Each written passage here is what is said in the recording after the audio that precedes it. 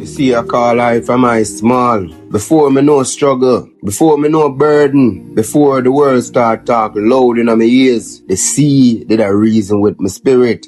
Me stand on the shoreline, I watch it long before sunrise, and even now, the sea still whisper my name. Deep call to deep, wave call to soul.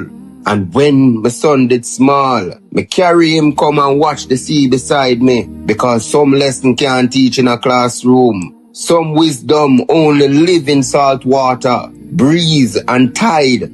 When me look upon the sea, when me say abundance, possibility without ending, an horizon when no have no border. The sea show I and I say life bigger than fear.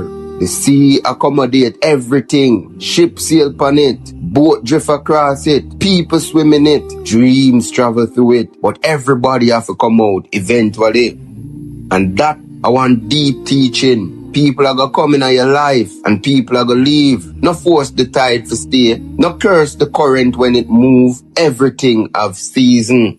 The sea keep the fish and creatures to preserve itself, to clean itself, to maintain the balance. So too, I and I have to choose wisely who we keep close to the spirit, retain who brings value, retain who brings peace, retain who help cleanse the soul, not poison it. And watch the wave them carefully. Them a go far out, real far, but them always know when to turn back. That a life too. Sometimes you push forward, sometimes you retreat, sometimes you pause upon the shoreline and watch before you move again. The sea kiss the sand gently and then pull back humbly. No noise, no pride, just rhythm, just knowing. The sea teach patience, sea teach timing, teach surrender, teach strength without shouting.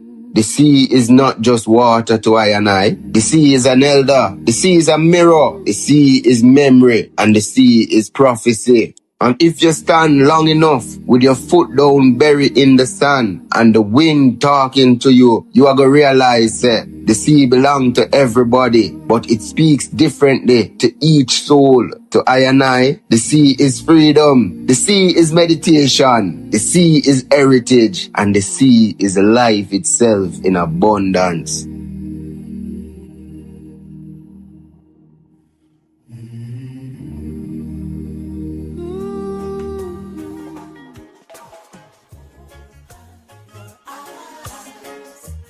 See for yourself.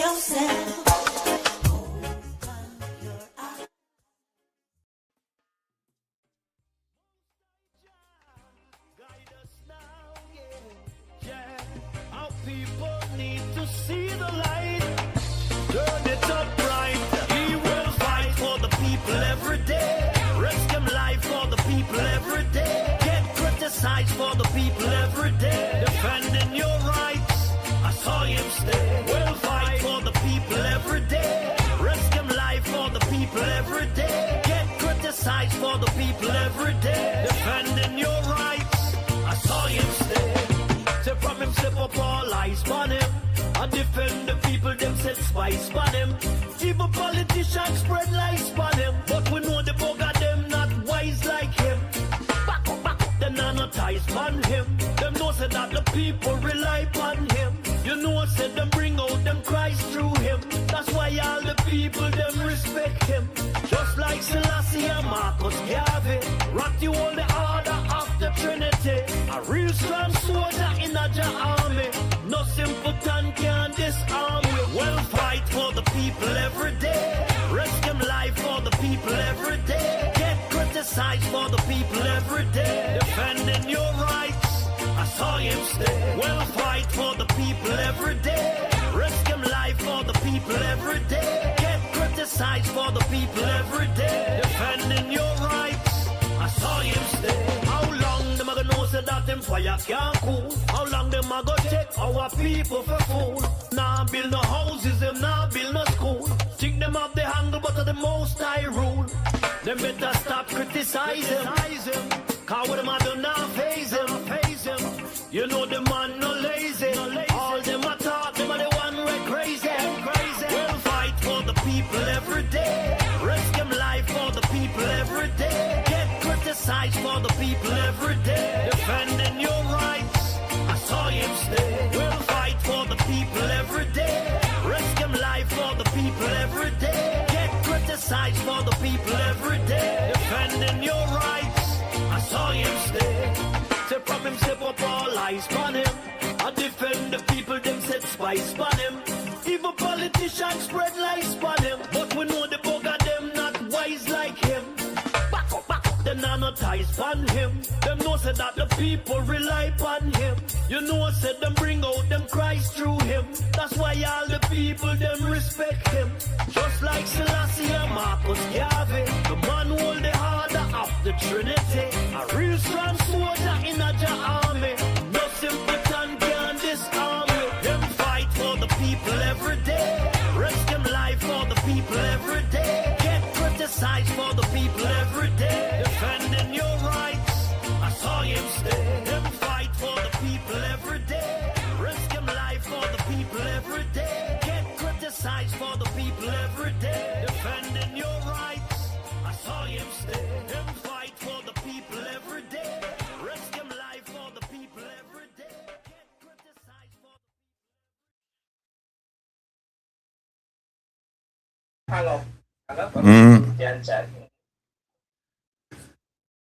Yes. One and all, brothers and sisters, family, students, welcome to another edition of Come Reason with Rattigan, the program where we present facts and we engage you, our audience. Today or tonight, wherever you are, is going to be very, very special if you're watching the program. And let me just say that we don't take your support for granted because there are many choices and you could have chosen to be somewhere else, but you made the wise choice or the wisest choice to be with us. Because, you know, we don't deal with sensationalism around here. We deal with truths and rights, justice, transparency, forthrightness, all other the things that you would expect from somebody or a program that's ethically pure. That's what we do around here. And when we make our mistakes, and believe me, we do, we're not afraid to apologize. Again, we are not incurious. We're very inquisitive around here, but inquisitive in a good way, inquisitive in holding government accountable and at the same time looking out for our people. And as we've said on many occasions, holding government accountable doesn't mean you hate the people. No, we're all one. What we dislike when we try to hold them accountable, we dislike the policies. And it's our democratic right to speak out against the policies in the hope that the government will do a course correction. There's absolutely nothing wrong with that. Nothing. And you know, I was talking to OT just before we came on, and she said, boy, you have on your comrade shirt now. No, them won't talk about you. People, green is my favorite color. I mean, now I stop wearing green because of some political party. It's affiliated with a political party. No, me, I'm a one man. Right? The only reason why you don't see me wear green is because there's a green screen behind me. And if I put on that green, you won't see from a neck down, you won't see. So that's why. But my favorite rugby team, this South African rugby team, their color is green. Their color is green. So I have on my orange shirt, and just so you know, those of you who are curious, this is the color of the wait name again, the West Africa. Oh, Ivory Coast, right? There's a dear friend of mine, Zoom, who's from Ivory Coast, and he went there and he brought me back this Ivory Coast soccer shirt. This is their shirt. So shouldn't have to explain that to you, but some of you might just say, hey, Wagwan. So let me just tell you that. Listen, we have some special guests tonight, but before we do that, guests, please, that the Alves family, hold on a second, because what we do right here, we recognize people because they've taken the time out to be with us. And on a Saturday, we cannot recognize them simply because of the sheer number of people. But on a Wednesday night, we do our level best to recognize these folks for making the decision to spend some time with us and to share. Let me see what's that. Clavel, hey, my brethren, Kingman, me can't believe you at the front of the class, Kingman. Yes. Clavel, big up yourself. Elaine, thank you for all that you do. Love you like life. Keep it going, OT. Oh, the disclaimer, the views and the comments and the suggestions that you hear tonight, they're of the guests or the viewers are theirs and theirs only. It's not necessarily that of the platform host. We have to put out the disclaimer. All right. Devon Fletcher, greetings, and you should keep up that. Thank you very much. Anthony, Ratty Universe. Yes, indeed. We're there in other place. LW, yes, if it's Wednesday, it's come reason with Rattigan. Thank you for being here. Laura Williams, blessings. Good health and enough success. Sassy Diva, big up yourself, Sassy. Patel Cruikshank, Patel, blame OT for everything that is not happening. All right, when it's happening, you can't just give me the credit. No, we don't work like that around here. When it's a fault, I am completely to blame. And when it's something that we can talk about being successful, then we share it. So Patel, blame me. Natalie Silvera, big up yourself. Richard Morrison, yes. Big up yourself. Sadlin Gale, yep. Good evening. Dan folks, greetings. Hey, from London. What time is it there now? 8, 9, 10, 11, 12, 1. Is it 1 or 2:15 now, Sadlin? Sorry, Diane. Make we know. Yakim Bless Mitchell, big up yourself. Shalom. 100, big up. Paulette MacArthur. Yes, thank you for being here. Georgia Lynch. Yes, Mr. Jamaica is drowning. Only divine intervention is going to work. Yeah, Georgia, but you know what? The people have to come together. We have to come together. We can't sit down and just pray. God helps those who help themselves. So we have to get out there and do what we need to do. See my friend here, man. See my brethren here. Mr. Jeffrey Tavares, make we talk. Otherwise known as iFree. Go back. Please, OT. Let me see, man. Going to the man with, yeah. All of them things that we put upon the screen of people, them things that get me in trouble already, but good trouble. All right. Big up yourself, Jeffrey. Thanks for joining. Doreen Vassell. Good night, Doreen. Thanks for being here. Georgia Lynch. Hey, the orange thing. See there? All right. Yeah, you know, I have to give people something to talk about, you know. Because sometimes when they don't want to learn, you have to distract them. Leonie Denton, good evening. I like cats. I like that name. Big up yourself. Ray F1125, greetings. Michael Allwood. Hey, my brethren, people see him there now. One of the best chef. Michael Allwood, otherwise known as Key and Juice. See him there. Big up yourself, Key and Juice. Enough blessings, enough strength, enough love. Wayne Chuck, up. Way up there, my brother. Oh, it's 1:15, Diane. So 8, 9, 10, 11, 12. So we're 5 hours behind you. All right, look, thank you for staying up past your bedtime. We really appreciate it. Vivs, big up yourself, big up yourself. Glad to see your face. Now the players, big up yourself. Thanks for the support. Doreen Vassal, straight, hey, my place that in Jerusalem, right across the gully there from Firehouse. Big up your, the place behind me, as some people, if you don't know, a Firehouse, this. Doreen live, you cross the Sandy Gully, and as you cross it, go over to the boulevard, you're there right in Jerusalem. Big up yourself, Doreen. Thanks for joining. That's it, OT? OT, that's it? That's it, OT say. All right. Folks, listen. I could just kind of, what them do, in the diplomatic world, we used to call it a scene setter, right? Or in the regular world, we say, we set the stage. We all know what's going on with the TCN. I wouldn't even call it a program, I'd say scandal in Jamaica.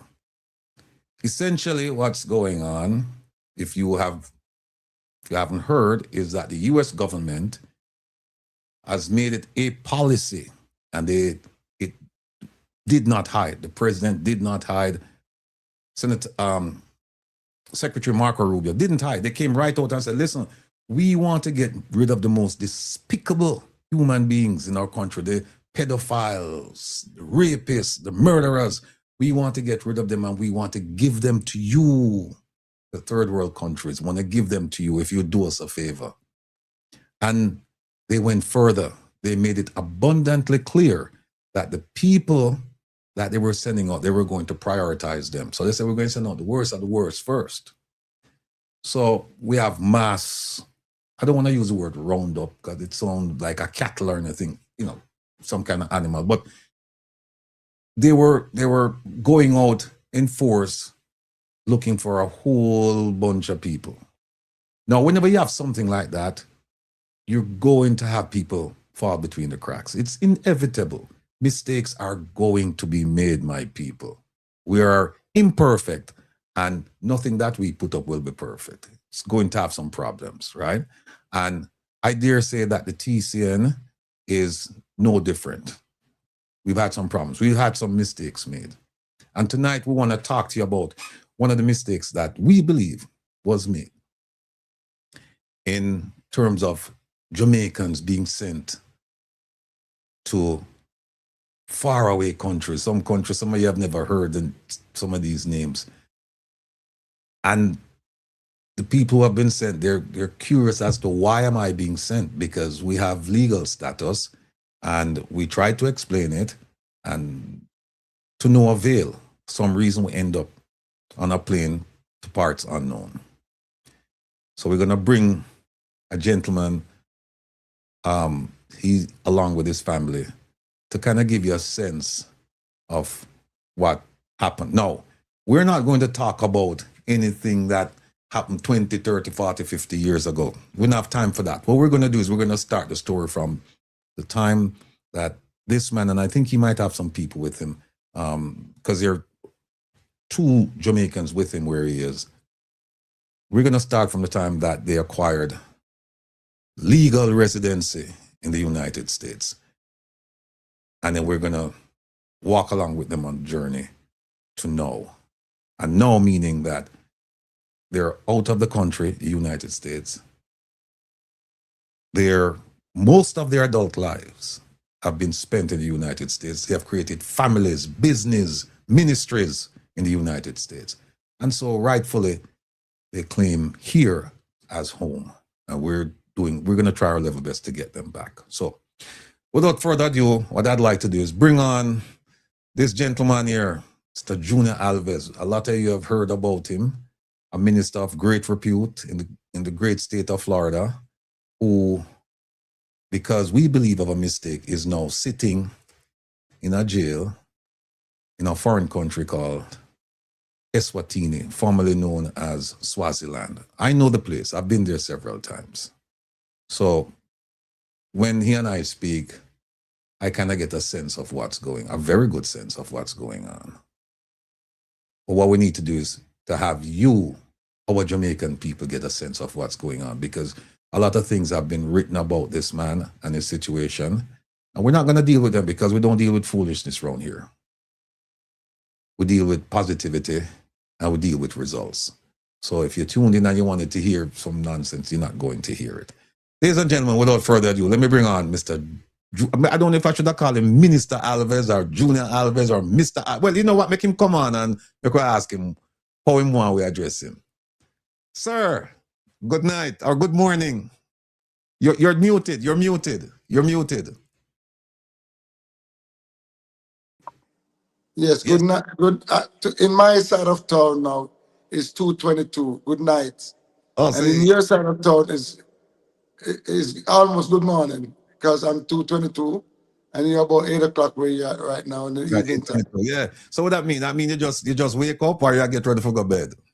No, I should be in the bed, but because of this important time set for me to speak, I want to really allow the people them to know who am I. My name, many know me as Prophet Peter or Mr. Prophet Alves. So I'm just a simple man, as you see, as God, one of God's vessel who stand for righteousness and lay out to do the things that is pleasing for man to see God use me as all God has been using me. Because I don't want to have more of me. I want to have less of me that people can see more of God. Because the life that we are encountering is so much going on in the world. People have lost their identity because of stress, depression, get overwhelmed at things that happening to their life. And so that's where God bring me in to be a mouthpiece for them. So this is who I am, Prophet Alves. So how are you, sir? Good night. It's I'm a fine. blessed to be You, here. you know what, Prophet Alves. People hear the title Prophet Alves, and I'm sure they're trying to figure out, well, is he a religious person or whatever? I know that you're a religious man. Can you talk to us about your religious background, Well, please? since I was a young boy, I got a vision that I would come to America. Well, I wanted to be a prime minister in my country. But God said, you're not going to be what you want to be. I call you to be my mouthpiece. I didn't get acquainted with it at the time I expected it. But however, as I was going to high school, I happened to have an accident, and the accident has taken me away from my knowledge that I used to be equipped with. And I ended up to be in America in 1982. And, I've been here for quite a while. It's a journey that I didn't understand fully till after the death of my mother. My wife really said, you know what? After going through some turbulence, my wife said, baby, I'm going to Florida to live. And I said, come on, let's go. And that's where I find my spirituality began to grow into the way God desired for me to establish his word. And, I've been to a church where she have taken me where she was going. And many of the pastors that come there to preach, because they have a lot of visiting pastors that come there. And that's where every pastor would come and see me and say, man, who's this young man? This is a spiritual man. This is a man going to move the earth. And I'm looking at them. But I've known what is in me, but I don't really reveal it to many that are observing to let them know who I am as yet. I'm waiting on God to tell me when to speak. Because, even though you're young to it, you have to just try to keep yourself into yourself and don't try to be somebody when God don't allow you to be on that stage at the time you want it to be. So I take my time to grow and allow God to mature me through the stage of life of my experience that I've gone through. Let me just stop you right there. Colleen James, she has a friend who lives in Swazi. See, when I tell you, say you have a company thing, and she's gonna have her friend come check you out and make sure that you're taken care of. Colleen, we want to thank you in advance for that. And I want to come back to you, Colleen. OT, please don't let me end the program. Don't let Pastor Alves, don't make him get away without me come back to Colleen so we can talk a little bit more about the kind of assistance he needs and he's going to need. All right. No, it's my understanding that you had a congregation.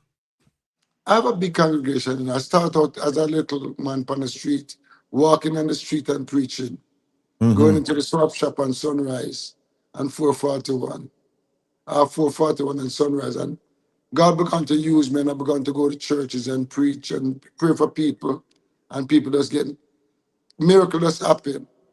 People sick, can't walk in a wheelchair, and God just make me pray, and then just get up and start walk. And from there, you know, my spiritual energy start to take an effect.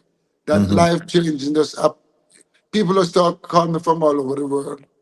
I don't know how it happened, or it take off like a wildfire, just boom, and the thing just turn up. All right. So, And there, sorry to interrupt you. Go ahead, please. and there even I become familiarized with Bishop Manny, even who are the Omega radio station. Many people in Jamaica hear the name Prophet Peter. You must know who I am by now.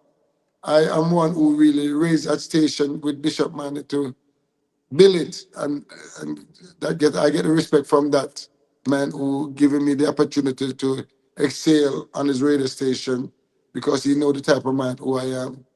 You know, our church in Fort Lauderdale to this day is 6,000 square foot, but because of the corona, I leased it out and then I take TikTok and Facebook and began to roll into that avenue. So this is who I am, and this is why I stand for righteousness, and I don't play with it. All I right. live up to it. All right. So, let's go now to the day that you were detained by ICE. You acquired legal status, and people don't hear me. This man is not an illegal alien. The man acquired legal status in the United States. And one day, I think it was in January, some things. Yes. Talk to us about what happened that day in January. I was at my house, and my daughter asked me to get something at the store. And I didn't normally, I do my TikTok early in the morning, and I finished doing my TikTok, and she said, Dad, can I get something from me? I said, okay, let me go and come back to do my Facebook. Because I do TikTok, I spend like 8 hours every morning doing TikTok and Facebook, sometimes more throughout the day until I go to my office, me and my wife office. Lo and behold, I get up that morning and I did my TikTok. I was about to do Facebook. I muted for a minute and I have my phone charged. I have my phone, and then I went back and I said, you know, let me get my phone and drive on the phone. And as I was leaving out, my daughter called me. A matter of fact, me and my first daughter was on the phone. She's 42 now. And while I was talking, I seen somebody next door my house, and they called to me and I said hi to them. So my son moved his car. So I go in my truck and I drove out. While I drove out in the parking lot, in the church, is a Catholic church right there. So I was in the Catholic foundation driving through to go on the main. There I see some car pull up on me. And I stopped immediately because you can't drive too fast in that community. So I was driving like 15. And then I stopped immediately and I said, what's the problem? They said, this is ICE. I said, ICE? What's going on? He said, are you Mr. Junior Alves? I said, yes, I'm Mr. Alves. You know, you shouldn't be here and such and such. And I said, but my paper, I went to court and I gone through my procedure, my case, and I'm a free man. I've been going to them every year with no problem, and they tell me that everything is good. You don't have to worry about nothing. All And right. I follow up that lead, and I never change from that lead. And they say, you got to go with me. I say, can I make a call? And immediately they say, no. They say, just turn off the vehicle. I do everything what they said because I know I was in the wrong. I've never I've get a charge, been living clean. So, you know, I go with them. Here I am today. Okay.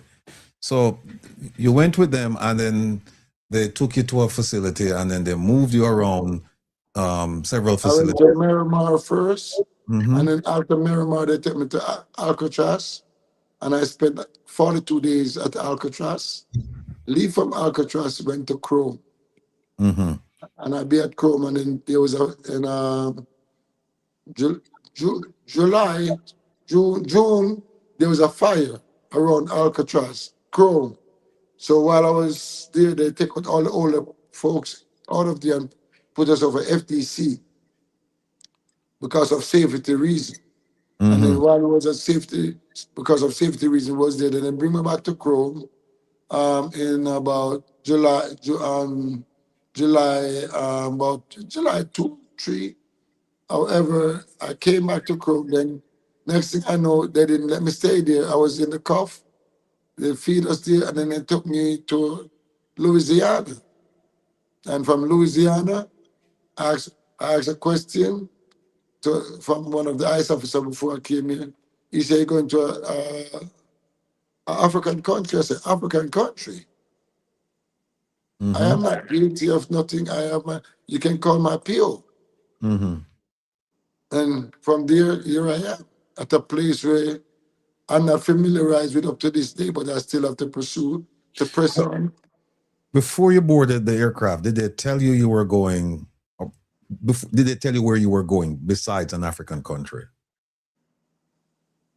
Um, One officer says some funny name, but I said, I don't know nothing about that name. And even everybody who is from Africa didn't know nothing about that name. So the next morning, they take us in a plane.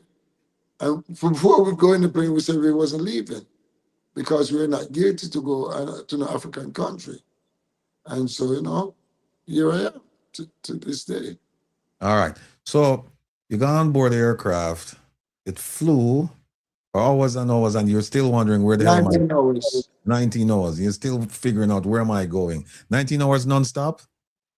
It stopped one time to change the Get fuel. pilot. Or to change pilot. Right, that's it. Okay. And then 19 hours after you took off, you landed in this place. Yes, sir. What was your first reaction when they landed and you got out of the aircraft? First, me I see some man with gun and all of this thing, and me see a line of man, soldiers. Me I say, well, hold on. What's going on? Everybody said they're not coming out. So they say, you must come out. Oh, you say you're not coming out of the plane and they say you must come out. Yes, or else it's going to go by force. So I followed the lead of them, and I was the last one to walk out. And I went, as I've begun to come to the door, I said, I'm not going. And, it's like, they said, you must go, and, so I didn't want to rough me up anyway. So I followed the lead, and I stepped down the step, and I said, I'm a pastor. I've done nothing wrong to be in this position that I'm in. Please, I needed to talk to Chief ICE officer, because there's an ICE officer on the plane.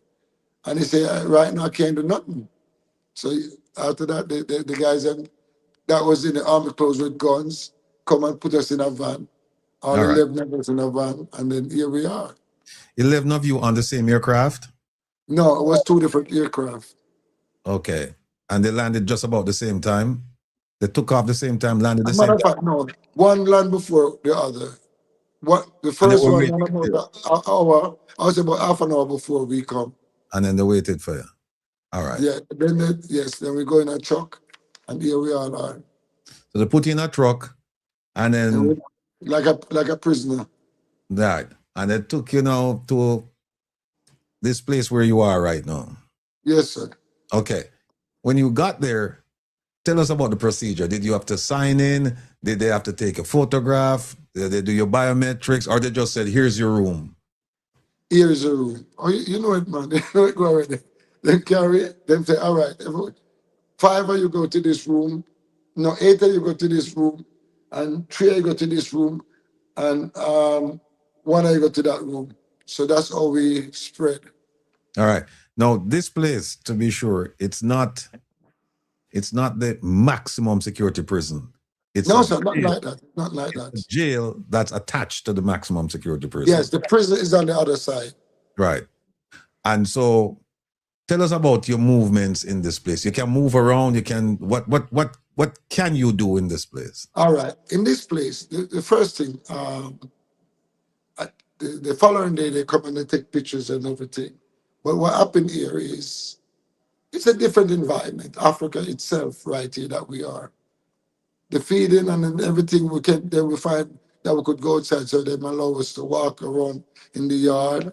Is it fenced? Is it fenced? It's a wall around. Okay, around. so you can't just walk off as you feel like. And no.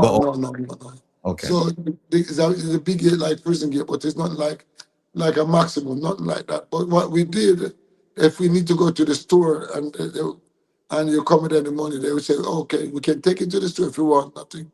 and we can carry you to get something to eat if you have money. And the food that we get here is not what we expected, because the food, the presentation that was given to us, we get a blanket, we get 3 blankets, 2 little one with a thick one for keep us, we make the bed and a sheet, and a little baby rag, and a soap for beard, and toothpaste and toothbrush. That was it. No change of clothes, nothing for up till now.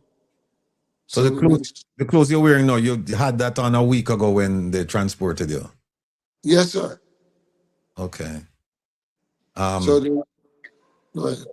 So, and you said the food is not what you expected. What are they No, because I feeding? tell them I'm diabetic, and it's like they don't care what they say. You have to go with the flow with what they tell you. You know what they give you. They say this is what we serve. You know, so they serve next door, which is a prison, and the same food what they give to the prisoner they carry and give to us. Like you get a quarter loaf of bread, like you buy a quarter loaf of bread with a tea bag, and then they have sugar there, and you have to get a cup for drink out of. And that's your breakfast? Yes, sir. A quarter loaf of bread and some tea? A tea bag. A tea bag. And how about lunch? Well, all right, when it comes to lunch, now you may get rice, it comes out of the bucket where them carry the bucket of rice, come in a bucket with rice, and then they have something with gravy, them called gravy. I don't understand that. So I know them something, brother. So you know then in the evening now, them give breakfast 8 o'clock, then them give lunch 11 o'clock.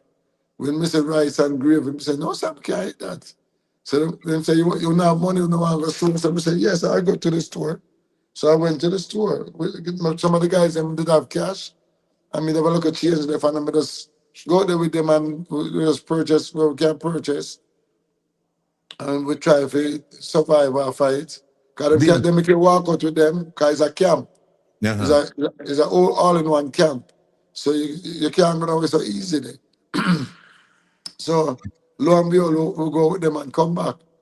And what you get for dinner? About dinner? You tell me about breakfast and lunch. What you get for dinner? You see him rice with gravy, some right. Now get the next one. The third part is rice with bean. Rice with bean. But no, you say for one medication, it's like a process to go through to get those things. And what I'm expecting now when America give them and bless them, you know, based on what I've been going on, I think we'd get a better treatment. And they told us that we was going to get the room in and everything to go in. But all of what we have received from them in words, it was reversible. Not the same as how they said it. And they allow you to have your phone and everything. And I'm telling you, but thank God, the phone was a great access to really can get to hear your family and can cry to them and let them know what you're going and what they're going through, and them crying to you too. It's like a heartbreaking, but you have to just mean as a man and know the position that you're in is not for long, but it's just, I think it's because of what go on, the mistake why they pick me up and etc. You know? Right, so right. here I am still looking forward to reside with my family once again.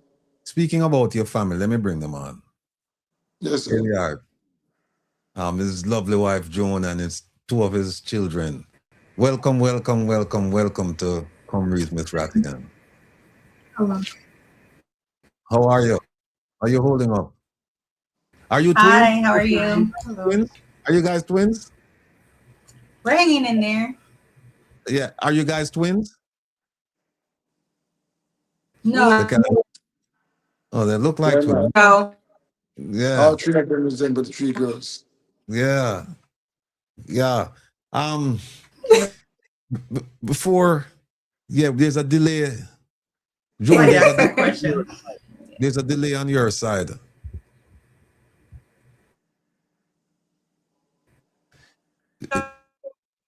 Yeah, you guys, you wanna go out and return, because there's a delay, and it's not a slight one either. Let me see. Well, here we go. Sorry. I had to join on my iPad. The computer's not working properly. All right, good. Yes. You two look so alike. The resemblance is striking. That's what happens when you have the same father and mother. Yes, indeed. Yes, indeed. Happy to see the smiles on your face, but I see your mom in the back. She, smiles on your face, but that's your. as expected, mommy As not too. expected, mommy not too. As expected, mommy. Yeah, we're getting our feedback. Can okay, all right, good. Pastor Alves, before I go to your family, how many Jamaicans are in the same place you are right now? There's 3 of us right at this present time. 2 is sleeping. Mm-hmm. Yes, Okay. 3 of us. Did you know them before? No, sir. Okay. First time. All right. Because you know that there was a Jamaican there about 6 months or so ago. Yes. However, I think I spoke to the guy that one of this Cuban that was here for 11 months allowed me to know that he was here, and that's how we get familiarized, and he tell me about what happened with him. Okay, I'll tell you, you forgot wake up the 2 man and we're asleep because I want to talk to them. If it's possible, you can wake them. Yeah, man, go wake them up. I'm going to talk to your family. Yeah. All right. Miss Joan. Yes, lovely family. I know it. I was gonna say I know it must be, but not must be. I know it is hard for you. Very, very difficult time. I don't want to speak for you. Why don't you go ahead and talk to us about what is this, the effect that your husband's detention, the impact it's having on your family? Well, it's an emotional battle every day for me and the kids, just worrying about him, the condition where he's at, the food that he's eating, and knowing that he's not receiving his medication because he is diabetic. I mean, it's really rough. A lot of sleepless nights thinking about and worrying about him. And also worrying about when he's going to be coming home. When it happened, what were your first thoughts? Let me rephrase. Did he call you when he was stopped to say, "Hey, listen, some people, they stopped me and I don't know where they're taking me"? How did you find out that he was in detention? Me. How are you? He called me in detention. When I was his first phone call. Yeah. I was South Africa. No, the very first time. Oh, okay. He called. I seen a weird number. It was on a Sunday. I will never forget. And I was by the laundry room, and I'm like, "Hello." He goes, "Hello." I was like, "Dad, where are you? You've been gone for a long time. You're only supposed to go down the street." I was the last person he said. Like, he hugged me and said goodbye. Walked out the door, And he goes, "Brenna, I'm in Miramar. They have me at the detention center. ICE got me." And I was just like, "What?" I hurried up and I stopped everything. Like, I literally dropped everything. And I called my mom. Sorry. No worries. So I called my mom and I told her, I was like, "Mom, they got Dad." And then she was like, "What do you mean they got Dad?" And I haven't seen him since. So it was just like a whirlwind. After that, it was just done. Like, At the time, I was in the hospital with my mom. She was there for 4 days in the hospital, and she called me, and I had to run inside the bathroom so she wouldn't hear what happened. And she told me, and it's like I was just frantic. I didn't know what to do. well, that's when my grandma was alive. My grandma passed away a few months ago. So like a few weeks after she passed away. Yeah. It's been hard. 2026 has been a hard year for our family. Yeah, it's my understanding that that you had some medical issues, plus your mom died while all of this was going on. Exactly. Right. And it's also my understanding that there is a certain degree of hardship with the family, because your husband, he was the breadwinner, he was doing everything necessary for his family. And now he's gone, and there is no real help there, and that there are some challenges. One of you, let me hear from your other sister. What's your name, young lady? Chelsea. Chelsea. And I spoke to yeah. Bring on him. All right, good. Chelsea, your thoughts about this whole thing? Where to begin? It's like a nightmare, and it's like you just like life doesn't stop, you know. Bills keep coming, and it's like you can't really catch a break in a sense. And then to last week, we were originally we were thinking that he was being transferred to a facility back down here before he got connected over there. And to hear, I was at work, matter of fact, when they texted me and told me what was going on. And I was at work. I couldn't get up for what I was doing, so I had to like look at my phone and continue to work through it. I couldn't even shed a tear. I had to you know just breathe and just hold it in. Then I was able to get a little break, and I called my mom. I'm like, Mom, what do you mean? She told me, and I just hung up the phone, and I had to just like breathe through it and keep going. It's like it's like, yes, he wasn't here with us because they picked him up, and that's a very stressful part. But the stressful part now is like knowing where he is, and there's really nothing you can do, And it's like people don't really understand. Like it's one thing to like have your father in an area where you cannot see him, and it's another thing to know now he's in a whole nother country, So it's like where he is. He's not even like a country that's like 2-3 hours away. He's over the other side of the world. It's not like you could just send him stuff, or like, you know what I'm saying? Like I can't hop on a flight to go to Africa. Yeah. So it's like it's very hard. Then to know on top of that, like he's not young, he's an older man. So yes, he's standing strong in God, but as your body gets older, more complications can happen, and there's no medical treatment there. His prescriptions they're all expired, So it's like all of that is going on, and you can't do nothing, instead of just praying and fast, And even with that, it's just like you're not supposed to question God, but I've been questioning God in my faith, like, what is it? So it's very, very hard, So yeah, it's really. How about do you have a support group, like church members and family and extended family, friends?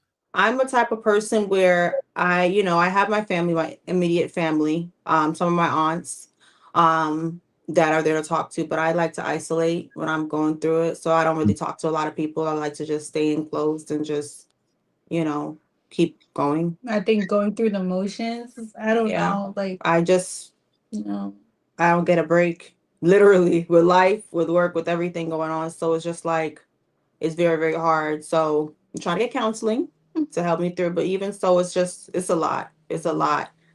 It's a lot. And All right. No, go ahead. I've been using Google ChatGPT to try to, get resources for medical for him, and I also been speaking with some of the people that are there with him. And, some people have been there for a year just waiting, and they're away from their family. They're Chinese, different nationalities, and it's just hard. Mm-hmm. It's very hard. Have you heard from the U.S. government regarding your dad's condition? No. Check on Pacer, and they just closed it. Like it was just like, like he's just trash. Like you're gone. You went on Pacer to see if there was a case any or something, updates or anything, because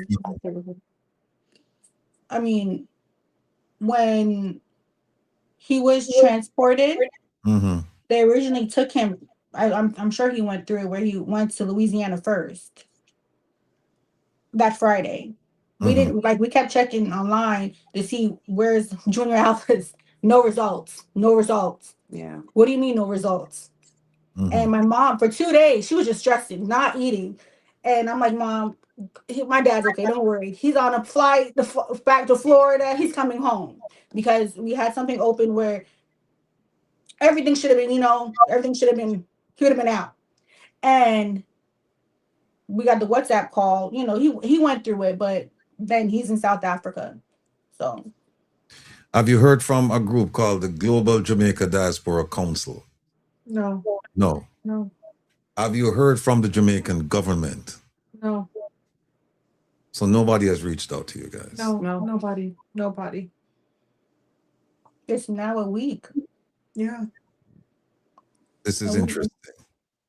Because whenever a foreign national is picked up in the United States, the government is required to notify the person's embassy or consulate that we have one of your nationals here at the very least. And if they don't do it, the Jamaican government should be involved. They do know where he is. They do. And I defy anyone to tell me that the government doesn't know, because we did his story last week, Saturday, and we did it based on a newspaper report. And then, all kinds of journalists all over the world, CNN, blah, blah, blah, they started calling.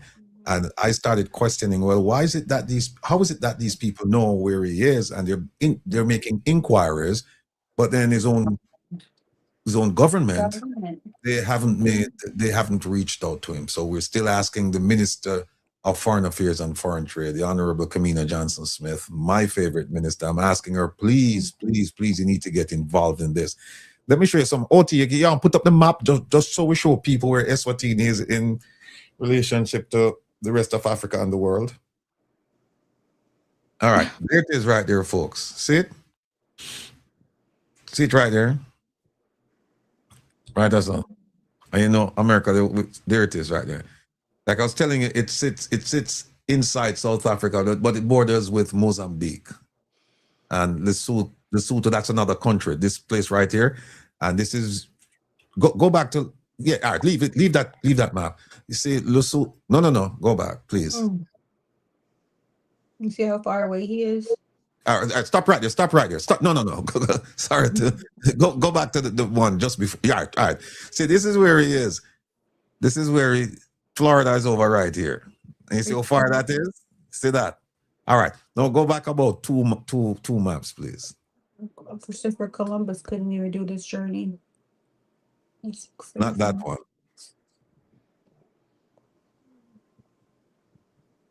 All right, stop right there. No. Keep going. There's the one after this. All right, this one. All right. Folks, let me show you something. No. Oti. Go back. All right, yes, this one right here. Now, the Jamaican High Commission, it sits right here in Johannesburg. Right? From Johannesburg to Babane, which is the capital of Eswatini, right here. If my recollection serves me well, I think it was a few hours drive. I think it was 3 hours or something for us. No, it's not, in the scheme of things, it's not too far for the Jamaican officials in Johannesburg to reach out to the Eswatini officials in Johannesburg and say, listen, we know that there are 3 of our nationals being held in detention in your country. And so we want to have a consular visit with them, or a welfare visit, whatever they call it. And that is something that could easily be arranged, and for them to travel, to go and eyeball him. And the whole purpose of that is to make sure that the person is in good health, that you talk to the person, that the person is not being harassed, that the person is being fed, them have clothes, they're not being targeted for any reason. And then you're also supposed to help with, getting them their medication, a little money, whatever the creature comforts are that they need. You're supposed to assist with that. That hasn't happened. And I'm really, really disappointed in the government. And I'm hoping that the reason why I kind of reserve my true feelings and just leave it at I'm disappointed is because I don't know the full story. However, I do know this, that this man has been in Eswatini since last week, and that a lot of people know that he's there. In fact, his story has been all over the world. The government hasn't been there. So I don't know if they don't have enough cars to drive there, if the planes are not flying to Swazi. And I say Swazi because before it was Eswatini, it was called Swaziland. They only changed it to Eswatini a few years ago. So I don't know what's going on, but Minister of Foreign Affairs and Foreign Trade, you need to go to this place and pay this man the consular visit. Not just him, but the other Jamaicans. All of them. Yeah. Yeah. That's the least they deserve, like, you know. Which is so crazy to me because, you know, the way They just United States just give up on them, and then to know that you don't even have your own country, you know what I'm saying, to even do a wellness check on you to make sure you're okay. It makes you feel like, and they've been in them same clothes since a week. Probably like, no, before my dad's been in the same clothes, I think 11, 12 days. From the time we were able to send him some money. So I can imagine what the rest of them are going through. Right. OT, go back to the map, please. I made a mistake. All right. I mentioned the Jamaican High Commission. It's not in Johannesburg. It's in Pretoria. And it's even closer. Yeah, and I should know because I lived in Pretoria. It's like I said, it's even closer. So there's absolutely no reason. So we're asking the Jamaican government, but people, and I mean, we're not being critical of the government, but there are some things that happened in the past, and we're hoping that those things don't present themselves in the present and the future. For example, the students in Ukraine when the war started, we saw what happened there when our Jamaican workers on the cruise ships during COVID, and they didn't want the ship to bring them home. They left them, they have them traveling all over the globe. We saw that. Please don't let that kind of behavior happen in this instance. The man needs to have his consular visit. You need to go there. They really, really need help. They're having medical challenges. They're having hygiene challenges. They have financial challenges. They need your assistance. Jamaican government, don't let it be that the Jamaicans in the diaspora have to help them and you just answer back. No, that's not how the diplomatic world works. So you need to get out. And I don't mean to call them out, but it's been a week now, and the man has been wearing the same clothes now for more than a week. And all he has is one face rag and a bar of soap and some toothpaste, and them give you underarm deodorant, brethren. Yes, they do. They give me the other one. They give me one, yes. Okay, outstanding. OT, move them up, please, and bring them back. Go ahead. Go ahead. I want to also say, I'm not sure if anybody knows as well, if you go on to like looking up where he is, there's currently a war going on where they don't want people that are being migrated there from America. So literally when they carry them out to the store, they have to surround them with armed guards to protect them, just to, you know what I'm saying? So even with him going outside to just get sunlight, he can't go outside by himself. He has to go outside with armed guards because the people there are not wanting them there. So they're warring with the people, which is like, okay, you took him from, you know, you it's like, it doesn't make any sense to me. Like, you know, these are human beings. They're not just animals, or not like, you know what I'm saying? Like, you have to have some type of compassion, you know, and I feel like I'm just a voice. We're all just voices trying to push it through, but our voice will and can be heard. And I feel like not only for my father, but for everybody there, they need help, you know? And I feel like as a community, as people, we should all come together to try to help them, because that's crazy. That is crazy. In the Bible, it says one can chase 1,000, two can chase 10,000, and it's a word of mouth, a movement. Right. They need help. They need help. You know, somebody put inside there that, is he American or Jamaican? He's Jamaican. He's Jamaican. And somebody will say, well, like Larkland, a dear friend of ours, says maybe he could move to Canada. Larkland, he doesn't want to move to Canada. Larkland, he spent 4 decades in the United States. Look at his family right here. This is part of his lovely family.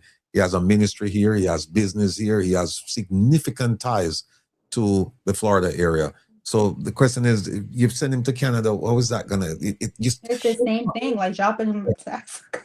Right. You know? Part of the policy, the immigration policy, is family unity, to keep the family together.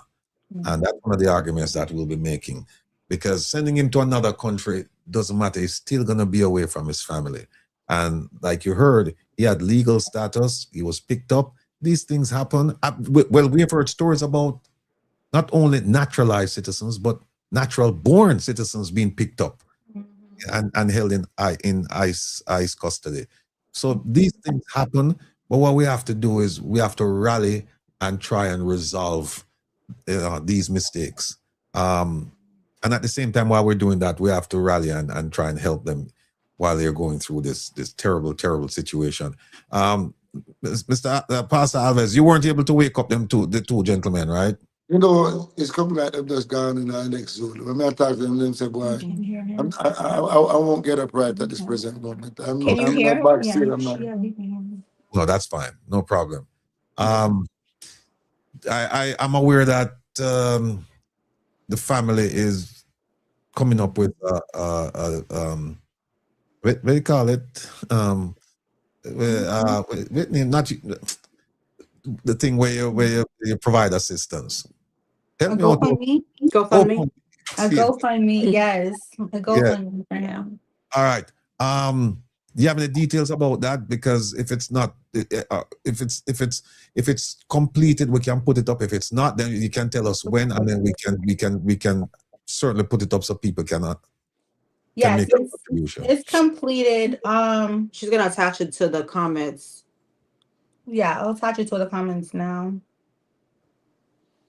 But I want to say as well, yes, they are now in Africa, but even if you look on the news and see the conditions of them, even in ICE custody, you will see that, you know, they're treated worse than prisoners, you know. And I feel like even in the United States, you know, they're treated horribly. Even in so it's like the torture doesn't really start just being in Africa. It starts from the time they're in immigration, like they're being held in ICE. Like if you ever looked up where he was before in Alcatraz, they have him in cages. It's dog cages. There's you know, they don't even get water when they're thirsty. Like there's so much things that like people don't really probably don't have the knowledge of knowing. But when you have a family member going through that, it's like, you know, you have to be very, very strong mentally. And it's like, not for these times, like I want to give up. It's just like, what, you know, what is the point? If they don't see people, why should I continue? You know, so I'm trying to stay strong, but I just feel like everybody should come together and really take a look and stand together, because we don't know what they go through. Yeah. You know, there's kids there, there's women there, you know, and I'm not trying to take the spotlight of what's going on now, but it's just so big of an issue with the whole thing that's going on. So, yeah. Other things. There's a lady, Dion Alves. She says, hi, I am his sister. He's hypertension, and when he gets a trigger, he needs oxygen. Do you know this lady? Yes, that's my sister, Dion. Yeah. Dion, big up yourself. Welcome to Come Reason with Rattigan. Too bad you couldn't join us, but yeah, we're reading your comment, and we certainly want to pass. That's my sister, Dion. Dion, big up yourself. Welcome to Come Reason with Rattigan. Too bad you couldn't join feedback. Yeah, we're reading your comment, and we certainly want to pass. Yeah, big up yourself. Welcome to Come Reason with Rattigan. Too bad you couldn't join feedback. Yeah, we're reading your comment. We're getting our feedback. We're getting a delay. Like, yeah, our feedback. Yeah. There's something else here. Somebody. Oh, Jeffrey Tavares. Yeah. Pick up yourself, Jeffrey. Jeffrey put it in the chat that just for people to understand that the Jamaican government has a duty to provide consular support and protect the fundamental rights of its citizens abroad. That's true. As long as they have not formally renounced their citizenship, that is true as well. And as far as we know, Mr. Alves has not renounced his Jamaican citizenship. So therefore, the government is duty bound to pay him a visit and to make sure that the man is doing well. And that has not occurred. And as I said, I have personal knowledge that the Jamaican government knows about this man, the other two, the conditions. They know. And to date, they have not paid him a visit, even though they're just a few hours apart by car to go and see him. So I'm hoping that in short order, they will go and see him. All right. There is the GoFundMe. Is there anything else? OT, is there, ladies, is there anything else that we need to show on this so that people can start making their donations? I put it in the link. I put it in the comments. I just commented again. If you guys, I don't know if you could pin it. It should be up there. And I seen a comment that stated, "How can we help?" I would say, getting it out there, reposting it and making sure more people are aware, because the more people see it, you can't hide what you see, so the more it goes out there, the more people will see it, the more it will be acknowledged, and they'll do something, They'll have to be, something has to be done. The more it's out, you can't just hide it under the rug. Yeah. So just resharing, reposting, and if you can help financially, try to help. And I do have a question really fast, because I know the Jamaican government already, they didn't reach out to my father. And before this, my dad did have a surgery where he was in the hospital 3 months prior. God forbid, what if something happens to him there? What if he just dropped down? What happens then? Yeah. Where does he go? Who does he contact? Mm-hmm. Those are all good questions you're asking, and if my initial instinct is to say the Jamaican government, they have representation in Pretoria, South Africa, which is right there, and at the very least they should have someone go and pay him a consular visit, and then all of these questions you're asking, he can ask them. Yeah, he can ask and say, hey, what happens if this happens? What happens with this? What happens with that? That's his first line of assistance. Should be those. The moment they heard this thing became public, they should have rushed to see him, but they have not. So let this be a warning, people. Let this be a warning. And we also need your prayers for him. Mainly. And the other men as well. Exactly. And their families. Because I can't imagine, I know what we're going through, what I'm going through, what my children are going through. These two are my oldest, and I have 2 younger kids, and it's really affecting grandchildren, and it's affecting them. And even before my grandma passed, one thing she wanted to do, she would let nobody cut her hair, because my dad is the only one that cut her hair on her last days. She, we wanted to cut her hair, just to make her more presentable. And she said, she couldn't even talk, and she said, Peter. She waited for my father, and it's just heartbreaking, because he couldn't even see his mother passed a long time ago, and he considered my grandmother, his mom. So he couldn't even get to go see her at her funeral, her last days. Yeah, and when she was in the emergency room and she was literally dying in the ICU, he was on the phone hearing all of that. He literally heard everything. He was on the phone. Yeah. I don't even know how he held up in there doing all of that. I mean, it's just been back-to-back battles and stuff, but hey. Yeah. Somebody just asked in the chat, they asked, are you Pastor Albert, are you allowed to just get up and just walk out of the facility where you are and just walk around?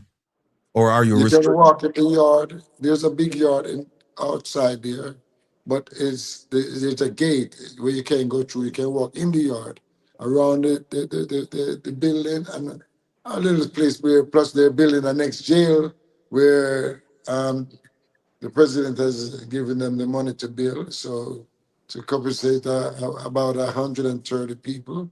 So they're still building it for about the last 9 months. And so So that take long a story space short, in the he's still walking in the where picture. we can walk. So we just walk around. We have to wash our own clothes.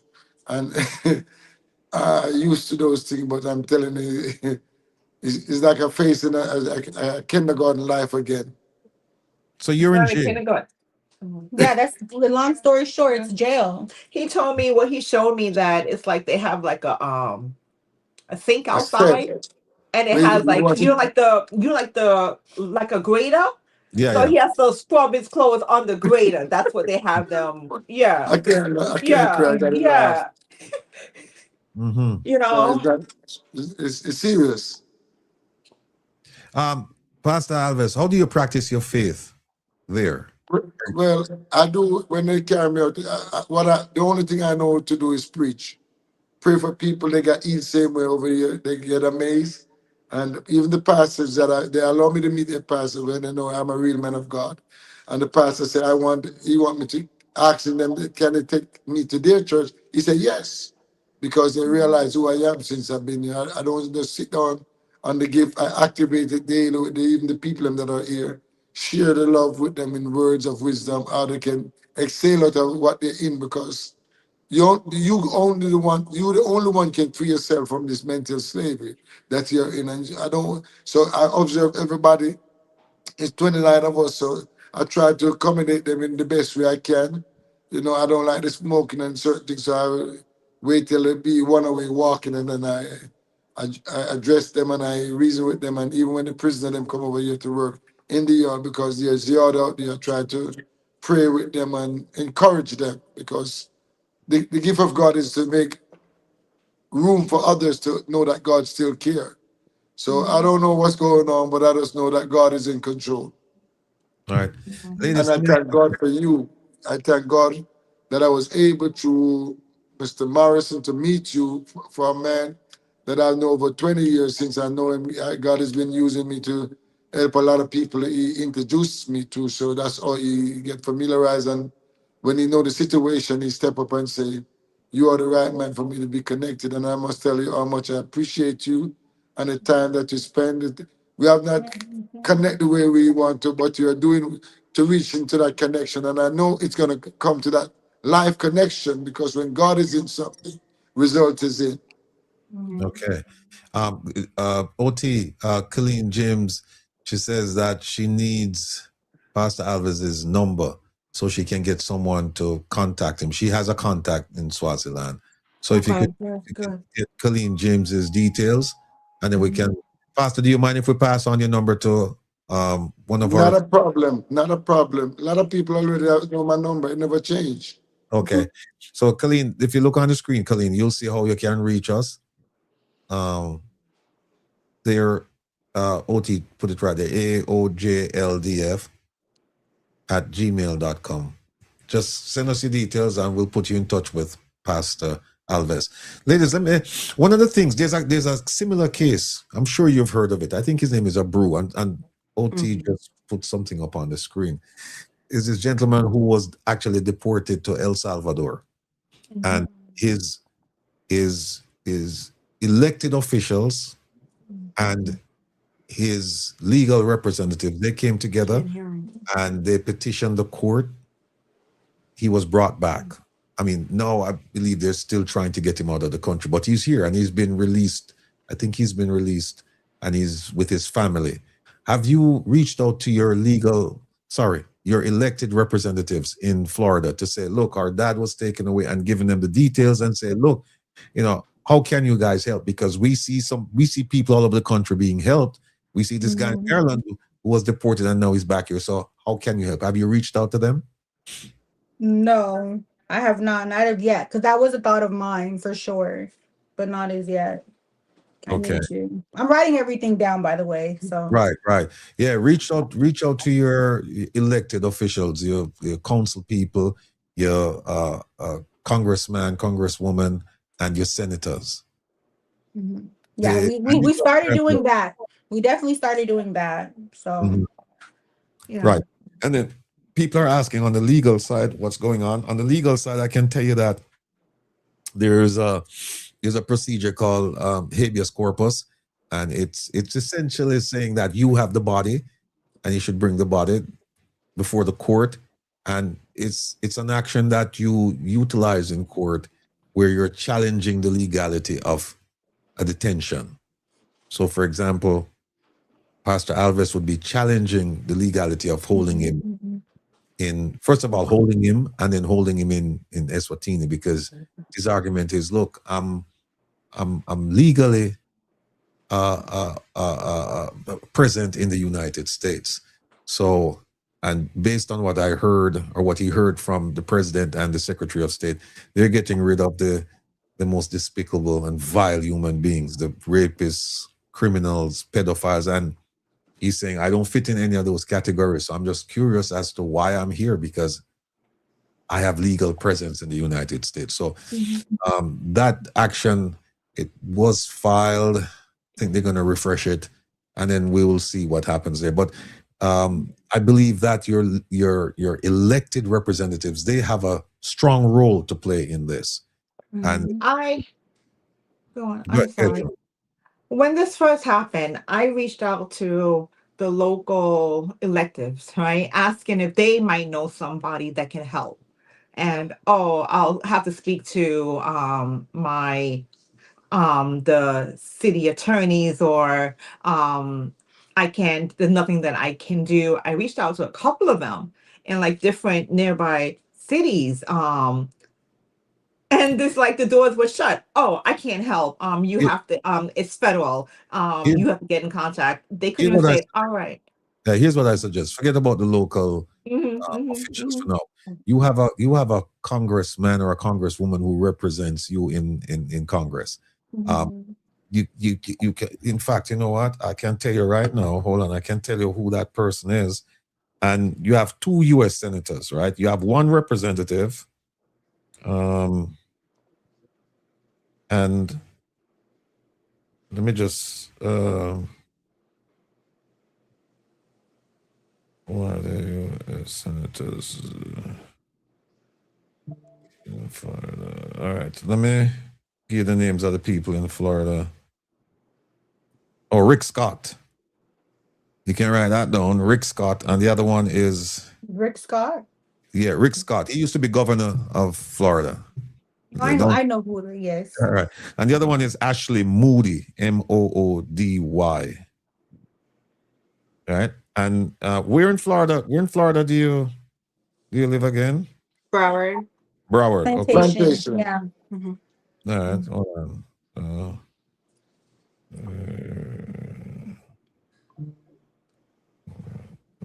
Hold on. That's correct. Miss P. Love, thank you. It is an election year, so they should want to show some type of action. So you're definitely correct with that. We're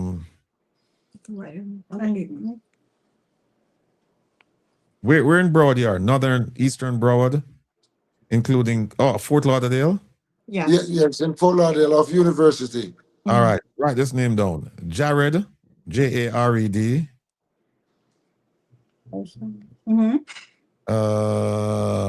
Moskowitz, M as in Michael, Oskowitz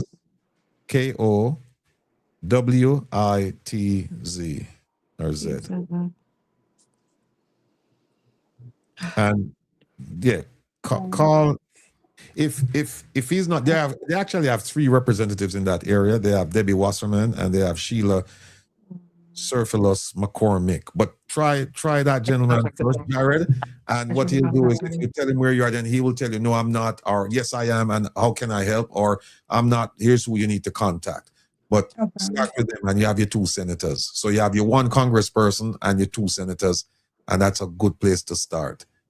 You voted, you're a voter, and like you said, it's election year. They will jump on this.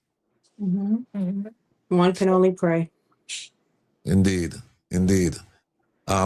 Is there anything else you'd like us to know? How else can we help? Because we have people around here. They jump at the opportunities to help in a situation like this, but we just need to know how else can we help. Of course, you have our prayers, you know. Yes.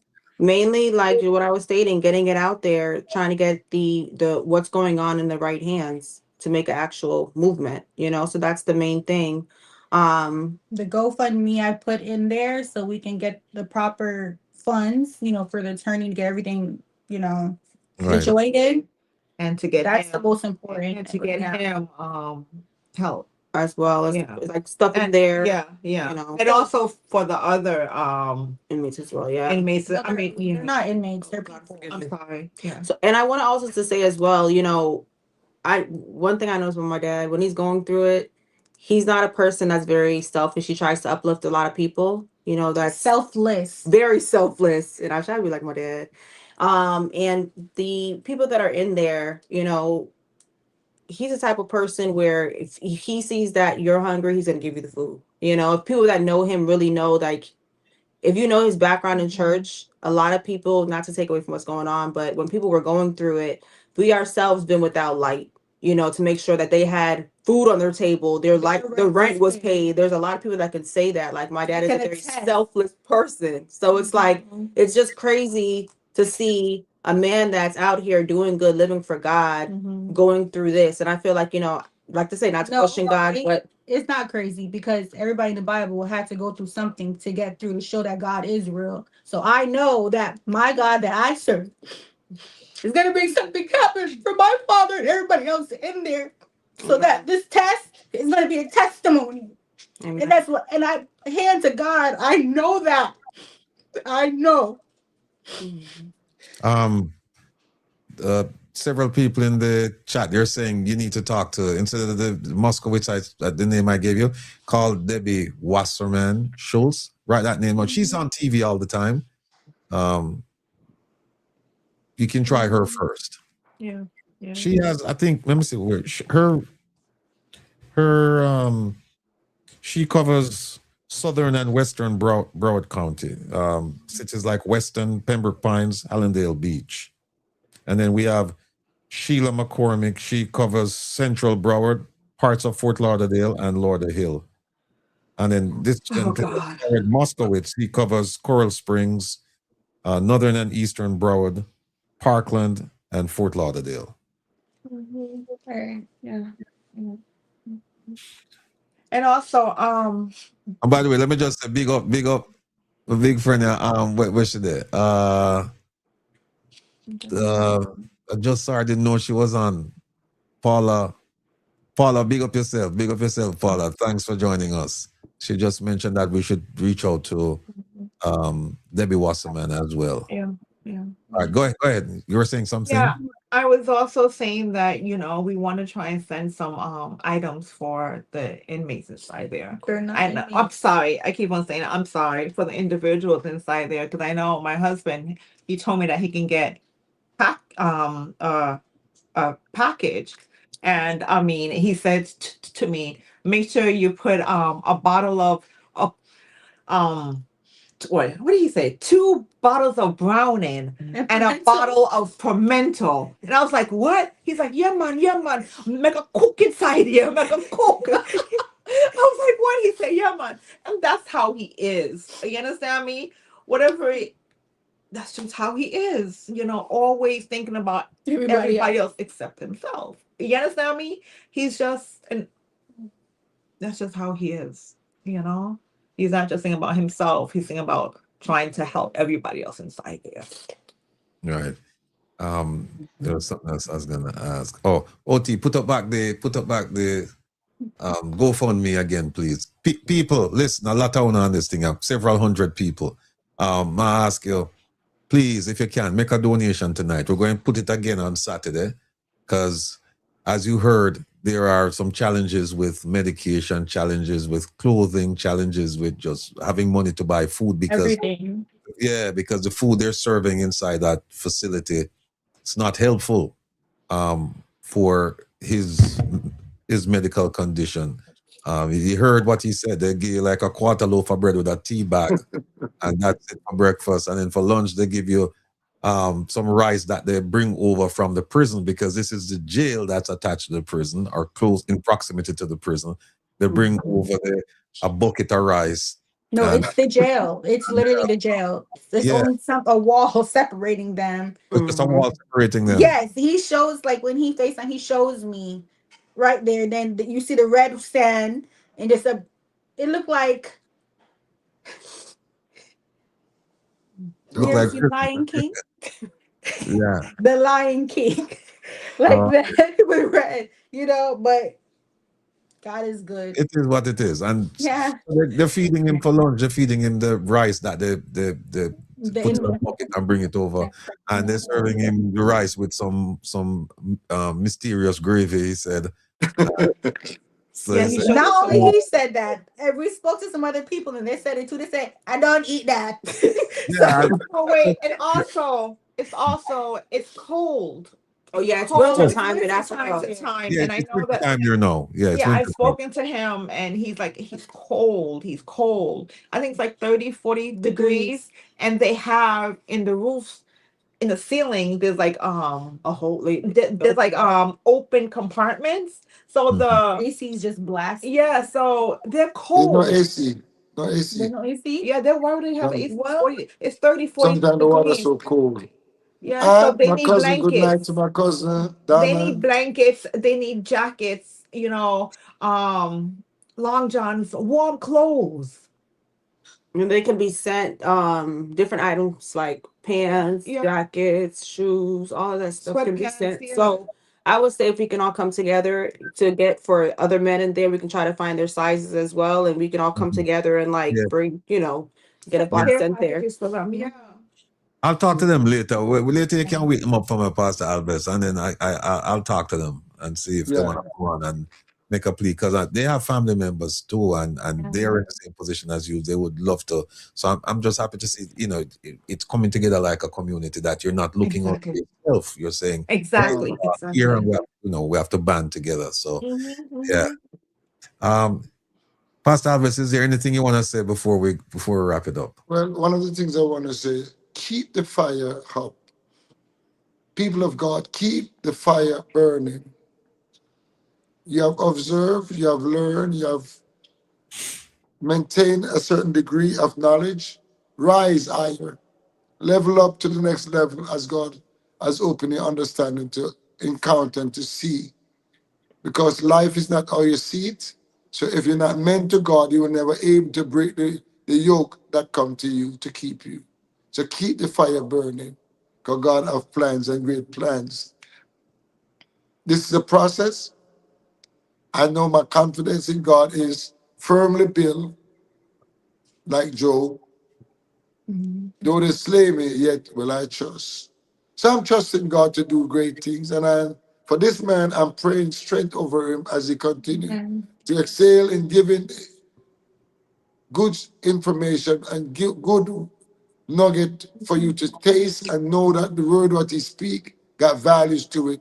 So take whenever he open his mouth, be like a sponge and don't let it drop to the ground, because value come in small package. He's on a show, just like I am on the show at times, and you will be hearing me back in action in a very short nugget of time. I will be tapping in. I'm waiting on my man to send me when to make the move to bring some word of knowledge back to the atmosphere, that they can know I am still pressing and pumping the iron of the Holy Ghost. And which is the Holy Ghost? To wake you in spite of what you're going through. So God bless and keep each and every one. Antoinette, my sister, blessing to you and your family. All right, thank you. Dad, Let me hear from your family before we go. I want to say one thing. Dad said he's like Job. God, we don't need no more tests, please. Please. I don't know, like I said, another test now. That's it. But thank you all For the time. for the time, Yeah. for any, even if it's $1. No, nothing is small. And God, it can be a penny. Whatever you have that you're able to give.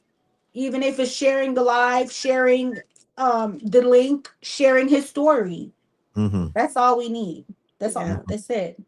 And last, certainly not least, the one that's holding the family together, June.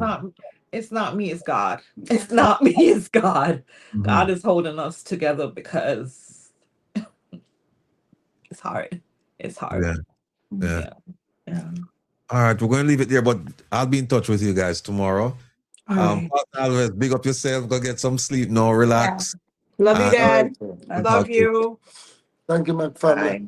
And to my Love you. brother, Yes, may my God brother. continue to strengthen you, like I said, and continue to pump all words to make it become to live ears that are listening, that they can get substance what you are giving and rise out of whatever occasion they're in, because you mean people good, and I love you for that. Thank you, sir. Thank you. Much appreciated. God Take care bless of you. yourself. Be All well. right, bye-bye. We talk soon. Bye.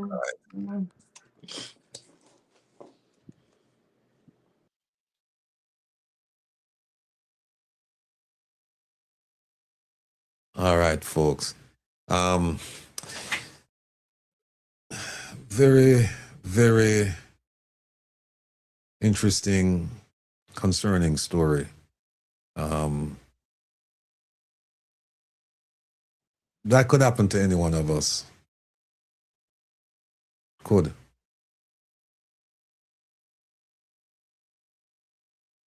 And the question is, what would you do if a family member ended up that far away? Suddenly, you'd have to turn to the community, because you can't bear this on your own. You can't carry this burden on your shoulders alone, you know? And that's why it pains me to know that the Jamaican government is right there. When I said the Jamaican government, representatives, they're right there, and they haven't gone to see him.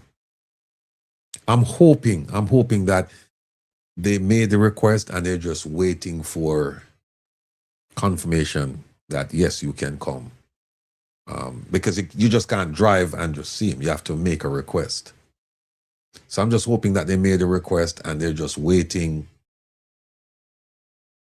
for confirmation that, yes, it's approved and you can come and you can meet with him. If they haven't made the connection with the Eswatini government, then shame on the Jamaican government. Shame. Because they know he's there. They know he's there. But I'm trying to think above it to say, well, maybe they put the request in and it hasn't been approved yet. I'm hoping that's the case. But if that's not the case, if they haven't done it yet, and you saw his lovely family, you know, it's in turmoil right now, but as his wife said, you know, God is their fortress right now, and we have to help to be part of that. We have to help to be part of that. We can't live for ourselves. Mother used to tell me one hand washes the other, and both of them wash their face. One hand can't clap. So let's come together and help this family. They really need the help, and they need to get their father, husband home to be reunited with his family. And whatever we can do, we're certainly going to try. As I'm saying, not beat a trial, but a failure, right? So we'll continue to try. All right, so Pastor Alves, big up yourself, the Alves family.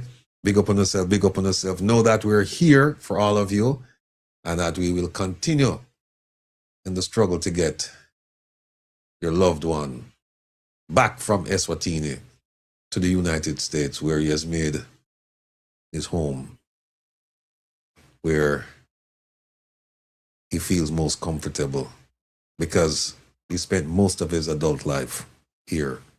He's made a family here, he's made a career, he's made a life here. And there are some people who say, well, he need to go back to Jamaica. Well, no, he doesn't. That's his choice.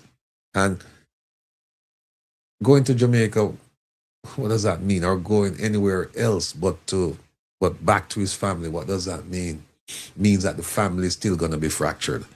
And so what we're praying for, what we're hoping for, what we're striving for is the reunification of the Alves family. So,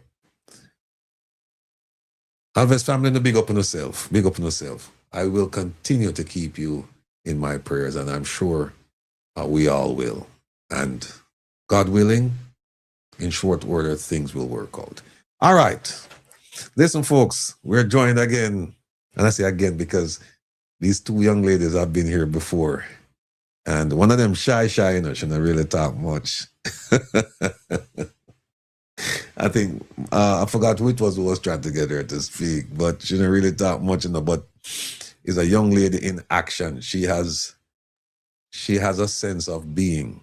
She knows what she wants to do, and she's actually doing some of those things already, being an entrepreneur, developing products, and at a very tender age. So we know that there are good things in the future for this young lady. And as her, that's for her mom a superstar, her mom is doing great things, and she's been on the program a few times, and we said, look, make this your home. You don't have to ask, hey, when can I come? Just say, listen, I'm coming on next week. And that's it. So here she is. Mama Rose and her daughter, and a big up on herself. See them, your people. Look for a beautiful smile, man. Goodness gracious. It both smile. You change our glasses, Mama Rose. Your glasses, I like your glasses, man. Thank you. Good evening, good night. How y'all doing? No, we're fine. We're just going through some challenges with a family who is from your part of the United States, Okay. The husband he went out to get something for his daughter, and he was picked up by ICE, and now he's in Eswatini in Africa. Africa. Yeah, he's in a jail in Eswatini. So we're hoping that, in the fullness of time, things will work out and he will be reunited with his wife and his 7 children and his many grandchildren. And he's a pastor. Mm-hmm. He has a business and all that, and he had legal status. It wasn't like he was an illegal alien. He had legal status. But these things happen, so yeah, these things happen. And we just have to chalk it up to a mistake and petition the US government, and hopefully they will look into it and say, he shouldn't have been picked up. Art will bring him back, so we'll see. I'm sorry to hear that. Yeah, I apologize. Joan gave me a number. I should have called you many, many moons ago, but I see your number. I say, I'm going to call you tomorrow, and then something happens, and then I forget. Then a week later, I say, yeah, I'm going to call Mama Rose. And all right, for the folks here who have never met you, Mama Rose, please go ahead and introduce yourself, or reintroduce yourself, reintroduce yourself and your lovely daughter to these people here. Okay, so first I want to apologize for this low light. We have a power outage. So right now I'm on my cell phone and I'm just trying to do the best that I can. All my devices, they're going dead. So I'll just try to go through it as quick as I possibly can, okay? Okay. So my name is Rosalie. I was born in St. Elizabeth, Jamaica, all the way up in the hills. Yeah. My great-grandmother was a herbalist and a midwife who taught me everything I know. She was the one who also delivered me. After migrated to the US, I went back to school for criminal justice. During that process, I myself developed a health condition, constipation, which no one talks about. Going back and forth to the doctor, nothing wasn't helping. So I take matters into my own hand and I started to do my research to try to figure out what was going on with me and to correct the issue. I started to stumble across herbs that my grandmother taught me. I started to take the herbs. People at my job at that time started to know the difference with what was going on with me. I gave them the ingredients. I gave them the formula. And fortunately, they want me to make the product for them. Mm-hmm. So in a split second, I have to learn business, which I had no interest of running a business. At that point, I didn't know anything about business. Mm-hmm. But unfortunately, that's where my journey started. And yeah, I went back to school. I became certified a herbalist, and that's been my journey since. Mm-hmm. My daughter, Amuri, She was born into it. As she gradually grew, she started to put her input. She wanted certain things. I wouldn't allow her to have it. She decided she want to start her own line to add to the business, and that's where she started her own plant-based lip gloss. Say hi to the people. Hi. What a lovely smile. Lovely, lovely young lady. Amira, how old are you? I'm 11. Okay, where do you go to school? I'm homeschooled. Oh, outstanding, outstanding. So mommy has full oversight of everything that you're doing, so you don't go out there and get mixed up with, the wrong crowd, right? Do you consider yourself a disciplined student, or you just do it because mom says, oh, from this time to that time you have to pay attention to your lessons? How does it work? Tell me about the homeschooling thing. How does that work? Well, I do have like a computer, and my mom assigns me homework. Me or dad? Both. Okay, go ahead. And I'm currently doing a lot of math. What's your favorite subject? Probably science. Does it help with what you're doing with your lip gloss business? Yes. It does. Tell me, how does it help? Well, it helps me learn about a lot about the herbs and the plants. Outstanding. When you grow up, which is not too far from now, what would you like? What profession are you looking at? Can you rephrase that, please? When you grow up, what do you want to be? Well, I want to keep learning the business and probably upgrade it.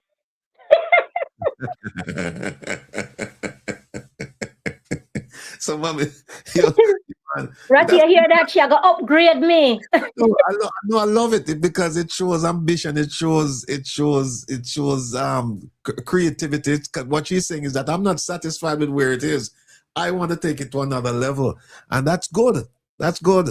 The only thing constant in life is change. So, yes, Amir, I like that. I like that.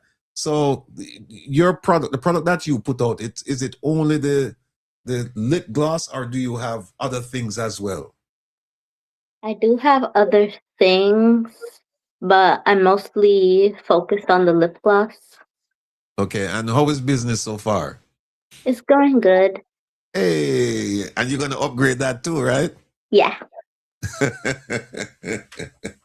And lip gloss, people use lip gloss almost year round, particularly, fall, winter, spring, So I wish you great success, or continued and even greater success.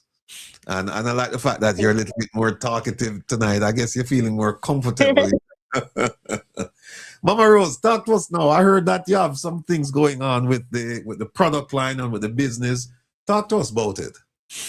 Yeah, so tonight I just want to touch base on the UV index that's going on globally with everyone with the heat, right? And certain steps that we can do to protect our skin and our body, with the heat wave that's going on, right? So we all talk about our collagen, right? So with the heat wave that's going on, drinking water is not enough to keep the body going. Sometimes the body need more, to keep the joints moisturized, your hair, the skin, right? So that's like, think about if you're building a home, right? And the foundation is not steady, then what it's going to do is, as you're building that home, is going to crumble, right? So that's exactly what's happened with the skin when you go out in the sun, right? So there's a formulation that's been created to help to protect the skin from the sun, to prevent it from getting burned, and also helps to prevent the collagen from breaking down, right?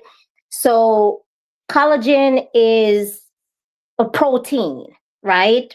When we reach our mid-20s, our body start losing collagen, right? So stuff that high in vitamin C is what helps our body to produce collagen, right?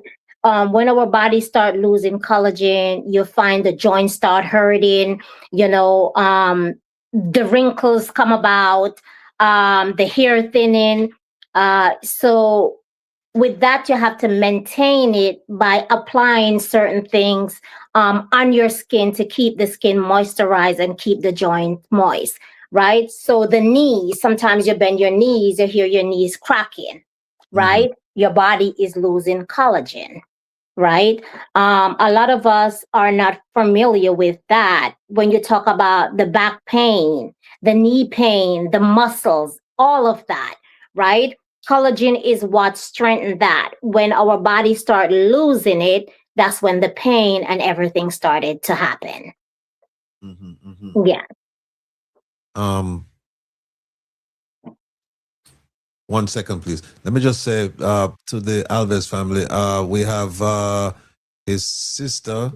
For those of you who are asking, if you joined us late when he was discussing the issue about being, I wouldn't say incarcerated, but detained. And she said right here that he walks around on the compound.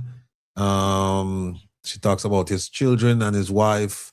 And then there was something else she said. Oh, yeah, here it is. She said, the setup where he is, I'll show it right here. It's like a detention center with a few beds in each section based on her observation when she's on the phone with him. So Dion, continue to keep us posted on, PS to ask if blood pressure are taken. Okay. All right, Dion, continue to keep us updated with his experience there. Mama Rose, you know what? Somebody called and they want to ask you, a very strong supporter of ours. She called a while ago. I didn't want to interrupt you, but she said she would like to speak to you directly and ask you a question. So let me get her here now on the line. All right, 1 second, please.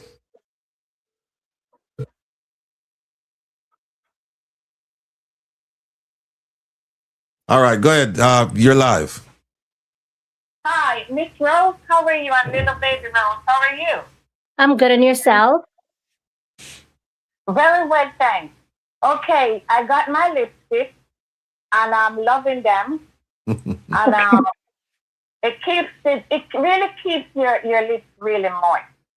And anyone on the live who is interested, please get the lipstick. Okay, when you wear like a lighter color lipstick and you put it on over it, it is so beautiful.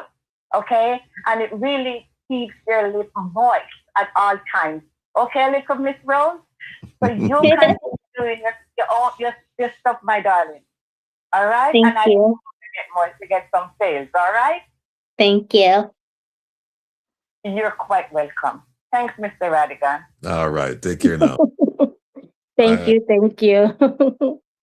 See, you get a fan club out there, because nothing works better than word of mouth advertising. When people try it and say and can come out and tell the whole world that this thing works because I use it and I'm continuing to use it and I will continue to use it. So big up yourself, young Rose.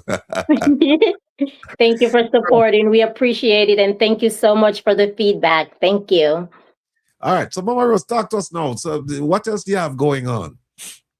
Talk to us about the products. Talk to us about where you are so people who don't know that they can find out, they can come and support you.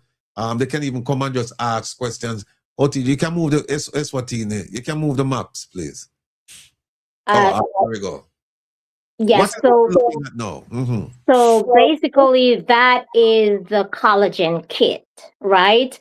So what I really want people to understand what is going on right now, Ratty, is it's very important that we are taking care of our skin and our body. think about our skin like a cement, right? And when the cement started to crack, that's basically what's going on with our bones, our joints, especially the knee, the back, the muscles, the hand, right?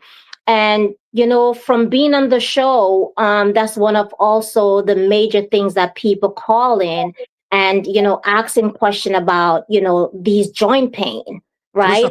Let me stop you right there, Mama Rose. People, you look at the bot just below Mama Rose, you see her details right there. The phone number is right there, 754-800-8143. And her email address is right there. I'm asking all of you to continue to support her. If you haven't started yet, you need to start now. Right? You need to start now. We need to start supporting each other. And I don't know, Bugu Yaga product she put out real stuff, because I've been getting testimonials. And in fact, I have to talk to her later, because I have some of her products and I just want to start using them now, because I have to stop now all of this meat and all of the seafood and things. So I will talk about a cleanse, a real cleanse. So again, there's a number, 754-800-8143. And you see the website is there and the email address is there. So you have no excuse. You need to support this business. Yeah. So we're going to leave that up while we have Mama Rose continue to walk us through our product line. So Mama Rose, the floor is yours. Ratty, just let them know they cannot call in on the phone while I'm talking to you. They have to wait until yes, because I'm not going to be able to talk to them while they're calling. Yeah, folks, I'm sorry about that. The phone number is 754-800-8143, but you can call now because she's using her phone. As she said, there's a little issue there with her devices, so she's using her phone. And if you call, it's going to interrupt the conversation. So call her once the program is over. Or they can call you tonight. When I get off the phone, they can make their phone call. When she's off the program, you can start calling her. So just kind of hold up. I know all of you want to get this product right now. You're fighting to get it. And we don't, with Mama Rose, have all of the supplies to supply all of you. I know you want to be first in line, but please just wait. You can't take the phone call right now. Once the program is over, once she's off, you can race and call her. And then she will tell you how much bottles of these things she have. And I'll tell you that, look, I'm sold out. So you're going to have to call me back in a week or so. Mama Rose, the floor is yours. Yes. So just to break it down a little bit more, collagen is the most abundant protein in the body. It's everywhere, right? It supports healthy blood vessel, even the gum in your mouth where your teeth is, collagen, protein, that's what's supported. Tissue throughout the body. So when you let the collagen breaks down, there is nothing left there. The muscle is weak, right? So when you look at it and you think about it, you have to take care of it internally and externally. And that's why you see those two products there. So one you use topically and one is a herbal supplements with herbs that are made to support, the collagen in your body to prevent it from breaking down when the sun UV touches your skin, right? Now, let's get this clear, right? We are not saying that the herbs are magic, right? We are saying that if you take these things along with eating habits, you'll be able to help to repair the damaged collagen that's going on in the body. Right. So a lot of times people sit down and said, okay, I'm taking the herbs, but I'm not seeing a difference. But if you're eating all those processed food, sugar, lack of sleep, stress, that plays a major role, especially stress, right? With collagen breakdown also. So that's one thing to keep in mind. So when you look at it, Ratty, right? Think about it. When you picture collagen, think about a glue. It's like a glue holding the body together, right? So when that glue started to deteriorate, it's just deteriorating until it just break down everything. Then the knees start paining, the back start hurting, and the shoulder, everywhere there is pain because there's no more glue there to hold it together. So what you have to do, you have to replace it, right? You have to get a brand new glue to get everything to put back together. And that's what these herbs does for the body to help prepare it back and stabilize it. Okay. You see, we have some testimonials coming up, Gazeta Headley, she said she tried, here it is, she tried the cleanse after the medical issues and it worked for her. She said it was difficult. It was hard for her to go through without having dairy products and meats, but she got through it. And she said she's going to get a second cleanse from you. All right, here's a young lady, Claudia Fletcher. She says she's developing a fatty liver and she wants Claudia, we just put up the number. OT, can you put it up again, please? But Claudia, you can't call right now. Just hold off on calling her. Just wait until as soon as she's off the program, you can call her. But if you call her, no, there it is. Claudia, you see it? 754-800-8143.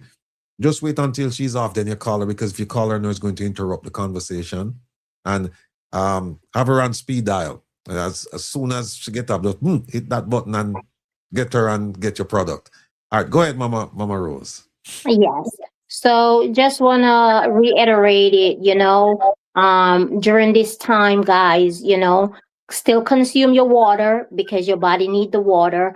But the water alone is not going to keep your body hydrated, right? It's not going to keep the joints hydrated. It's not going to keep the muscle hydrated. So it's very important throughout this time with the, UV index that you take care of your body. And also, during this time, the processed food, you have to help to eliminate that. The high contents of sugar, you have to help to eliminate that, right? To keep your body going. We have some of us who, yes, we work in AC, but unfortunately, we have some who do have to work out in the sun. And this formula is not just for the female, it's also for the males too, right? Because you have some do construction, they have to be out in the sun. And even if you're not out in the sun, like I said, when you reach mid-20s, that's when your body start losing collagen. So if you think about that, if you're not educated about it, you're in your 40s now, your 50s now, and you're wondering why you're having all these pains and all these muscle ache, is because from your 20s, your body started to lose those collagen and you didn't know, right? But today you know, so it's not where you start, it's how you start to help to replenish that collagen that you've been losing and get your body right. Altia, big up yourself. Thanks for the respect. Big up yourself. I didn't know that your body started losing collagen that early. I thought it would be more like in like the late 30s, early 40s, but you're saying it's in the 20s you start. Yes. Wow. In your mid-20s. The mid-20s. Okay. Yes. All right, go ahead, OT. Show that to the people and have Mama Rose just make her comments on that. This is your So that is my website. Okay. Go ahead, talk to us about what we're looking at here.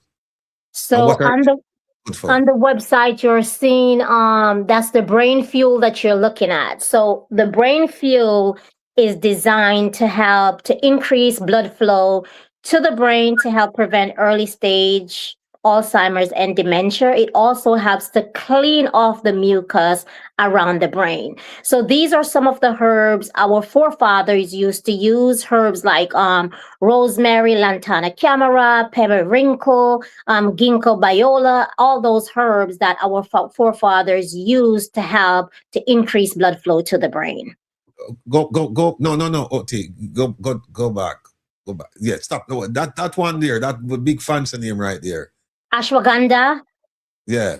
Okay, so ashwagandha is known to be a stress control herb, but not just stress. So it helps with anxiety, depression. It helps with low libido, right? It helps to balance out the hormones. So great for women, fantastic for men, right?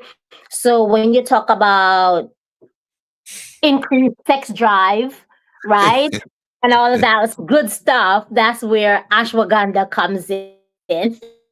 You see what I did, Yeah. right, Roxy? Well, you know, you have to protect. You have to protect the young. You have to protect the young. Yes, yes. So that's And what ashwagandha helps with. why the black pepper? So the black pepper helps to absorb it better in the body and activate it. Okay. All right. Keep going, OT. Please. All right. All right. We have burdock. Okay, and that one is the calendula. Okay, so let's go back a little bit up, OT. Burdock. So Yeah. in a lot of traditional medicine, you will find burdock root in everything. You call that the master foundation of everything. You're talking about breaking down the brick and rebuilding. That's burdock root. Burdock root is known to have the 102 trace of minerals that the body needs. It helps with the digestive system, eliminate toxic from the blood, antiviral, antimicrobial, antiseptic, right? So it called the cleaner because it cleans every aspect of your body, traditional use. So burdock root is known as the cleaner. Mm-hmm. Yes. You know, it's a very versatile herb. What's the difference between the burdock root and the duck flower? Two different things. Okay. Burdock root, the duck flower is aggressive detox. It helps to clean the lymphatic system. You know, it cleans you up. But burdock root, it eliminates the toxic from the blood. It have the trace of minerals that your body needs, so different from the duck flower because the duck flower does not have the trace of minerals that your body need. All right. For burdock, how long does it take before the blood is actually cleansed? It depends. You know, nothing never happened overnight. It's step by step. If you really think about it, nothing happens overnight. When someone develop a health condition, it just didn't happen overnight. Your body sends you signal. It warns you, it warns you, it warns you, it warns you until it reaches to the point where you're not doing anything and it just crash, right? So when you talk about, you know, for it to do what it's supposed to do, it's going to take the same amount of time that the body was sending you that signal, you know, to repair the damage that it's done. However, you know, after a month or 2 months or so, you will start to see a difference. That doesn't mean you get where you need to get. You'll see the difference because you'll see the difference in your body. You'll see the difference in certain things. Your skin start to look cleaner. You know, it also lets you pee a lot because it's cleaning your body out. But it doesn't mean you get to where you need to get because it takes the same amount of time to repair the damage that it takes the body to get where it needs to it took the body to crash. If it makes sense what I'm saying. Yes. Right. I say Claudia Fletcher is asking for your number. Claudia, I think you got it, right? It's on the screen. So you can call Mama Rose right after the end, when we finish the program. You can call her tonight. Not a problem. All right, what's it? Charcoal, lavender, and mango butter soap. Sounds like something you can eat. I would advise you to do that, Ratty. I would advise you to do that. No, so activated charcoal is known to pull toxic from the body, right? So when someone, for example, when someone overdose and go to the hospital, that's the first thing that they use to push down your throat to bring everything up from that overdose is activated charcoal. That's how potent it is, right? So, you know, some people who have skin condition or they have odor problem, activated charcoal helps to get rid of that odor. And the lavender helps to calm the body down. The mango butter helps to tighten the skin because mango butter is loaded with antioxidant. Okay. Keep it going, OT, please. No, go back up. See dandelion right there. Yeah. or dandelion, the kings of all kings, right? So dandelion, it's a natural diuretic. Dandelion is known to help to detoxify the kidney and the liver. Dandelion also contains a couple minerals and vitamins in it, such as magnesium, copper, iron, and zinc, right? Dandelion always, most of the time, pair with burdock root because it works great together, right? In that, you'll find the dandelion leaf and the dandelion root. Okay.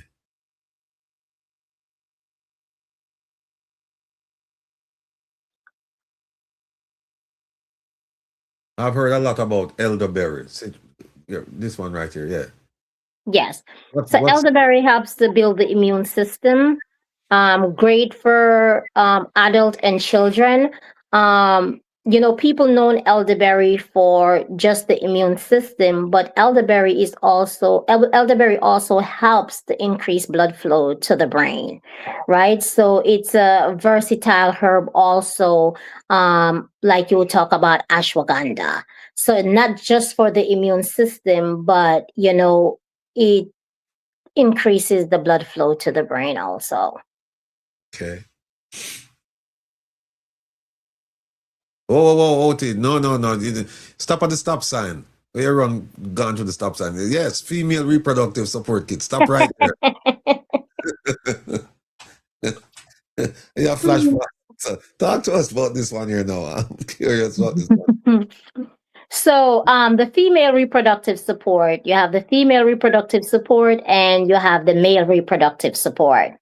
That one was created and designed to help with PCOS, fibroids, cysts, obstructive fallopian tubes, and to help with people who are trying to conceive and having a hard time doing so, right?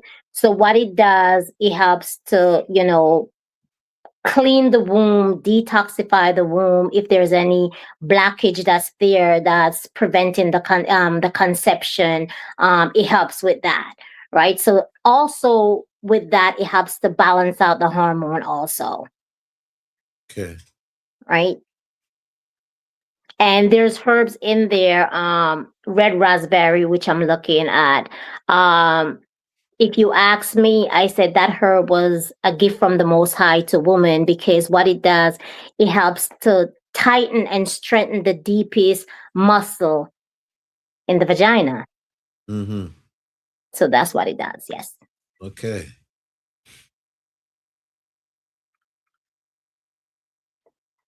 All right. We have Harmony Flow extract and we have Hawthorn Berry extract.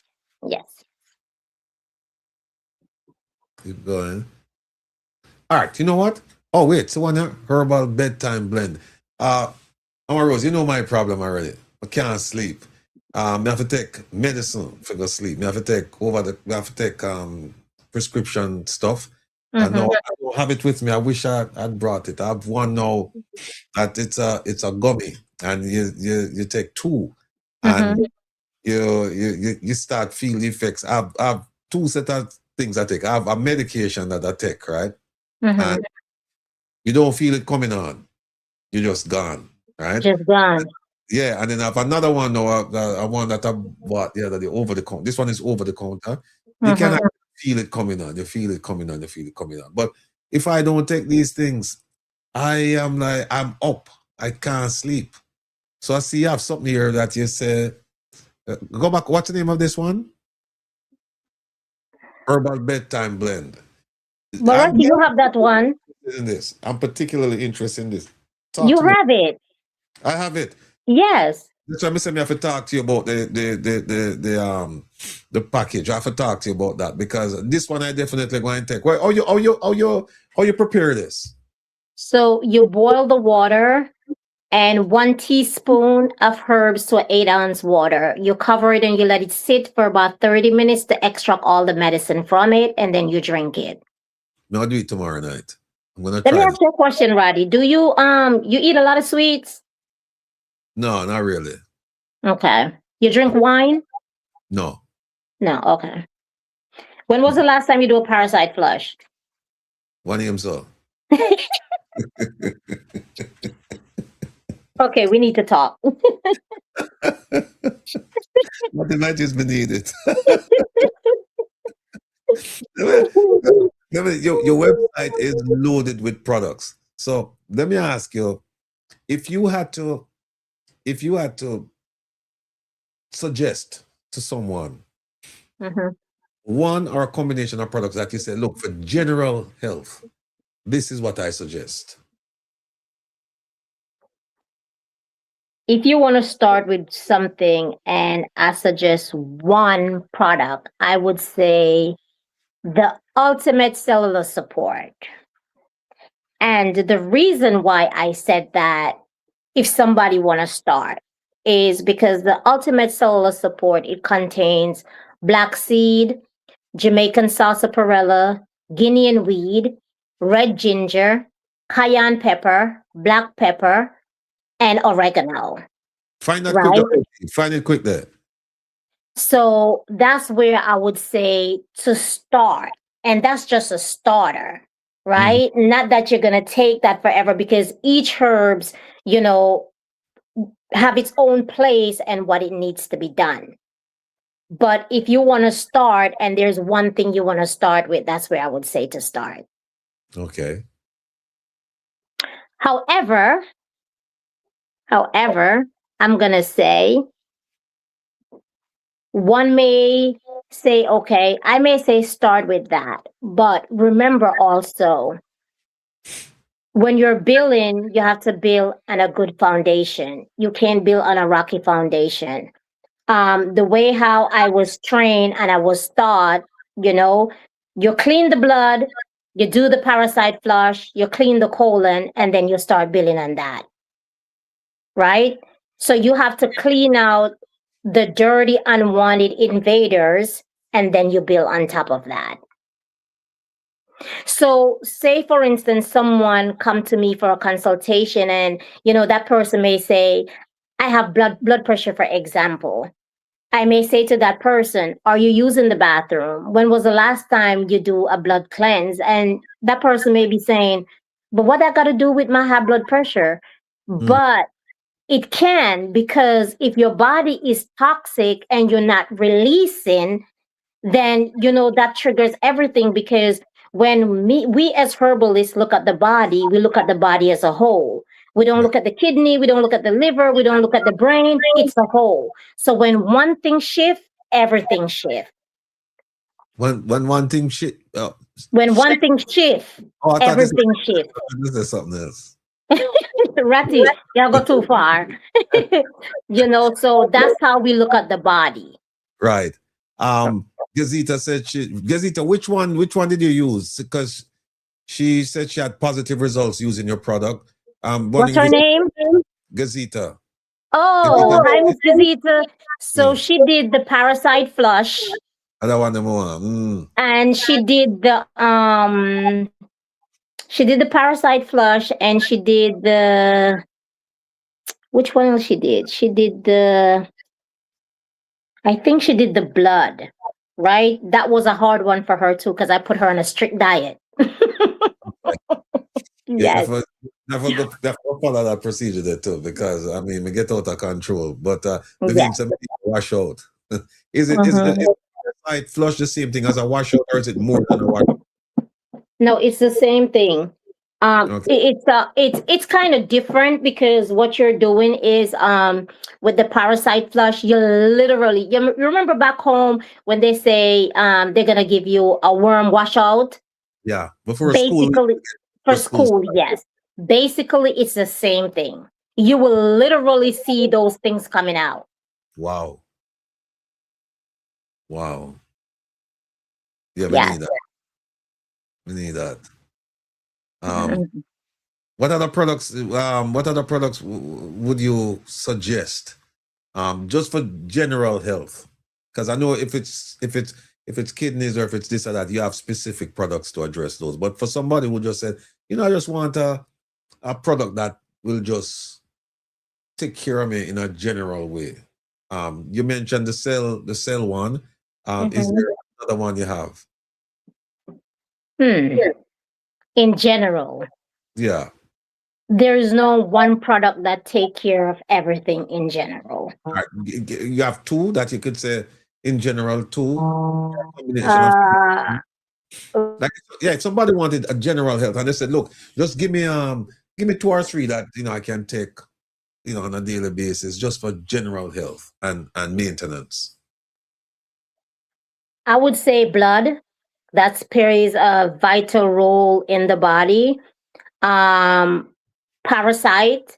for general health, because there's herbs in the parasite flush that can benefit the body long term. The parasite flush is not just a short term flush, because if you really think about it, for 30 years you've been eating bad, all of those parasite is still there. So one doses of a parasite flush is not going to do it for you, right?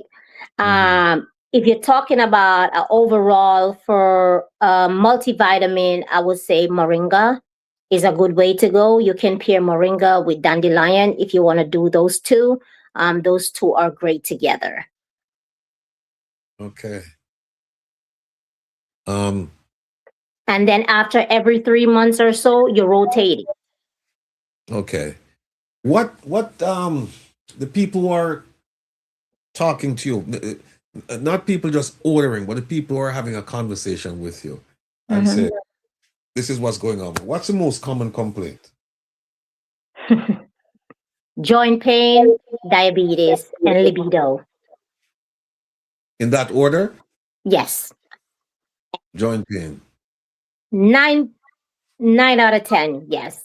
Every single person that I speak to have the same problem. And that's why I said I have to, do something for, the pain that, our people are going through. Their knees hurting, their back is hurting, they need their manhood back, or, female, they don't want to be touched, they don't want to be bothered. And it's like, it's the cycle because, everyone is going through the same thing. So it's like a cycle. Okay. And when I listen to the people, speak, then I have to go and create something if I don't have it for them, because I want them to feel better. I want them to get where they need to get. So if I don't have the formula, I go ahead and I create a formula for them for the problem they're having. Okay. And what's your bestseller? Whew, that's a tough one to answer, Ratty. It Why? really is, because it's, you have some people, you'll say, what's your bestseller? And they could say, okay, my lip gloss or my parasite cleanse or my colon, like really and truly, like the products do go. So to pinpoint and say this one is the bestseller, then I wouldn't be playing a fair game. Well, let me ask you this. Let me ask you the question this way: how do you keep up with supply? Tell us about the manufacturing piece of it. Do you mix and blend and package and all that yourself, or do you have a company that does it for you, but you order? No. Okay, all right. I do everything ourselves. No manufacturer. We formulate, we create, we can tell you exactly what's in a bottle, how we do it, when we do it. We do not have no one manufacture or create anything from us. All we do is we go get our supplies where we need to get our supplies. We come back and we do what we're supposed to do. And everything is handmade from scratch. So even with the tinctures, the liquids, the one that you're seeing, it's not something that I can get up this morning and make and say, okay, it's ready. The process takes 8 weeks for an extract to be ready. When even the soap, when we make the soap takes 6 weeks for the soap to cure to ready, right? Nothing is not rushed and ready made, right? So if someone called me, say for instance, if I'm out of the cellular support and someone called me and said, hey, I need a cellular support, that person gonna have to sit and wait 8 weeks for that cellular support to fully extract to be ready to be sold. Oh. So it's not like mass produced then where you just have a machine. No. Handmade from scratch, everything. The right formula, the right portion, the right combination, everything. Where do you get your supply from? Because I'm sure you don't get it from your backyard, but so where do you you might get some of it from your backyard, but not all of it. I don't use no products in for my business from my backyard. Okay, When you talk about me making my products, it's all about the soil for me. For you to get organic, potent product, the soil have to be mineral rich, right? Because everything comes from the root, right? So if the soil is not mineral rich, then you can't get mineral rich herbs, right? You're not getting organic herbs because the soil have to sit for what? Months, weeks, years for the soil to become organic, right? But when you go up in the mountains in any Caribbean, those herbs and those dirts are pure, mineral rich, the river running deep, those are my type of herbs. So even if I grow herbs in my backyard, I never use them in my products. okay. I see Vivian here, a schoolmate of mine. She said she's giving something high blood pressure and diabetes, weight loss does help. Eat lots of fruits, vegetables, go raw for a while, stop eating meat and processed food. And she said, don't eat food that has an expiration date. It's funny she said that because you know what? When I was in South Africa, you know what I used to love eat? N10 pound cake. And I used to laugh because that thing with some of the, it was just jam-packed with chemicals. That thing, a year from the time you purchase it, it's still soft and moist. So you have to purchase it, and it just shipped it halfway around the world.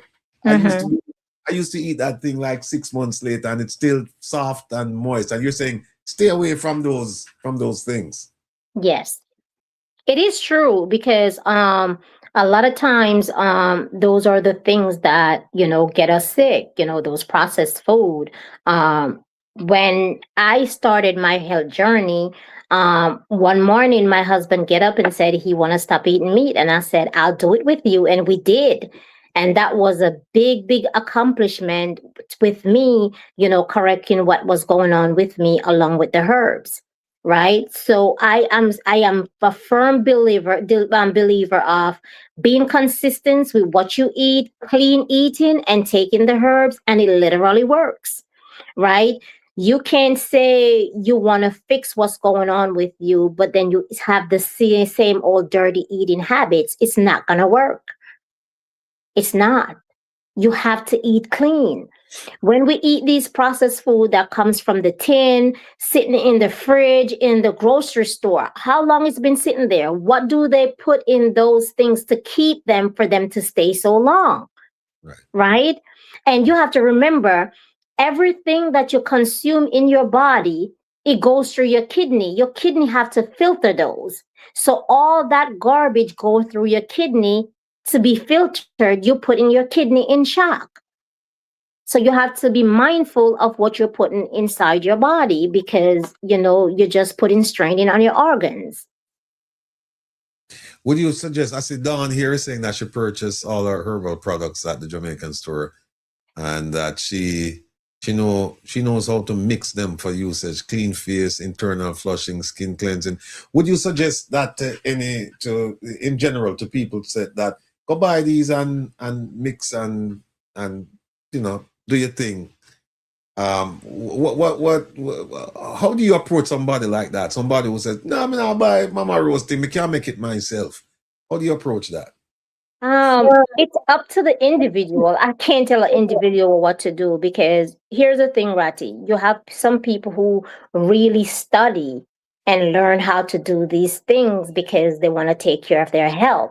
So Right. I would be a hypocrite to say, no, don't do this or no, don't do that. You know, it's up to each individual and what they believe in and what they want to do. Because here's the thing, a lot of us grew up in Jamaica where our grandparents or our mother or father, instilled these things in us from we were small. A lot of us grew up on these things, so I can't knock someone who said they want to go make their own stuff. It's up to the individual. Yeah, the reason why I ask is because, you know, um, sometimes we do things, but not necessarily the right things. And I'll give you an example. For years, right, we used to make my Irish mash, right? And how do I, you have the cinnamon and you have the isinglass and you have the nutmeg and you have all this stuff. I used to boil it, right?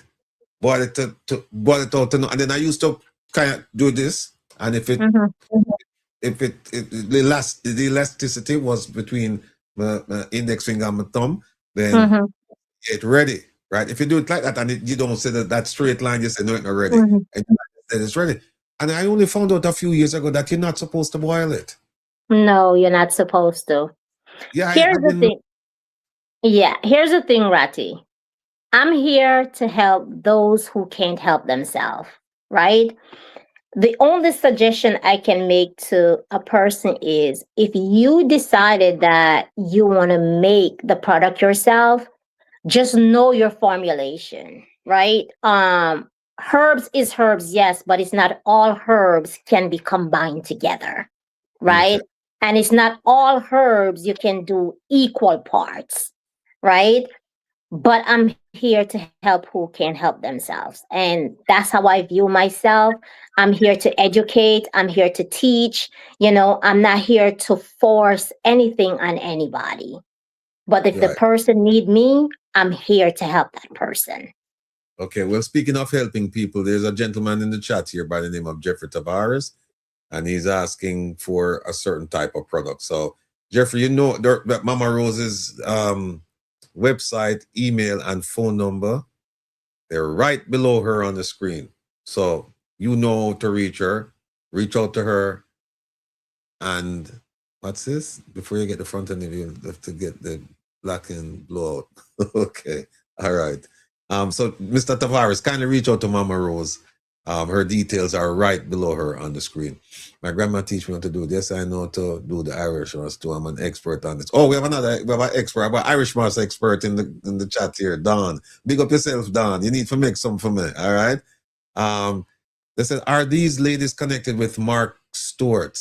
Are you connected with somebody named Mark Stewart? I have no idea who that is. We're not connected or affiliated with no one. Okay. No. Talk to me about this now. Jamaicans, we're a proud, independent people who want the things for ourselves.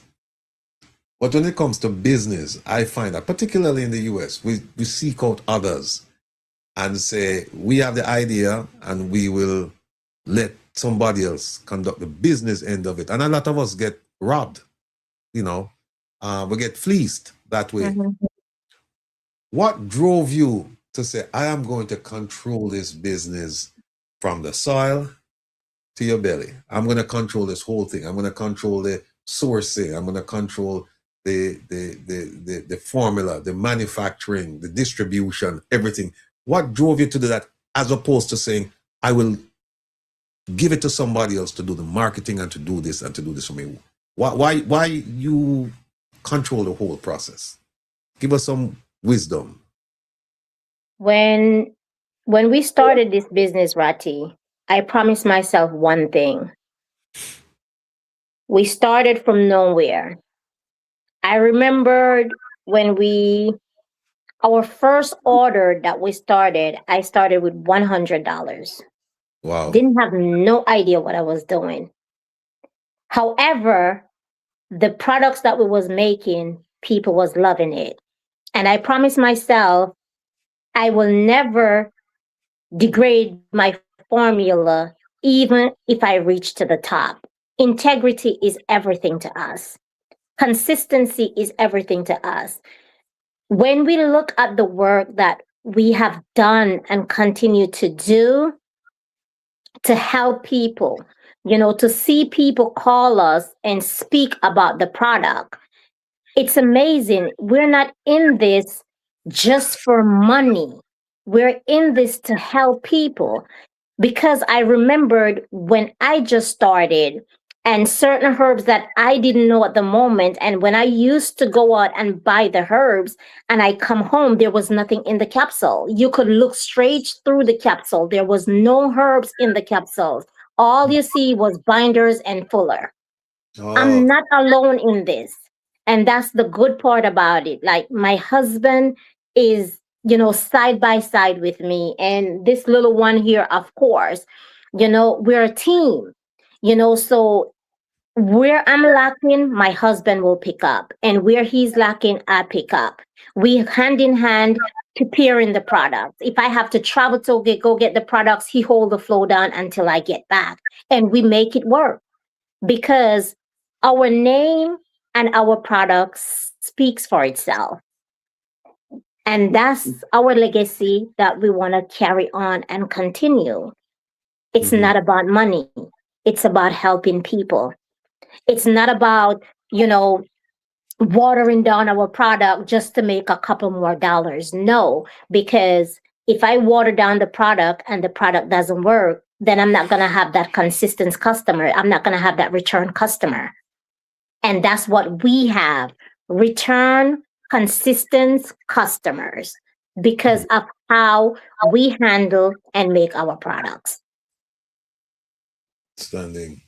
Um, so in terms of the Mm-hmm.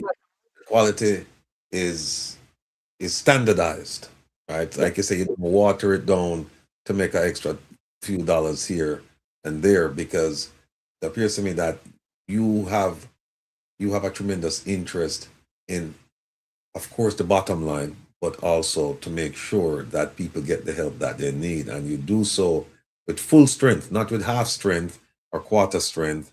And you don't trust the production to somebody else to do it because your name, your creation is on that bottle and should be inside the bottle. And so you have to protect it with everything that you have.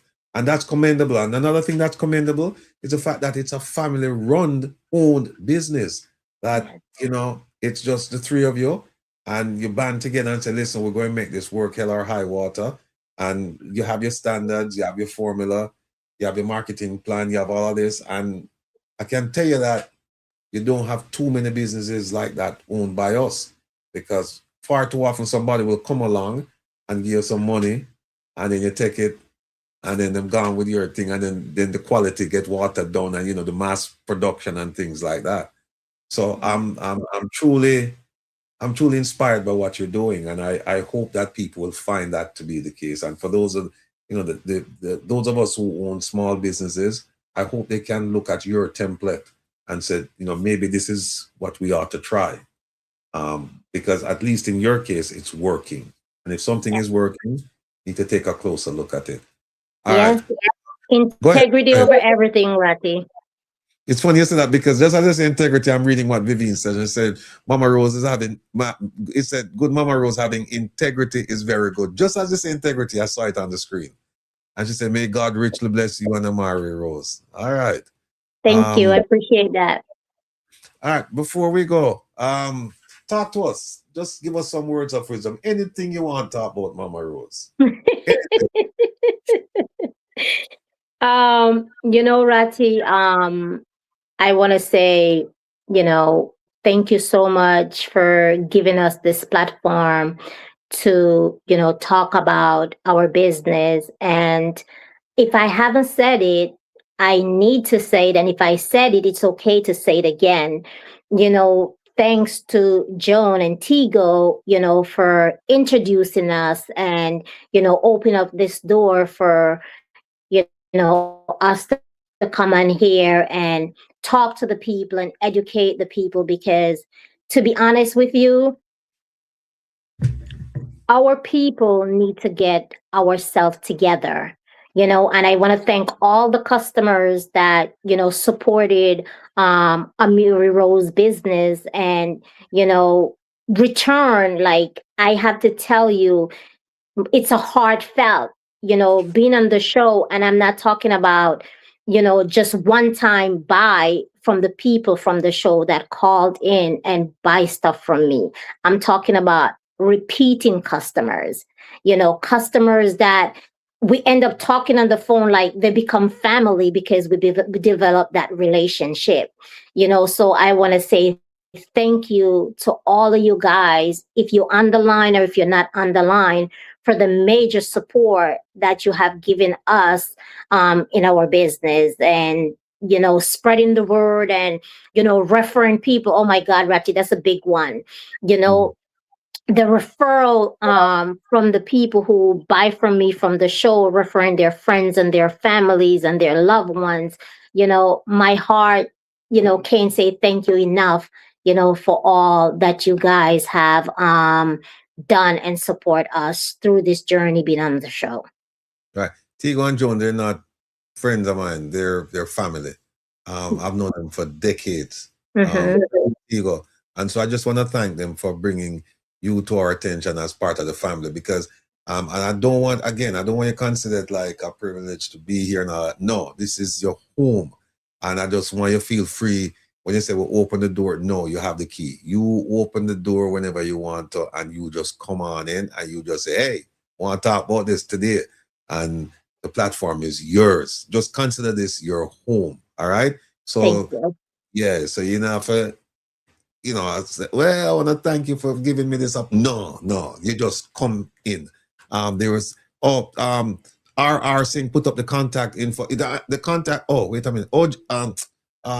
OT, please put up the contact info. And also OT is asking me, Mama Rose, to ask you a book. There's a book. You don't want to talk about it? All right, fine. You see, OT get me in that trouble. You see, OT you get me in that trouble. All right, we'll leave the book outside. Yeah, troublemaker and a Ratty. I know me, OT, looking at the things. Not put it up back on the screen with the OT producer remind me of the things we want to talk about. So she mentioned that. We'll leave that out for now. Amari, thanks for being here. You're a lovely, lovely young lady. And I know, and I speak on behalf of everybody watching, that you're going to be a successful young lady, not just successful in business, but in life, because you have a very, very good background. And that's where it starts. If you have the fundamentals, two strong parents, two caring parents, loving parents, and we can just see the love between the mom and child. And I can just imagine your dad as well is extremely proud of you. We are all proud of you, and we're all pulling for you. And we want you to make as much money as you can before you go to college. And we want you to go to college, and we want you to make something out to yourself. And when you come out, you just take life, because but I'm saying, you want to regard it as your oyster, life as your oyster. I feel. So we just want you to take charge of your life and do it, and just continue to make us feel proud. Any parting words? And you have to say something now. You have to say something now. Thank you. That's you want to say something to the people? No, Amari, tell the people so them need to go to the website. Oh, by the way, your product, is it on the website, the same website that we just saw? Yes. All right. Talk to the people about that. More people go right after we close and go start buy the lip balm. Lip gloss? Is it lip balm or lip gloss? Lip gloss. Lip gloss. Talk to the people about the lip gloss, please. Well, I do have 5 different lip glosses with different flowers in them. And people sometimes ask which flavors do I have, but it's not really flavors is the scent of the flowers. Okay. And most of them, all of them could be used for kids and adults, and it helps hydrate your lips, and it's made with all natural ingredients. Okay. All right. And I say Ernest Robinson, it says integrity is the best policy. This family has shown great honesty and integrity. Give them my respect, Mr. Rattigan. We'll be ordering from them. Good. Outstanding. All right, folks, listen. We're going to wrap up now with Mama Rose and Amari Rose. No, OT, put back the number, please. Just the... Oh, yeah, there it is. And folks, there is the telephone number, 754-800-8143. I want you to bombard them with calls now. And you have the website and you have the email address. So you don't have any excuse not to contact Mama Rose and Amari Rose. I want you to support them as much as you can. They deserve to be supported. They have a quality product at outstanding prices, and we have to support our own. I mean, a lot of you jump up and you go on Walmart or whatever, and you buy some of these products, and God knows what's inside of some of these products. We can't pronounce the names, right? Here, at least, you know you're getting quality. So let's go ahead and do what is right and support our people. All right, OT, you cut them off. Oh, all right, Mama Rose, Amari Rose, and Father Rose, big up on yourself. Much respect, much love. All right.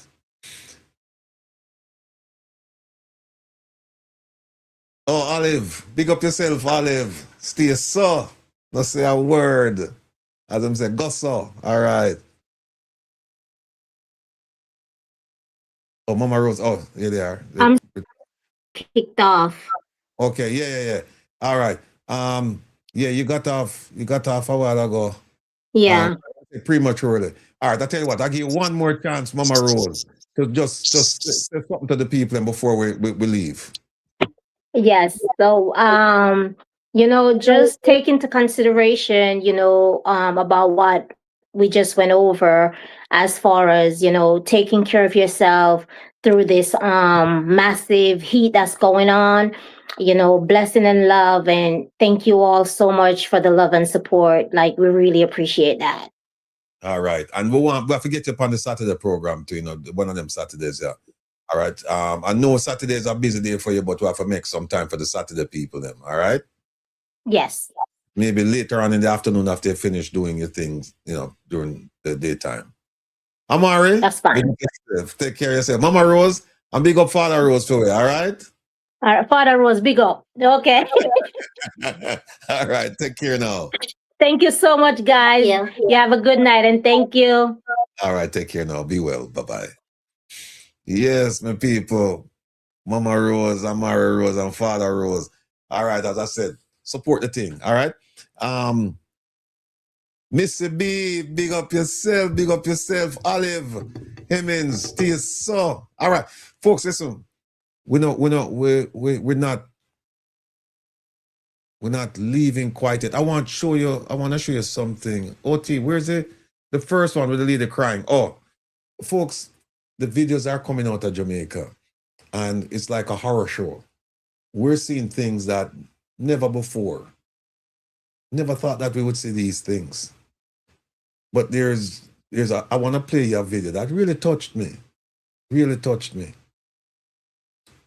And it has to do with a young lady who was given a speeding ticket, or not a speeding ticket, a ticket for having her phone at a certain location within her vehicle. Many of you have seen this video. And then there is a commentary made by a gentleman, not in that video, in a separate video. I want to play both of them for you, and then we want to touch on a few things before we go. Here it is, folks, the one where the lady is crying because of the ticket. I swear to God, I'm tired of this. I'm tired. I make everybody know. I don't like we are going in Jamaica. I don't like it. I don't like the pressures we are going in Jamaica. Too much. Look how long. Sita. I not lie to you. Look how long. This step on my window. And you're going to tell me, say, I get $10,000. I think it's just this step on my window. I'm going to talk about, say, 9. Driving, operating motor vehicle while using specific electronic device while driving. Me up on the spur tree. Me window them down in a hat. I mean, I have no AC in my car. None me not have. Right? Me not use the phone. The phone itch up right in the corner there, so me drive a Nissan Note. And the phone can't basically put nowhere else. I mean, always I use this. I don't much time police stop me and not tell me nothing about this. I say nothing about this. Right? And you give me one $10,000 ticket and me tell you when me a pass through and yet still you not have no leniency. But this party in a night. You see me tell you say me I go through hell of problem. And yet still you still give me ticket same way. On this party. On this party I come down in and me I take time, you know. And I'm driving and me never see. I have to talk about in a S-line and in a corner right over there, so. What you mean? Look how long me put me always have is sitting over there. So what you mean? Say supposed to then me can't bother with the rules and regulation there. So I swear to God, God hurry up and come. Me tired. Oh God. I swear. I'm freaking there people are dead. Sitting there so a peer problem. You're gonna tell me say me can't just get one little time off. You're gonna give me $10,000 to get the fuck me to get $10,000 from. And then me alone and me a half and fuck. I'm tired of this man. I swear to God. Me just can't pay. Me have to do how much people have to pay how much bills for the regular. You're gonna tell me say this me I draw this man. I would deliberately and if it's smite a company road and I give people unnecessary tickets. Unnecessary tickets to not give people. It's not make no sense. We can't say if somebody is sick or something, you can't even you want to take something, you want to drink something, you can't eat nothing. Really? And you're gonna, yo, I swear to God, me rather park the car. Me rather park it. Come in just a talk about to myself earlier than this. Me have to continuously and go through this all fucking car. And yet still, me I try to keep you up and you try to put more pressure on me. Andrew, what is, I swear to God, you're not the best right now. You're not trying to protect nobody. You're not trying to, you just support people outside. And Jamaica, you not see what we under pressures them what we under. Right? You teach me, you make people that teach me in a school. And you not teach them the basics. I hope you understand the fucking system. You just put the pressure on we saw. And just deal with it, sir. I swear to God. Me say, God, no come in due time. I swear. Tired. Me tired I wouldn't know. Me have to cry. Me feel. So me can't believe. Me are trying to ease. Sorry, the issues are stress off of me head. I mean, not even touch the phone and drive me and drive. No funny for a moment. My advice, spiritual, you come down. Thinking me not touch the phone. The phone in the corner right now, so. And you give me $10,000 me to get $10,000 from. You think me I want a day woman there when no all kind of man have evil. I try now that make it worse. Oh God, me can't bother. No man. All right, let me move that. And you can hear the frustration in her voice. She said that she was driving down Spur Tree Hill and the phone was in a it was in a receptacle and it's attached to the window or some part of the car, but she wasn't using it. She got a ticket for that. Listen to this. We have all seen this video that was circulating on social media. This young lady who seemed to have been pulled over by the police in the Spur Tree area. and she was ticketed. Not entirely sure what the ticket was for. I believe it was something to do with her cell phone on a hold on the windscreen, something of that sort. Now, I'm not here to debate whether the ticket was warranted, whether she was right or wrong, whether the police was right or wrong, whether the law is valid. But when I watched the video, I saw something that was of particular concern to me. This young lady was in anguish. I mean, when you saw her crying, sobbing at first, and then she moved into a deep bawling. And it moved me. Because one of the things is that, you know, when our lawmakers make these laws, when they make decisions that affect the nation, these laws and decisions should really be of benefit to all. It shouldn't be a situation where a law is brought in just to bring in revenue, okay? Because we're not entirely sure that the revenue that is collected is going back into the country. We see the state of the roads. We see the condition of the nurses and the teachers and you know, the general government workers' pay, right? We're far more convinced that the money is going into buying new X5s and Prados and anything else. Now, when I saw this young lady, you know, I watched the video, I was deeply worried for her because I was literally expecting her to harm herself right there on the screen, or maybe harm someone else. No, when our lawmakers are making decisions, they have to be mindful that people are under severe strain enough as it is, and their decisions matter. Their decisions affect us. Now, is the life of this young lady or someone else, any Jamaican whatsoever, worth the cost of an X5 or a Prado? We need to think about these things, people.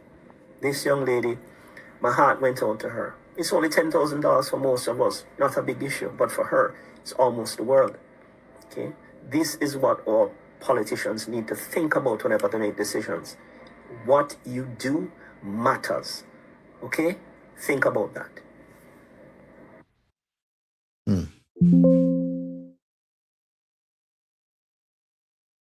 OT, can you move those two for me, please?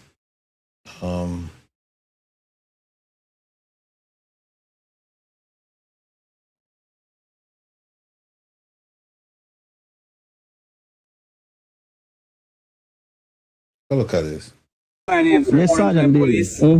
Yes, sir. We are conducting national coordinated roadblock along this roadway, sir. Yes. In the form of people, vehicle safety checks. Yes. We are checking for wanted men. Yes. Drugs. Yes. Step on the Road Traffic Act. Yes. Dangerous Drugs Act. Yes. Firearms Act. Yes. As well as the Dangerous Drugs Act, Firearms Act, JCF Act, and Road Traffic Act. Just stopping me on all the acts. I'm stopping on all the acts. What's the reasonable suspicion of an offense? There's no reasonable suspicion. Of an offense? There's no reasonable suspicion. Why I stop you? What's the ground for stopping me? The ground for stopping you. Yes. People vehicle safety checks. Yes. And we are using those authorities. Yes. To check your vehicle. Yes. To see if it is roadworthy. Right. To be on the road. Well, unfortunately, officer, it's Friday, but like I said, it's my license. My name is Jermaine Dunn. I'm not a wanted person. I see no grounds for you to get my license. In fact, this very issue right now, to strike down that section of the Road Traffic Act, is what I have before the Supreme Court right now. No problem. So I am saying to you that I would ask you, sir, to cease and desist from continuing to request my license. Further. Hold on. To go further. To request my Let me finish. Unless you have to go grounds. further. Otherwise, to go further. To go further, sir. Let us go to the station. To go further. No problem. Yes. To go further, sir. Let's go to the station. We get a description. We get a description. What you know? We get a description of a vehicle. Let me lean up fitting on the car. Yes. This one. Yes. Carrying goats. Yes. Stolen from in the rural district of East Portland. Yes. Could you fly a trunk from a place? Me? Yes. I will not do that. So fly a trunk. If you believe there are grounds to search the vehicle, yes, go ahead. And I put the last if name you believe you have grounds to search, and I put the last name act. Yes. Please open your trunk, sir. I refuse. There's nothing on the law that says I must assist you in a search. So if you believe you have grounds to search, please look what I'm doing. I'm going to search your vehicle, sir. Look what I'm doing, please. Watch me step aside. Pay attention. You must want to join the ranks of people like Inspector Marcel Bryant.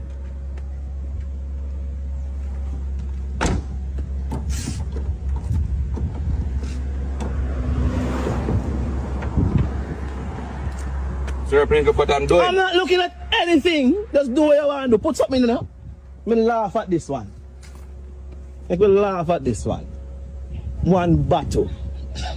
But the internet doesn't love this one. You're showing a big balls, boy, your sergeant. Keep showing, man. You have nothing illegal for a vehicle, sir? And I say, how we did that. You don't want to go to chunk. You don't want to go to chunk. Enjoy the rest. What? You don't want to pull the chunk. Go pull it up. Your vehicle is defective.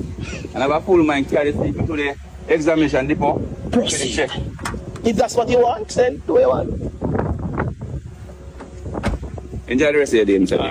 Alright, cool. You know what the lights like? Sergeant Dale is my name, sir. Yes, Sergeant.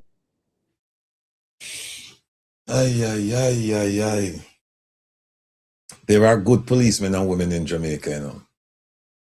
But when we have these tendencies displayed by a few, the whole force gets tarnished. It's a shame. It's a shame, Miss P-Love. This Saturday we're going to play one where you have good policing on display. But bad news travel fast. And part of that is because people expect, you know, with the police service, you expect to get, what them say, courtesy, professionalism, discipline, all of that. You expect that. Not in Jamaica. You don't expect it. And we've come to kind of like accept bad behavior on the part of the police because of many things, but one of them, primary things, one of them being fear because of the extrajudicial killings in Jamaica. You don't want to get fresh with a policeman at night on a lonely road in Jamaica. In fact, you don't even want to get, and when I say fresh in quotation marks, because fresh could mean that you're standing up for your democratic rights, you know, that they have to have a reason to stop and ask for a search. And you could tell that this policeman was making it up when he said that, oh yeah, we got a report that goats were stolen and they were transported in a vehicle like this. Made it up.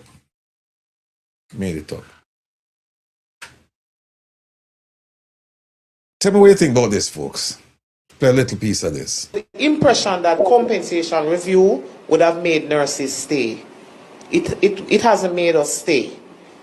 Those of us who don't have any ambition are still here, but it hasn't made us stay. Because I've always been under the impression that we don't have enough healthcare professionals. We've recently never had enough, sir. And that is a reality. Yeah. Time gone by, it would have been because we didn't train enough. Then we were training enough, but we're not paying enough, so people were leaving.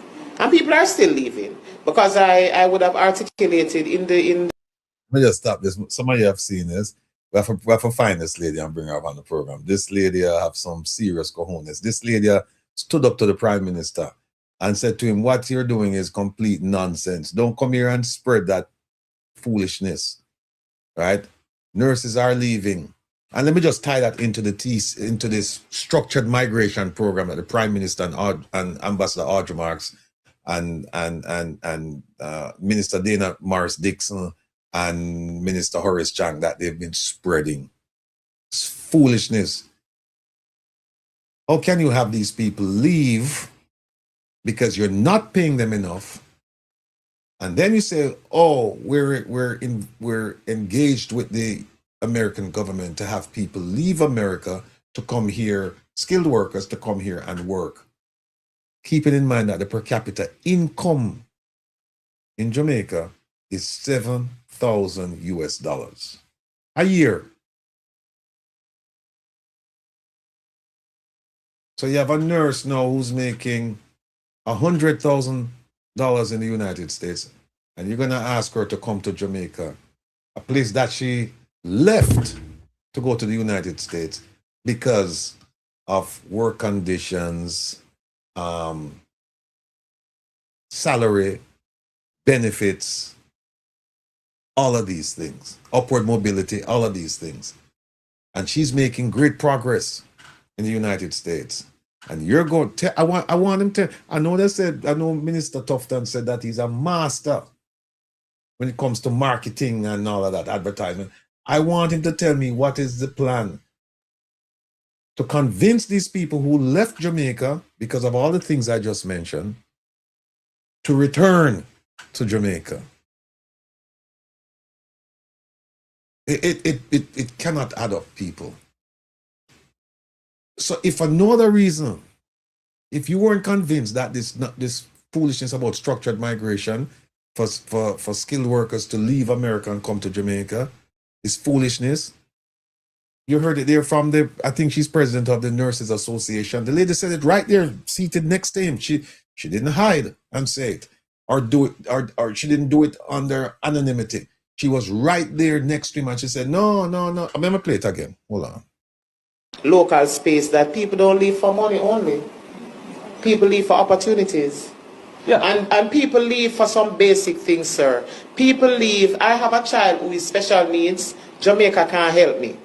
So I have to go to a country where I can work and send my child into a space that I know they are cared for and protected professionally. Jamaica doesn't offer that.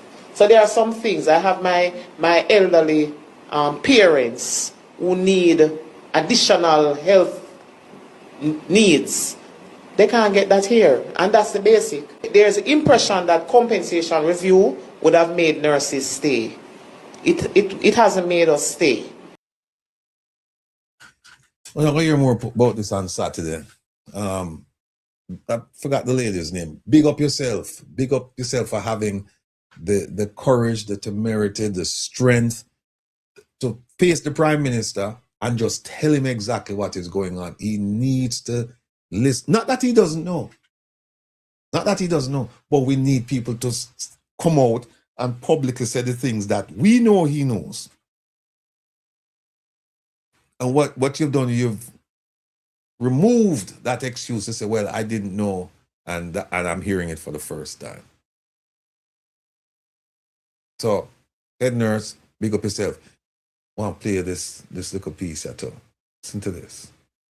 The president, in an act of extraordinary friendship to our country, knowing the challenges we face in the U.S., has agreed to the most unprecedented and extraordinary migratory agreement anywhere in the world. He has agreed to accept for deportation any illegal alien in the United States who is a criminal from any nationality, be they MS-13 or Tren de Aragua, and house them in his jails.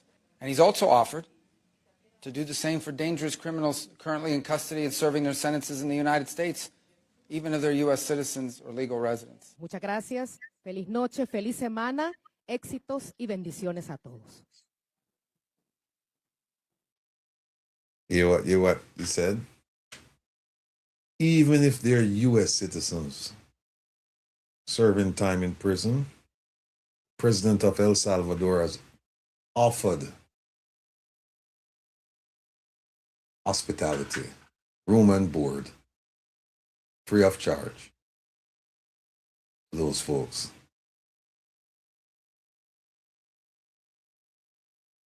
Did you hear that? No, we're not talking about illegal aliens. He said, including U.S. citizens. If you're in prison doing time, you have room and board waiting for you in El Salvador. That was an offer made by the Salvadoran government. Keep that in mind. We'll talk more about that on Saturday. And I want you to listen to this now. Welcome back to Primetime News. And a special welcome once again to our viewers on TVJ International in the Cayman Islands and online at onespotmedia.com. First up this evening, the Integrity Commission is providing greater clarity on its annual report that was tabled in Parliament. At its first media briefing in years, the Commission addressed concerns about its lengthy investigations, high staff turnover, and the public perception of the Commission, among other issues. Alicia Williams was there.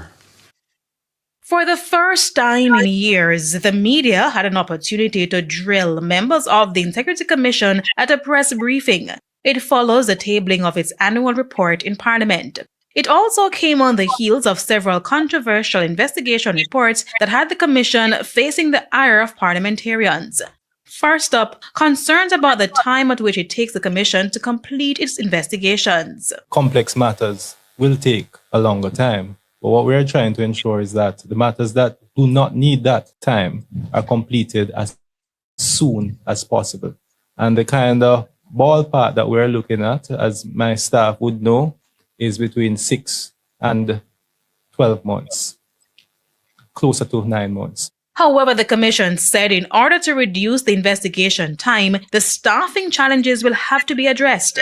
Currently, the Investigations Division is only operating at 55% of its staffing capacity. It is indeed a difficult psychological burden to come to work, and every day you have 11 or so matters to pursue. Some of these matters are extremely complex and voluminous, and so we have to ensure that we recruit the number of staff necessary, at least to fill our establishment, so that we can continue our work in this area.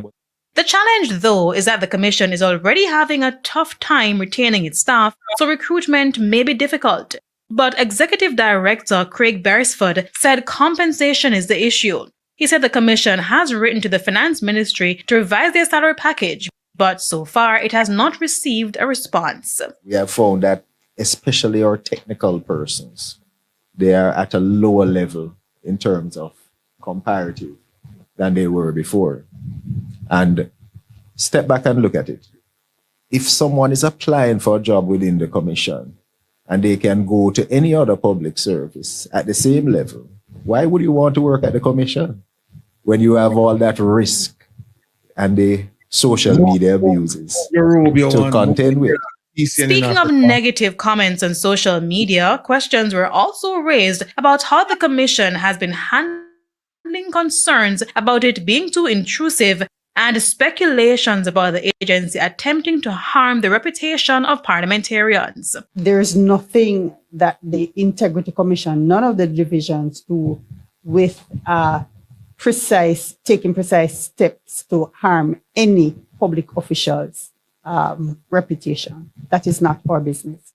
Next issue, the Commission not having a protocol that states that when charges are to be laid, they are laid immediately or shortly after, an issue which has heightened public scrutiny.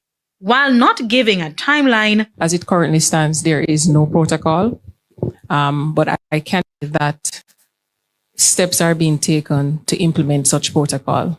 The Commission also said going forward, it is hoping to have a media briefing annually after its reports are tabled in Parliament. Kalisha Williams, TVJ News.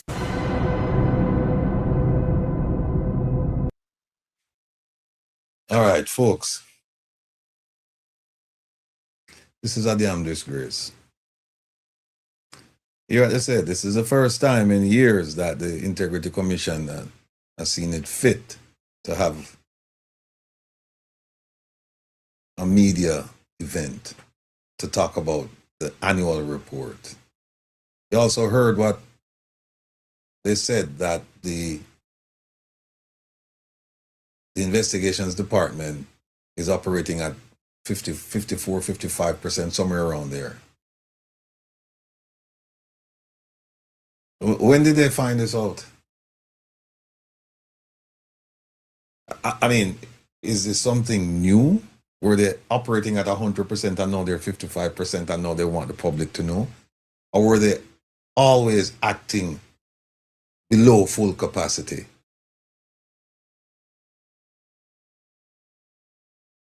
There are a couple of ways of looking at this. One is you can look at it and say, well, it's a new administration now. New administration meaning that you have new personnel sitting on the sitting as commissioners, and so they're bringing this to light so that the politicians will take stock. Or you can look at it and say, why no? Why not bring this up now? Why not just shut them out and just continue doing lackluster work?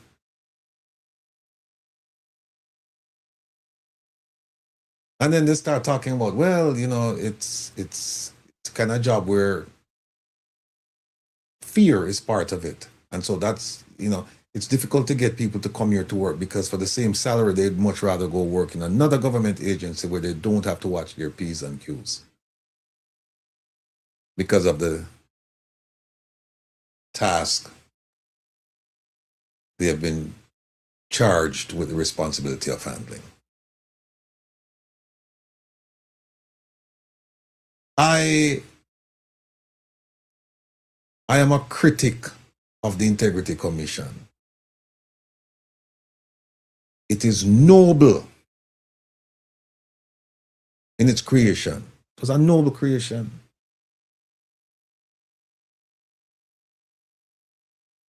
If you go ahead and you read the reason for its establishment, you have no choice but to say this is good.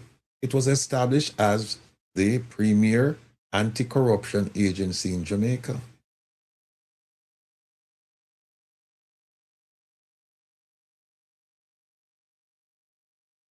And now we're getting to understand, a lot of us, that they've never been fully staffed. Well, we know that. We've been looking at the annual reports. But did they come out and say this? No, they did not. They did not. So now we hear that we don't have enough people. Whatever the reason, fear or qualifications, whatever, they don't have enough reason. And that might be a focal point to say you just don't have enough people, so you can't do the work. But even when they do the work, and you look at their work product, you find that it is woefully lacking. It doesn't measure up to international standards in terms of anti-corruption fighting. It doesn't.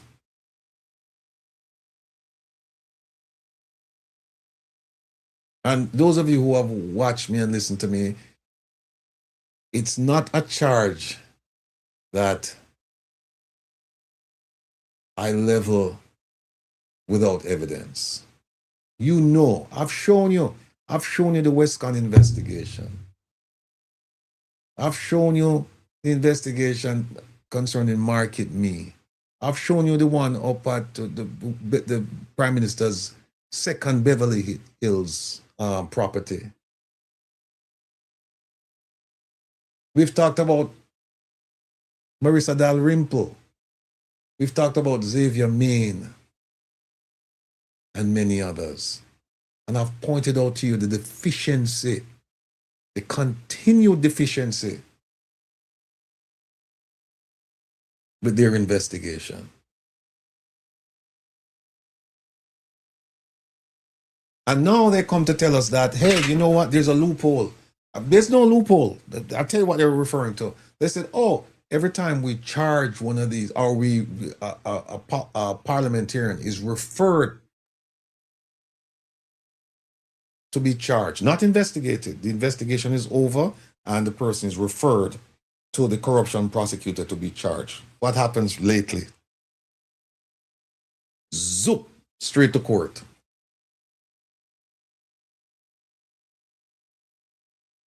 And what happens when they get to court? They shut down their operation, the Integrity Commission. There's no law that says they have to shut it down, you know. They just shut it down. And so the Prime Minister started up this nonsense, followed by Xavier Main, quickly followed by Minister Wheatley. And I'm telling you, people, if you want to stop the Integrity Commission from investigating you as a parliamentarian or stop them from charging you, when they make the referral, go straight to court and challenge the constitutionality of the act or the constitutionality of their behavior.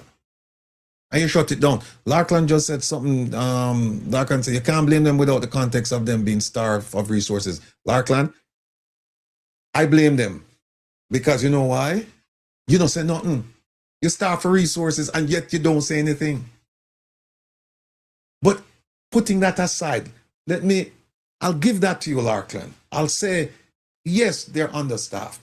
What about investigations, Larkland, that they have completed? And there are lots of problems with them. What about that one now? You can't claim that they're understaffed because they completed the work.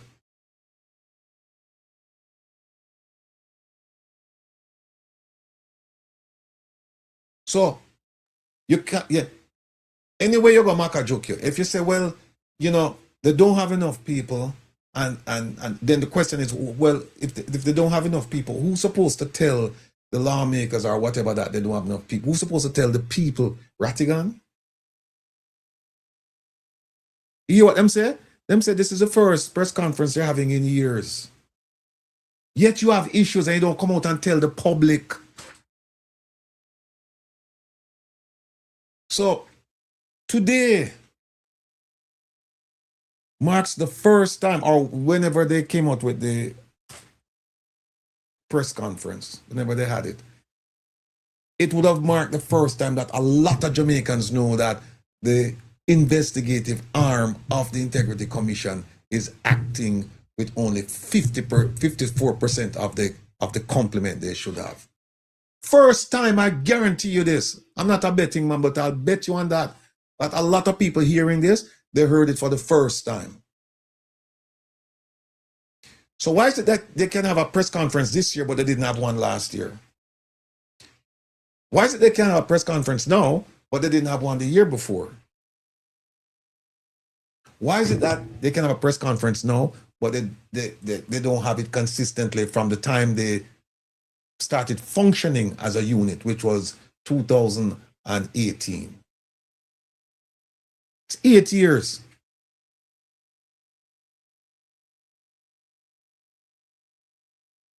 So I don't have no consideration for them. None. The squeaky wheel gets the grease. If you don't have enough compliment, come out and make noise and tell the Jamaican people and tell the parliamentarians them, and come out and have the press conference like you're having right now. Marisa, you sound like a destructive critic. You better them go. You better them come. You better them go, the better them come. How do you think your criticism is helping them? All right, let me tell you, Marie, how my criticism is helping them. When they put out, I'm a blood start boil now, Marie, because you know why? You asked me a question that I have an expertise in. When you put out flim-flam investigation, when you put out investigations that cause politicians to continue doing what they're doing, how are you helping the situation? Tell me. The criticism, it sounds destructive to you, Marie, and that's because you don't know what you're talking about. The criticism is actually constructive. It's same to them because every time I put up their investigation, what do? I point out where they make mistakes. And I'm saying to them, you need to stop doing this. I can give you a simple one. Me and you talk now, Marie. I can give you a simple one. Do you know that if you're investigated by the Integrity Commission and they have adverse findings against you, I'm sure you know the word, you know the meaning of the word adverse. They have adverse findings against you, but they've decided for whatever reason not to prosecute you, not to refer you to be prosecuted. Do you know what they do? Do you know that the Integrity Commission says as a policy, they invite you to come and meet with them. And then they tell you about their investigative findings. And then they ask you if you would like to make a statement. Now, Marie, I'm willing to bet you that I have more investigative experience than you. But even with your limited knowledge, and I mean that in a good way, limited now because I'm forcing you to think now. Does that make sense to you? Tell me, Marie, does that make sense to you? You investigate somebody. You find that this person did some things that probably should have been prosecuted, but for whatever, some technical reasons, you said, no, we're not going to prosecute the person. And then you tell the person, come, and I will show you exactly what I did. And then I'm going to ask you to make a statement. Tell me if that makes sense. Here's one reason you should be thinking of Marie. Why it wouldn't make sense. If you don't have the evidence now to prosecute, who says you won't have the evidence 6 months from now? But you have already told the person what you're doing. So what you could have found out later on is going to be lost. Because once you come and you tell them and you show your hand and you tell them. Tell me how is that beneficial, Marie? And because I point that out, you say, I'm a destructive critic. I'm a batter them go, I'm a batter them come. So here's what I should do then, Marie, based on what you're saying. I shouldn't say a word.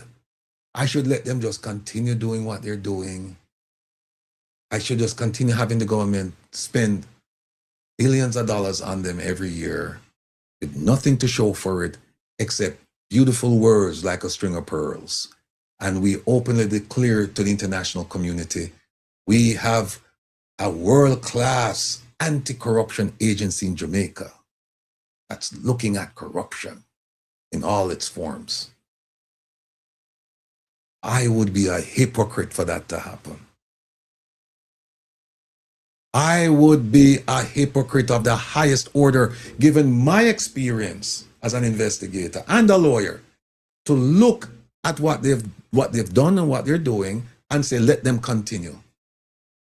How would Jamaica be better off by not saying anything, Marie? Tell me. Now talk to you now, Marie. Because since you have said my criticism is destructive, then you tell me if them are doing the right thing, and if you're telling me that the Integrity Commission is not doing the right thing, then you need to tell me how would you address them to do the right thing? How?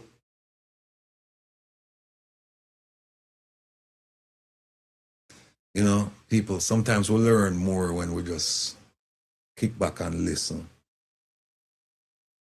than try to take on experts. I don't mean to demean Marie, but Marie, it tells me that you haven't been coming to class on a Saturday. You're skull school. Because if there's one thing we teach on a Saturday, if there's one thing we teach on a Saturday,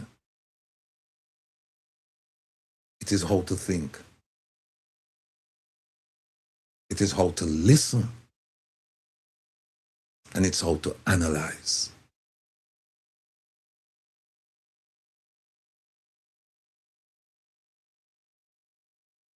And when we talk about Murray, we're not just talk about Murray only, we're talking about people who are Murray-like. Critical thinkers is what we need around here. And once you start think like this, then you start coming up with ideas, and then you start realizing that, wait a minute, this thing is not working. It's not working.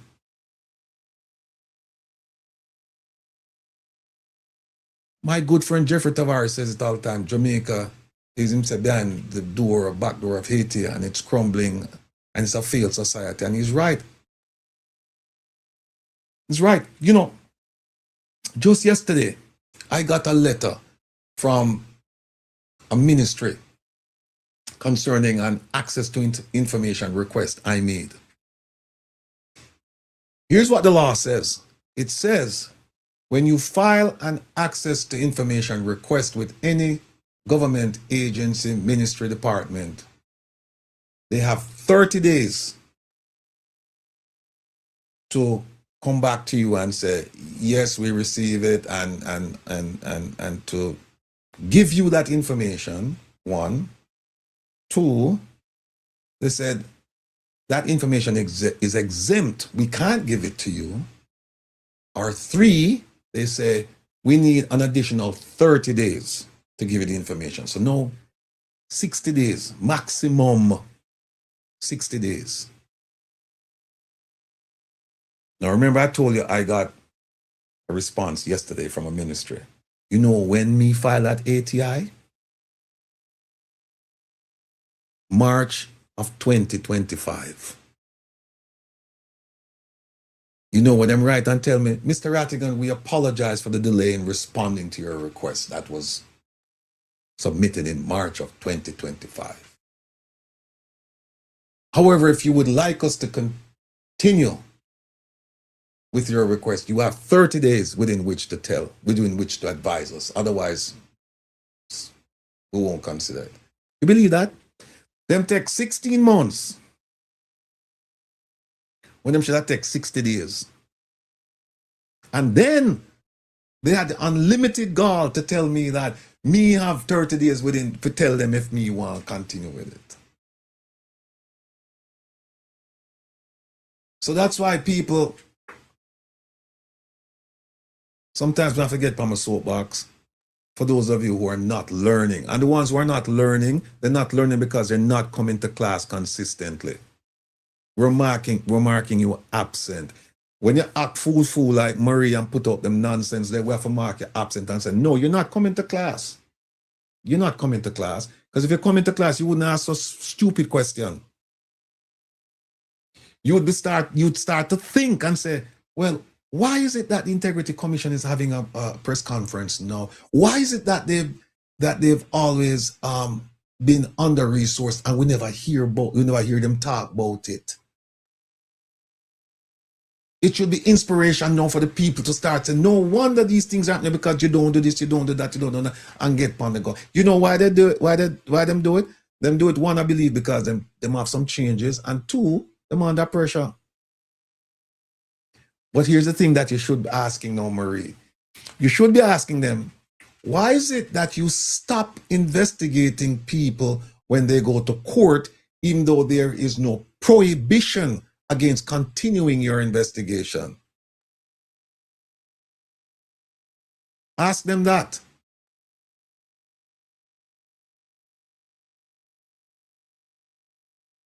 That is where you need to ask them. Now, people, the reason why I do this, and some of you want, but take the time out for kind of like put Marie back on the straight path, because she's not coming to class. She's not. And we have to get her feeling great. But we don't want to do that because we don't want to leave anyone behind. It's a big tent to want to get everybody in.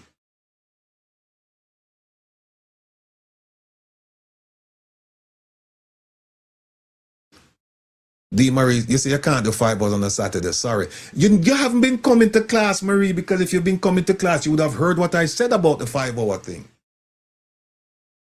You would have heard about what I said. I said in class that if you cannot come to class for 5 hours, what you do is you go and you listen to the recording of the class. Do it 1 hour a day. 1 hour a day, and by the time we get to class time again on a Saturday, you have completed the thing.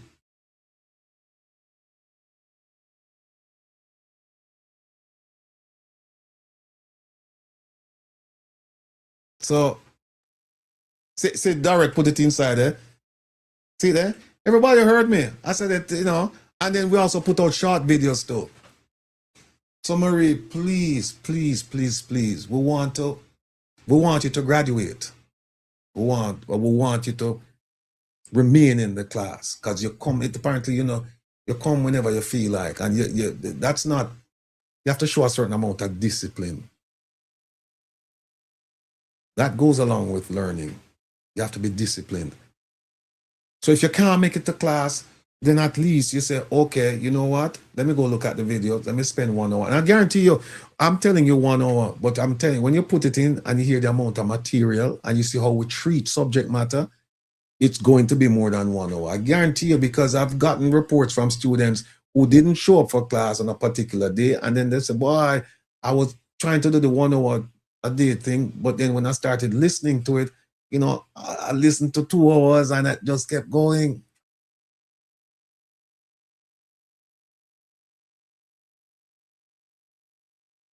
Because those are disciplined students. They want to learn. And when you're interested in a subject matter, we'll get you going.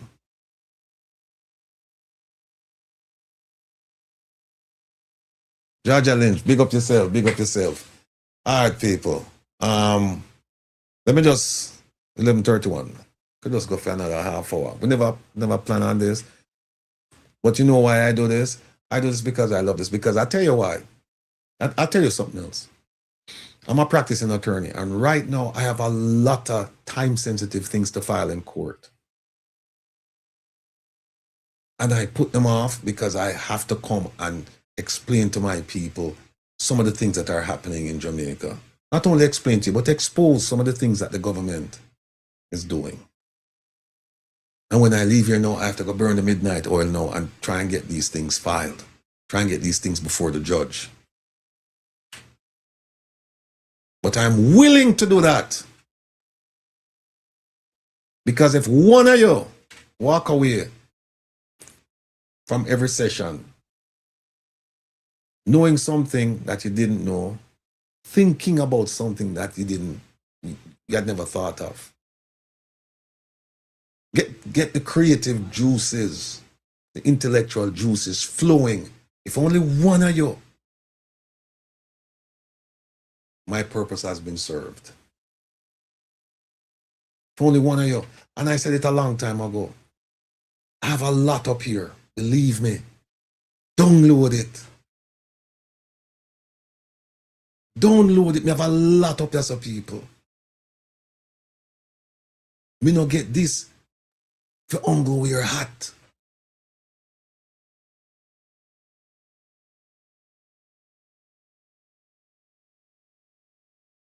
I'm a mother, I'm a father, I'm a community, I'm a teachers, I'm a friends. They made sure of that. Mother used to say, when they get it up here, so they can't take it away from you. My mother used to tell me that. She said, I send you go to school. I need you to put something up here, so. Because when people can't take away you have, them can't take away you have up here, so. And I said to you, say, download what I have up here, so. Download what I have up here, so. And use it. Not charge nobody nothing, you know. I could have been a lecturer, I could have been a professor, I could have been anything. But I wouldn't be satisfied.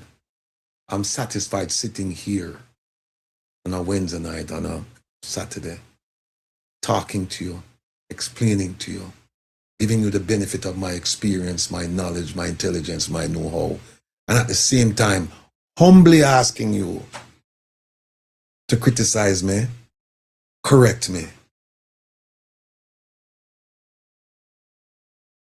But we know the rules, right? If you're going to criticize me, you must have an idea. So you must say, Ratty, that not gonna work, you know, for these reasons. But here's a better idea. Here's one I think will work. But you can't come and just say, well, you just batter them, go, batter them, come. And you know, you say, okay, it's either you agree that they're doing an outstanding job, because if you say the Integrity Commission is not doing an outstanding job, then my question to you is, how can they do an outstanding job? What should they be doing? And at this, the bam start now. Because I know we are going to find out, you know, an idea. So criticize me as much as you want, you know, but make sure you have something. Look, when I was a FBI executive, I used to tell my people, right, and I used to tell them, say, listen, want to know work for me, the whole I will work for the FBI. And I used to tell them that, listen, take action. First of all, as a policymaker, I will come with some ideas. Criticize me and see if we can refine my ideas. Or if you have a better idea, we'll refine, we'll work with yours.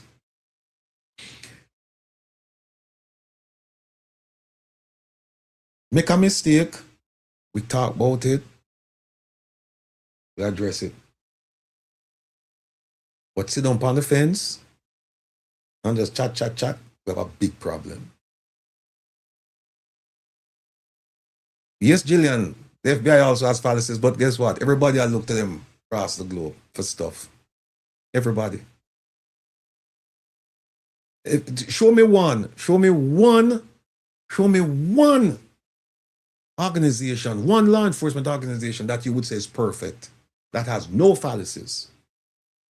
Show me one.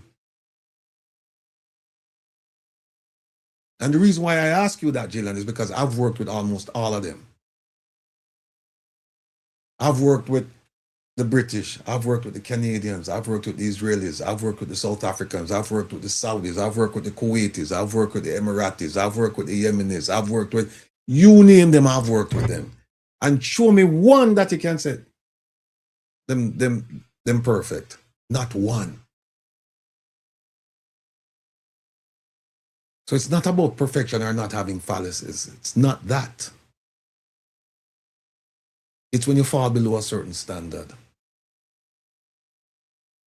And I have said, and I will continue to maintain until they change, that the commission is a joke.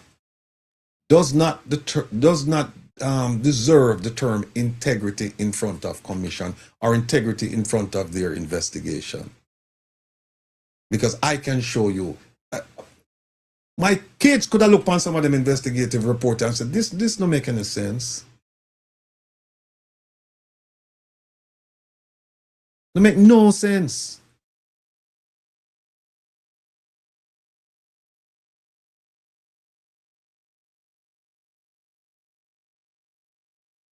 No sense. And listen, let me tell you a little bit about the FBI. For those of you who don't know, and I don't think anybody out there has ever been an FBI agent. I have been for a long time. Let me tell you something.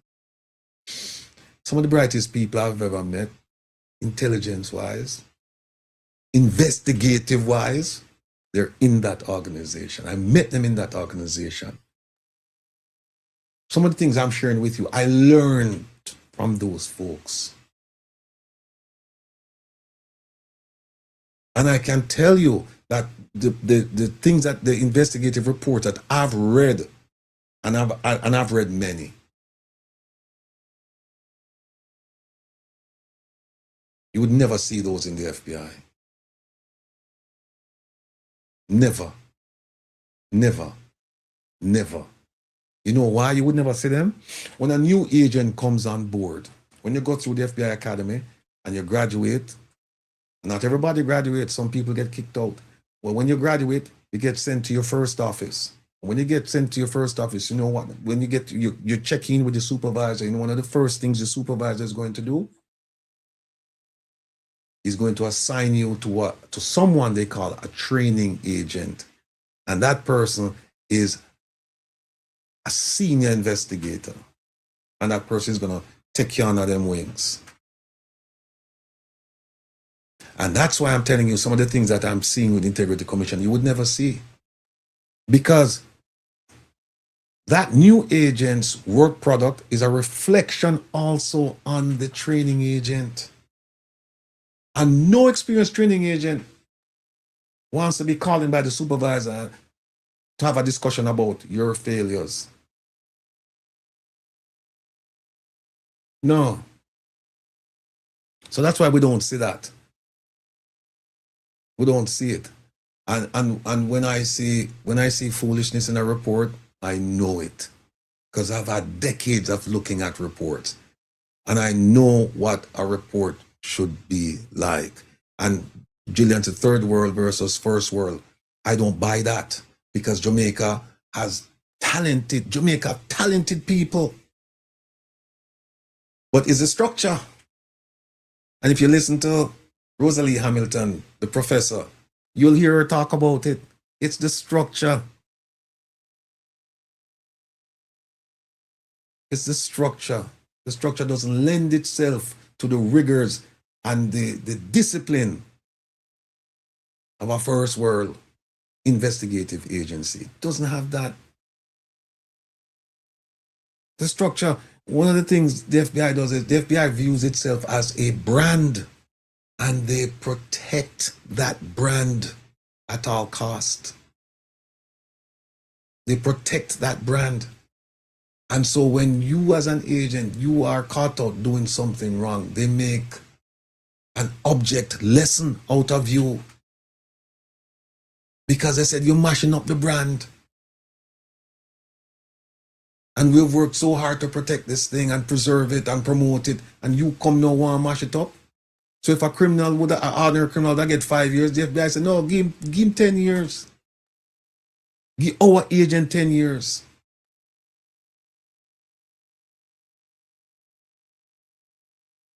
So they make sure of that. And then preach that to you from the day you walk through the doors of the academy. Then preach that to you. And it's inculcated in you throughout your career. That whatever you do, you don't mess up this brand here.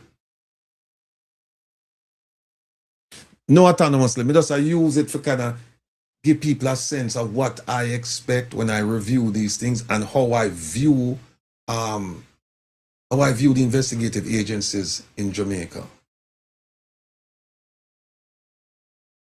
No, because look, the FBI they use last count less than 15,000 agents. Less than 15,000 agents, you know. Less than 15,000 agents cover the entire world. DeMarie, I won't argue with you on that.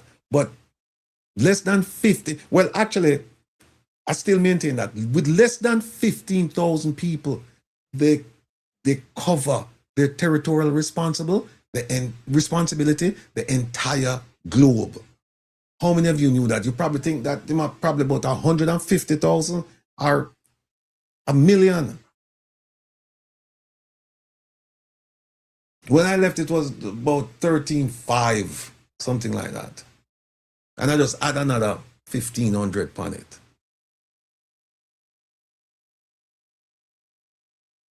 But think about that. Think about that.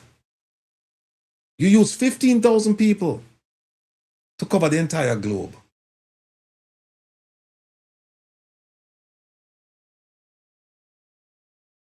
Just think about that.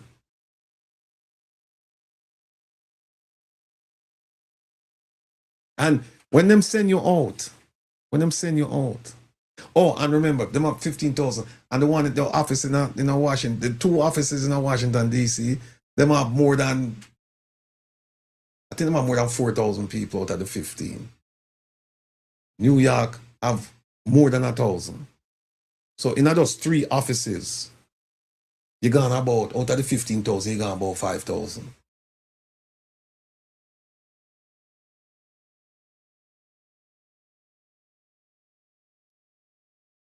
So you have 10,000 to cover the rest of the world. Well, cover the rest of America and the world. And they do it. They do it. Autonomously, you're correct. It's the same administration that did this, brought it into existence. Let me just play this. And Murray, me not really mean to come down hard upon you. In a way, I'm kind of glad you asked the question, because then I can, I got a chance to really explain what we should be doing as a people. If we want to be critical, fine, let us be critical, but let us put something on the table, man.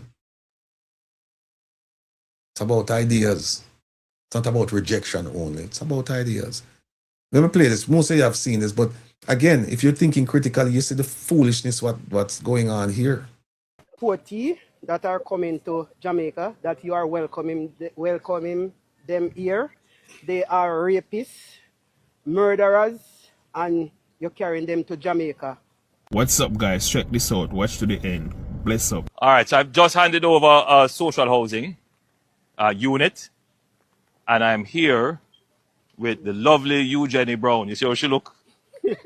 Eugenie approached me with a concern. Tell him what is your concern, Eugenie. Yes, sir. I get to understand that the deportees that are coming to Jamaica, that you are welcoming them here, they are rapists, murderers, and you're carrying them to Jamaica.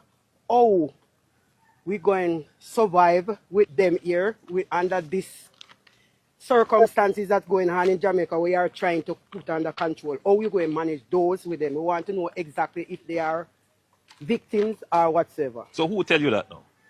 I hear it on the social media, and I saw Mr. Golding demonstrating yesterday in Goal, saying that you're inviting convicted people in Jamaica. And you believe that? I don't believe yet, but that is why I asked you. Good. If I did believe, I would run with it. All right. That is why I'm So asking you. there are two lessons here. One, don't believe everything you hear. Yeah. And I am so proud of you because you hear something, you don't take it as truth. Yeah. You go and seek further information Yes, to sir. verify. Yes, sir. And that is called media literacy. Yes, sir. Right? Because not everything, and especially on social media, Yes, sir. I would say about 80% of the things you see on social media are not fully accurate. Yes, All sir. right? And so it is good that you felt the need to ask. Yes, All right. sir. Second issue. Before I'm going further, D. Marie, no, I haven't seen it. If you can send it to OT, OT, look, D. Marie mentioned something about the Al Jazeera regarding the TCNs going to Cameroon. Please take a look at that. Let me continue with this another propaganda piece here. Is that it is not true. Okay, sir. The government of Jamaica has signed a memorandum of understanding with the government of the United States. It is not yet up. All right. You see why I'm telling you people that you need to come around here? You might talk to this lady about memorandum of understanding. She don't have no clue what I talk about, you know. Look, she's steering her space. You might talk to her about memorandum of understanding. She don't have no, she don't have no concept of what that's about. And then when you start talking about the context within which this memorandum of understanding come around, the diplomacy around it, it's worse. She don't know. She don't know. Him get trick. Him get trick.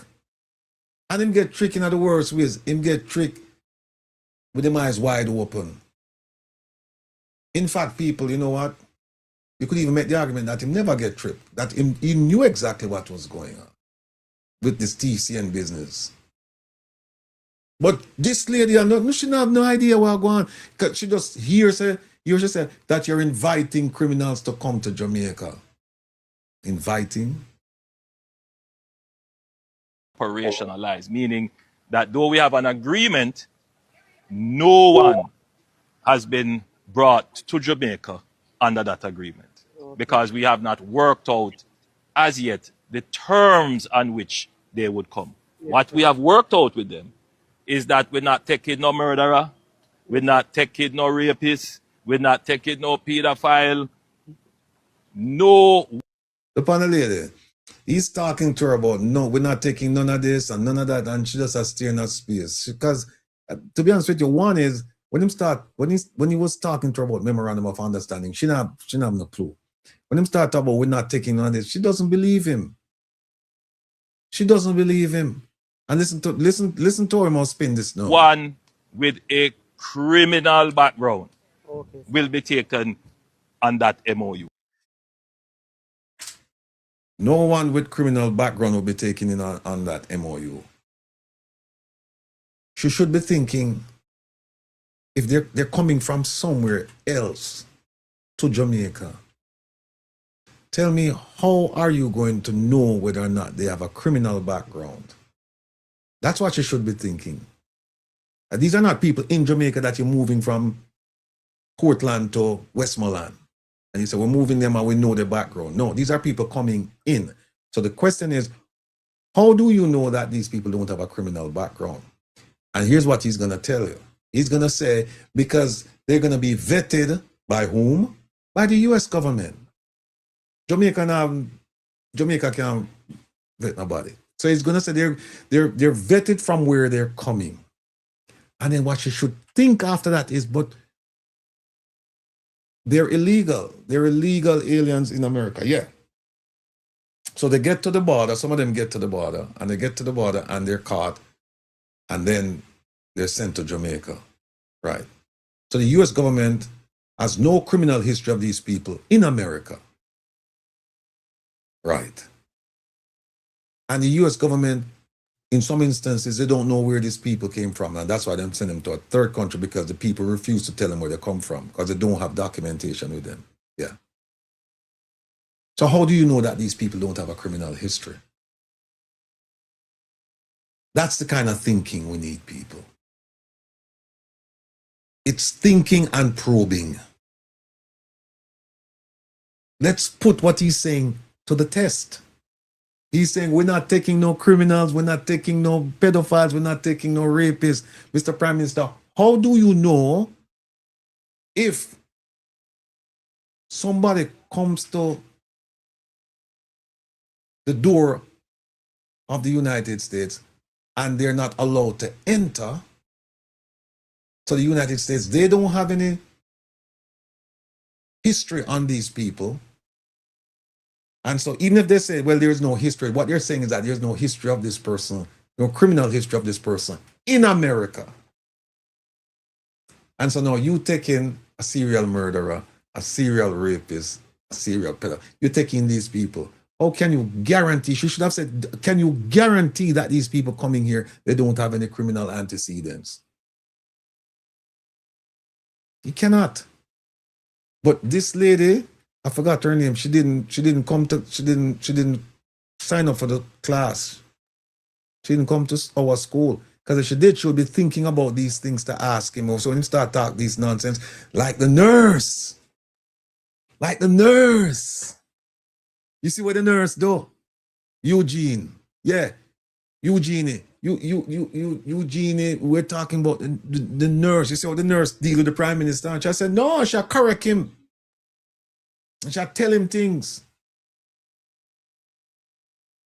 Well, if you're going to ask questions of the Prime Minister of this nature, we don't need to say the rest. I don't need to say the rest, but I'll say it. Class, I don't know. If you're going to ask a question like this of the Prime Minister, you need to know the answer before you ask him. Or at least you need to know where the gaps are in his statement. So you cannot ask him to address those gaps. Because guess what? You see, if you ask him that, he will not be able on God's green earth to tell you that he knows everybody. He knows of the criminal history of everybody coming to Jamaica under the TCN. He cannot guarantee you that. He cannot guarantee you that, my people. Because if they come to America and they get to the door and America says, we're not opening the door to let you in and we're sending you to Jamaica, America will say, we don't have any criminal history on these people. Why? Because those people have never been in America. They've never been. You stop them at the border. And when at the border, they say that technically you're not in America. So they stop you at the border and then they send you on to Jamaica. How does the Prime Minister know that these people are not criminals? He doesn't know, man. And I want to assure you of that. Yes, sir. And I want to then now take you to another analysis of the situation. As a Jamaican. Yes, sir. You remember when they were seeking to increase the number of Jamaicans who were being deported here. Yes, sir. Yes, sir. And you realize how strongly I sent a message to the persons who are coming back, that when you come back to Jamaica, nobody come here with no badness. Nobody feel like it's... Look upon the lady. She said, oh, all right. Yes, sir. She don't have no interest in that way, man.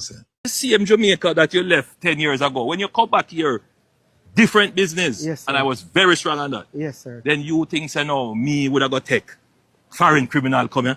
That is why. Some of the things them me don't know. That if is the why people I them try really to think, That right? is why I try to. You see the foolishness I tell her? When they were planning to increase the number of deportees, he said to the deportees, I'm giving you a strong warning. Don't come back here and think Jamaica is the same Jamaica you left 10 years ago. It's different. And he forgot to say the other piece where he said you're going to meet the judge or Jamaican. Forget that piece there.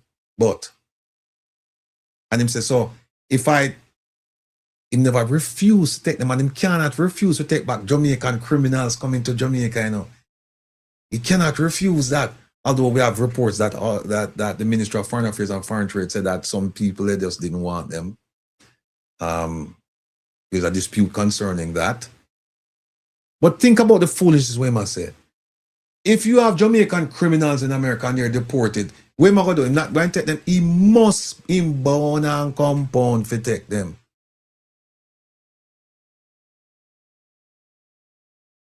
And hear him tell this woman this nonsense. That if me refused, if me never do this, do you think would have taken foreign criminal?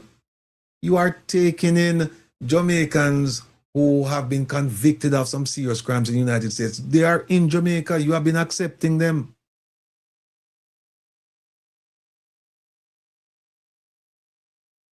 Yes, KSP, that's how we work around here, you know. We know the answer. Hey, KSP, especially when the politicians, you see, any politicians, that's why them don't want to come around on this program now, because we not going to ask no fool questions or ask questions for them to just go take one wide. In the KSP, when you come around here and you see a politician sit down in front of us, just rest assured that every question that we ask, we know the answer already. We know the answer. Get to you Yes. the real fact. Yeah, so watch me now. Me work hard, you know. The police, them work hard to bring the situation under control. Yes. And by the way, to be frank, the Americans never even approach us with that.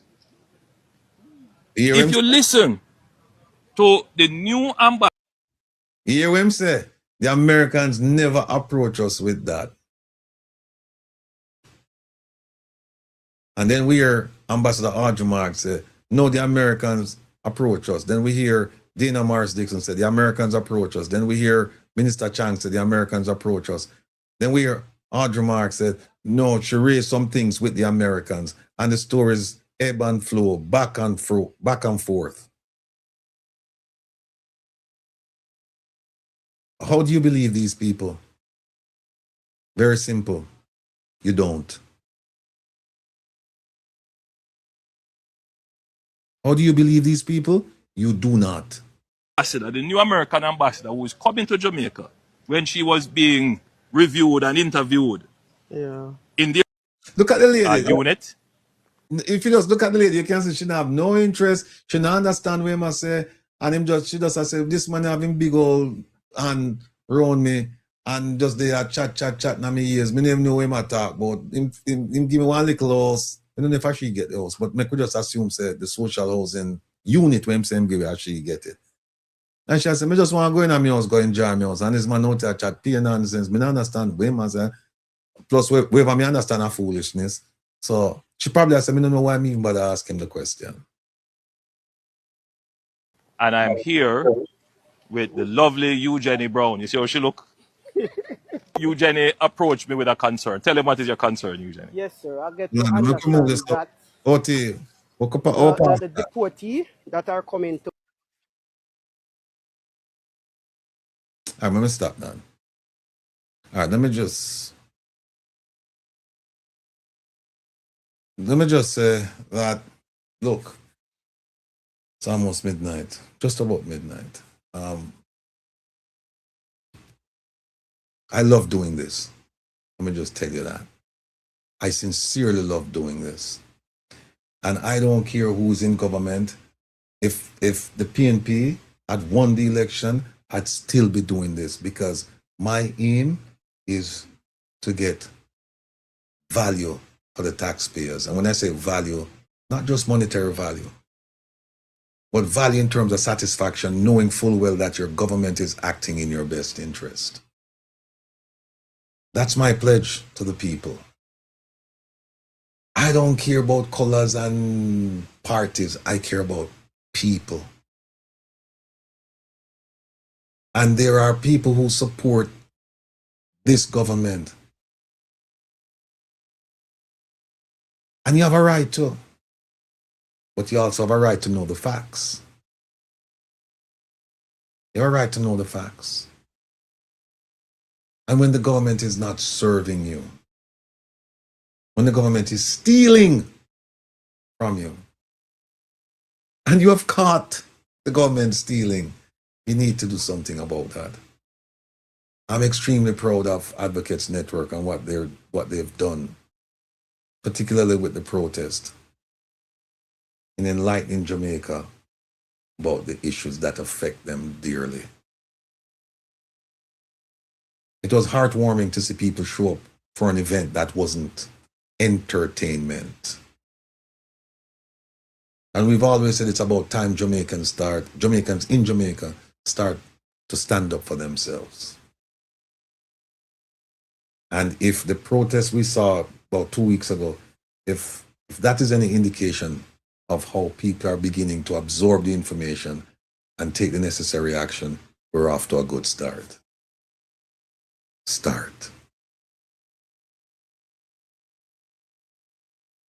I read a report this week put out by a diasporan member about the Global Jamaica Diaspora Conference that was recently held in Jamaica. I'm hoping he'll come on the program. But it's abundantly clear that the government and the diaspora organizations, they care little to nothing about you.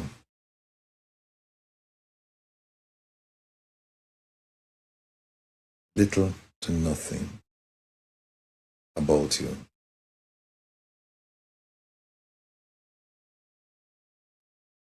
We have a very active case in point.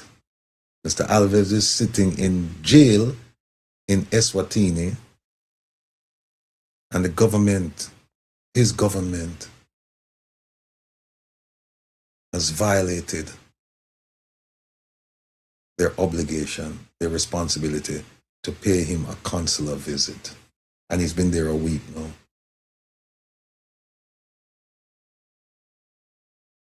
These are the things we need to talk about.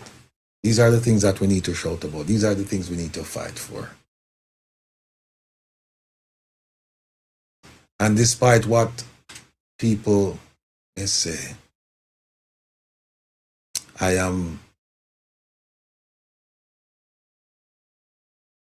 absolutely sure that a lot of you coming to this program, coming to these classes, you have learned things about Jamaica. That even though you live in Jamaica, even though you breathe Jamaica, even though you dream, sleep, talk Jamaica, you didn't know. You didn't know. And I'm constantly reminded of one of my favorite comedians, Dave Chappelle. I used to watch him when he was a nobody in a little place in the village called Boston Comedy Club. I remember he said, it's not that people don't want to hear the truth, they just don't want to hear it from you.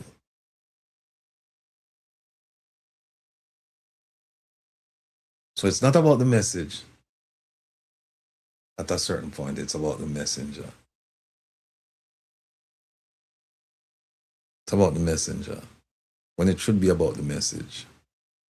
So people complain and them carry on and them cause and Rattigan this and that and that, and nobody's listening to what Rattigan is saying. The issue is Rattigan speaking the truth? And so they must come and say, Rattigan, you're a liar. What you said right there, the lie, you knew it to be a lie. And how many times have we heard that?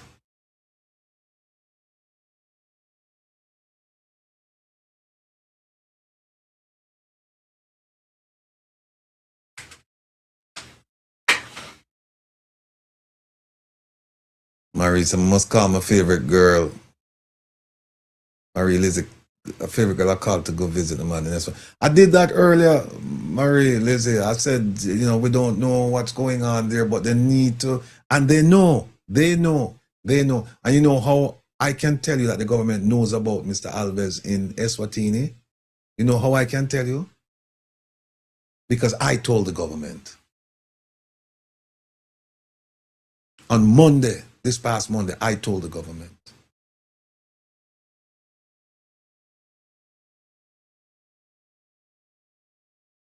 And in fact, when we did that interview with him, I said to the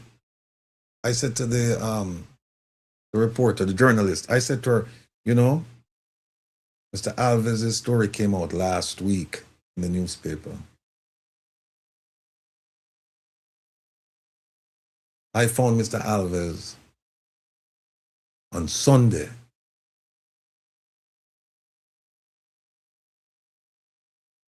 And I said, and here you are talking to him on Monday. And we have you name the media house in Jamaica. They're crawling over each other's back to get to Mr. Alves to talk to him. They all know where he is. They all have his phone number. So how come the government doesn't?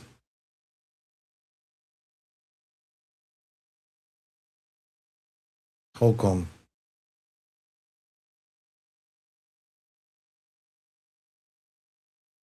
How come?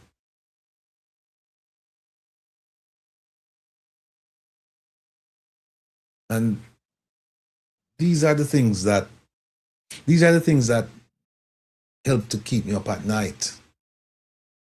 Because tonight, now I lay down on my bed. I don't have a care in the world, and I say, well, how are the people in St. Elizabeth, Hanover, Westmoreland, Trelawney, St. James? How are they sleeping tonight? Did they eat? Mr. Alves in Eswatini, did they give him rice and beans again tonight? What did he eat? Did he take his medication?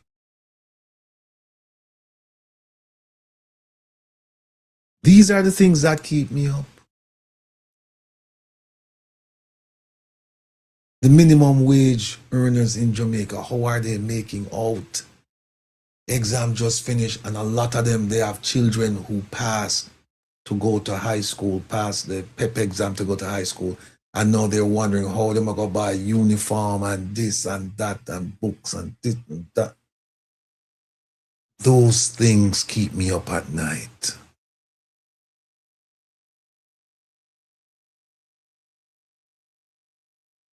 And those same things should keep the politicians up at night to come up with answers and resolutions to make Jamaica as prosperous as it should be. But are they? Are they? No. No. They're thinking about how to get the next dollar in their pocket. From you.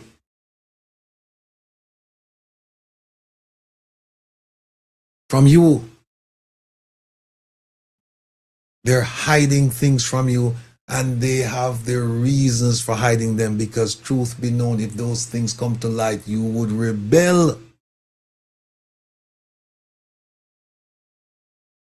And they have done those things many, many, many, many times before, my people, and you didn't know, and you didn't care, and you didn't ask. And the promised prosperity is exactly that. Promise. So let there be no mistake about what I'm doing and why I'm doing it.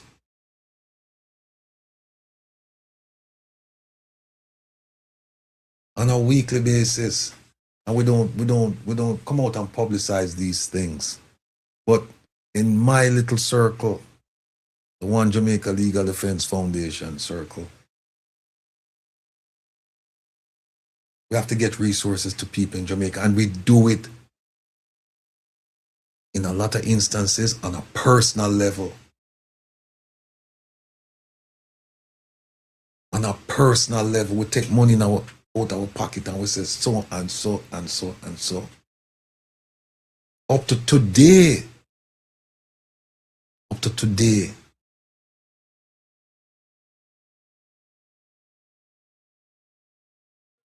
we had to stretch our hands out to our brothers and sisters in Jamaica. People are suffering in Jamaica. Some of them, they're suffering so much they don't even know that they're suffering.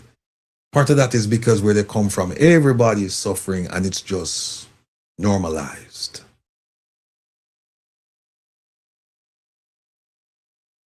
Thank God for Get to Love. And what do I mean with Get to Love? Meaning that if you put on a pot or you run a boat or you make sure, say, whatever you do, you make sure your neighbor to get and take care, because, you know, today for you, tomorrow for me. And we just accept it. Meanwhile, those we have elected to provide services for us, they're nowhere in sight until election time. Those charged with the responsibility of investigating corruption, they've done a piss poor job. Let me ask you a question. I'm still up on my soapbox now. Integrity Commission come around 2018. Before it was the Contractor General, it was the Integrity Commission, and it was some other organization. 3 organizations, they combined and formed this present version of the Integrity Commission. There was an Integrity Commission before this, you know. There was one before this, and they combined it and 2 other organizations, and they call them same name, the Integrity Commission of 2017. Actually started acting as an entity in 2018. 2018 till now, about 8 years. And they were formed to seamlessly address the corruption issue in Jamaica. Because they said we had too many agencies looking at it, so combine them.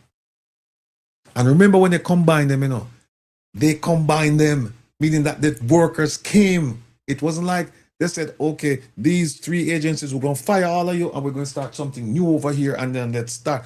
They brought those 3 agencies under the umbrella of the Integrity Commission, and they brought the workers with them.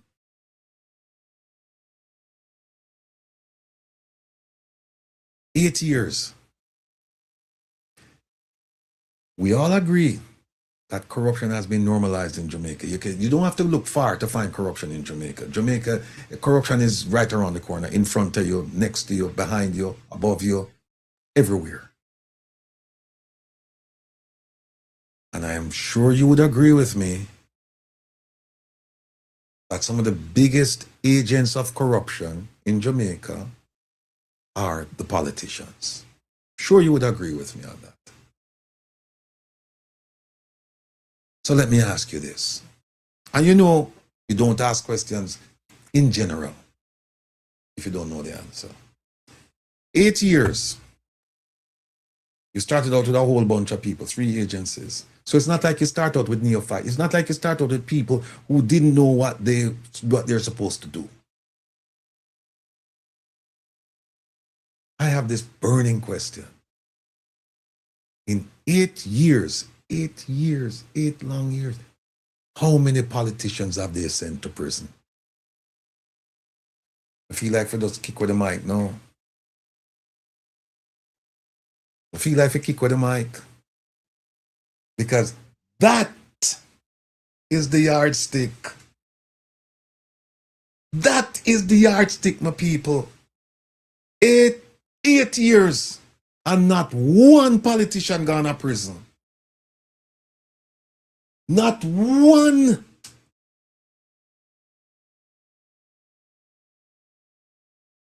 Marissa Dalrymple Philibert pled guilty.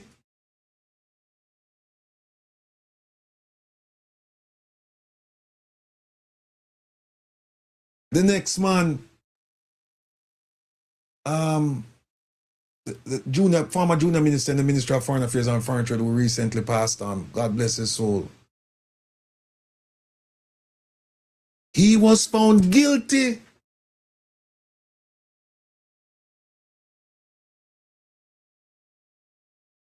If Jamaica was truly serious about addressing this corruption problem, wouldn't they have? And those people, they faced prison time. If Jamaica was truly serious, wouldn't those people be in prison, if you want to set an example. So tell me now, those people, one pled guilty, found guilty, no prison time. Want to really expect the Prime Minister to go to prison? Let me tell you what I was told by a senior member of the JLP. Person said to me, you can go and waste your time thinking that the Prime Minister is going to prison, because the Prime Minister is not going to prison, because the Prime Minister has already,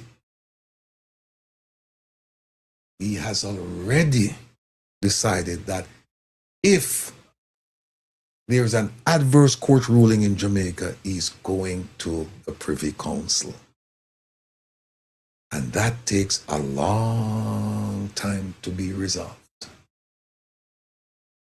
So there will be another election before there's a decision on any case that he brings before the Privy Council.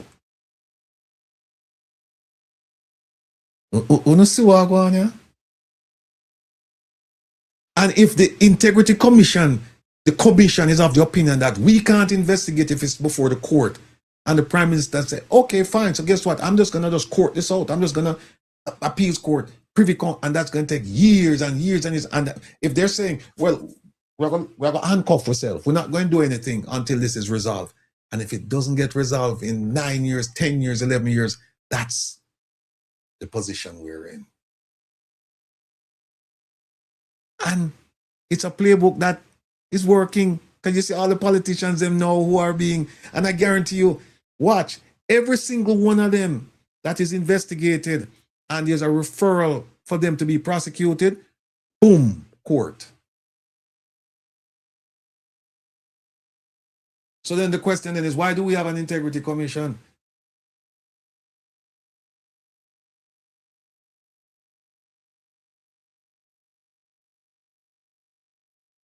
Them stop and there's no stop sign. Them stop and there's no stop sign. And when you stop on a road where there is no stop sign, especially if it's a one lane each way, and you stop there, what happened? Delay. And that's exactly the game plan. That's the strategy. Delay, delay, delay, and people forget. So those of you thinking that Minister Wheatley is going to go to prison, think again. Maybe he will, but not in this lifetime. Not in this lifetime. Because he's doing exactly what the Prime Minister did. And what did the Integrity Commission say about his case, Minister Wheatley's case? They said, we are not going to proceed with our investigation because it's before the court. And I asked them, tell me the rule that says you cannot proceed with your investigation because he's gone to court. Tell me the rule that says you cannot proceed to prosecute because he's gone to court.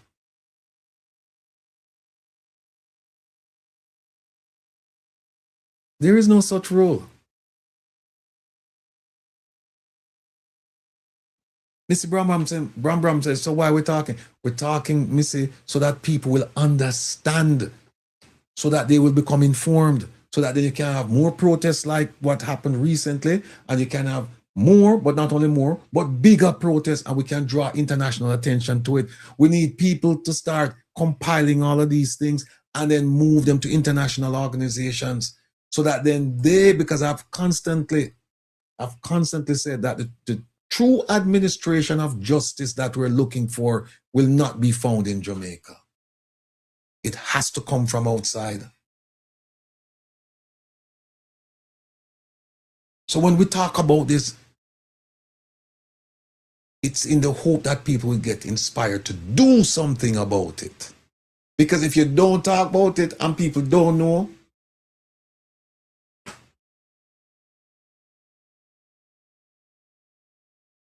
but Miss B, there are people in Jamaica who are actually, I'm not calling a name and what they're doing, but I am aware of people in Jamaica actually doing things right now. They're actually doing things. And then we mustn't forget the role that the diaspora has to play. Why? We have somebody like Patrick Beckford was gone to his senators, both of them. And I can tell you that you're looking into these matters. But it all starts with education. If you don't know people, if you don't know what the subject matter is, then how the hell will you pass the course? It's like going into an exam. You're going to a math exam and you've never studied. You don't know what the formulas are. You don't know what the theories are. You don't know anything about math. But you go in and expect for pass the exam. No, you won't. The only way we're going to pass this exam is, first of all, we have to have a knowledge of self. Who are you? What role do you play? Why are you here? Have a knowledge of self, then you have a knowledge of your surroundings.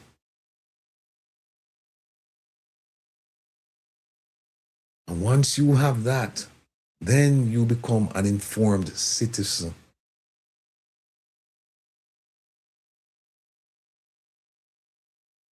Then you can take decisive action, legal action. Because there are organizations out there willing to help, willing to help the ordinary Jamaican. But we have to reach out to those folks. And there's a certain structure, there's a certain format that they're looking for.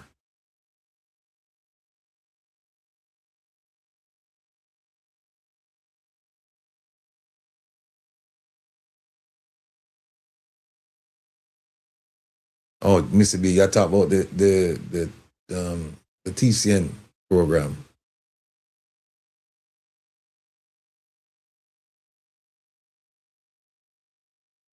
And then also, you see, if you understand a little bit about geopolitics and the dynamics of it, you will understand that this Prime Minister's back is against the wall. Because mark my words, people, he's in a bad position with China. Somebody said, China. He's in a bad position because China has essentially bought Jamaica, or bought a huge chunk of Jamaica. They're deeply embedded in the fabric of Jamaica. And how do you get rid of them? Only if they want you to get rid of them. Remember, them build this road, the highway, and in exchange, them get a nice piece of land, and them build them own Chinatown up by Miami Bay. Them reroute rivers and do all kinds of things. And the Jamaican government just look the other way. Don't forget that they built the headquarters for the Ministry of Foreign Affairs and Foreign Trade. And it is my opinion that if you're a foreign government, if you are a member of a foreign establishment in Jamaica and you have something of a confidential nature to discuss, I wouldn't be going inside of that building. I would have rather go.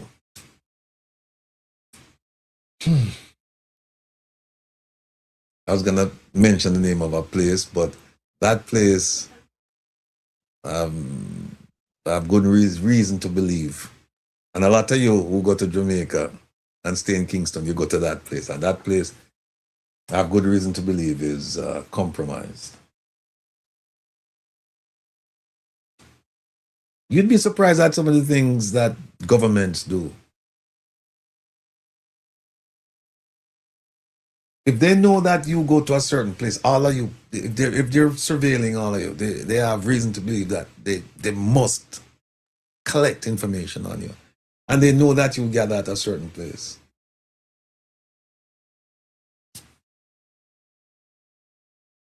I've seen it done.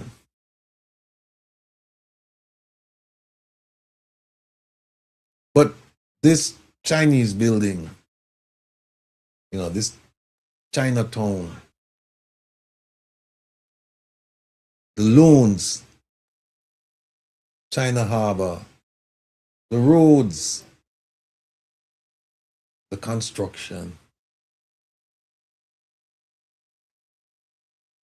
the corruption.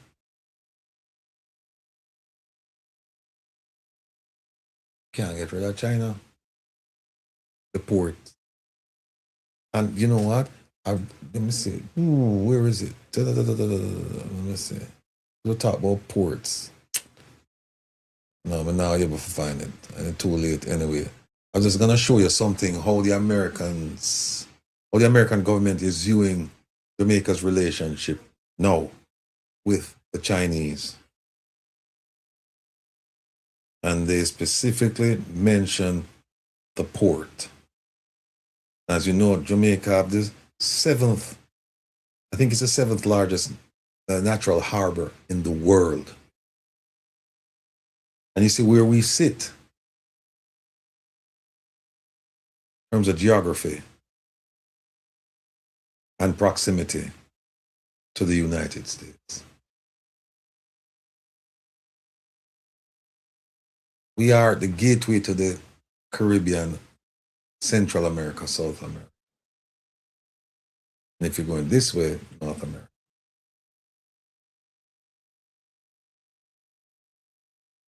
We are uniquely positioned geographically, politically, and otherwise.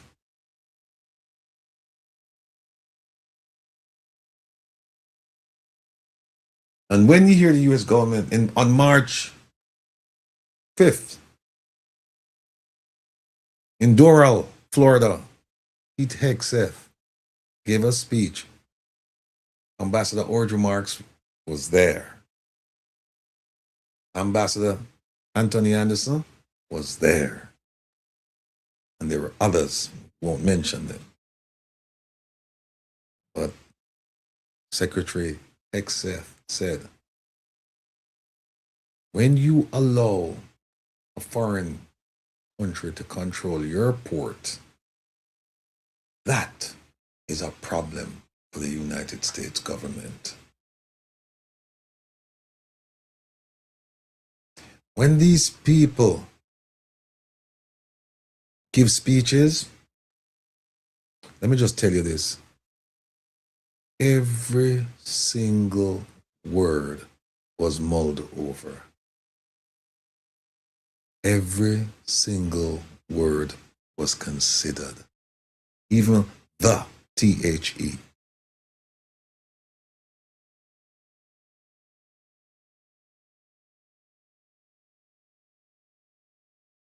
Careful attention is paid to definite articles and indefinite articles.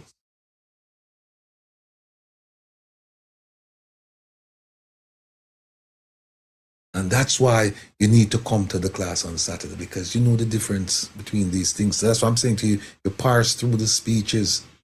You can understand the undertone of the speech. Because a lot of times it's not what they're saying, it's what they're not saying.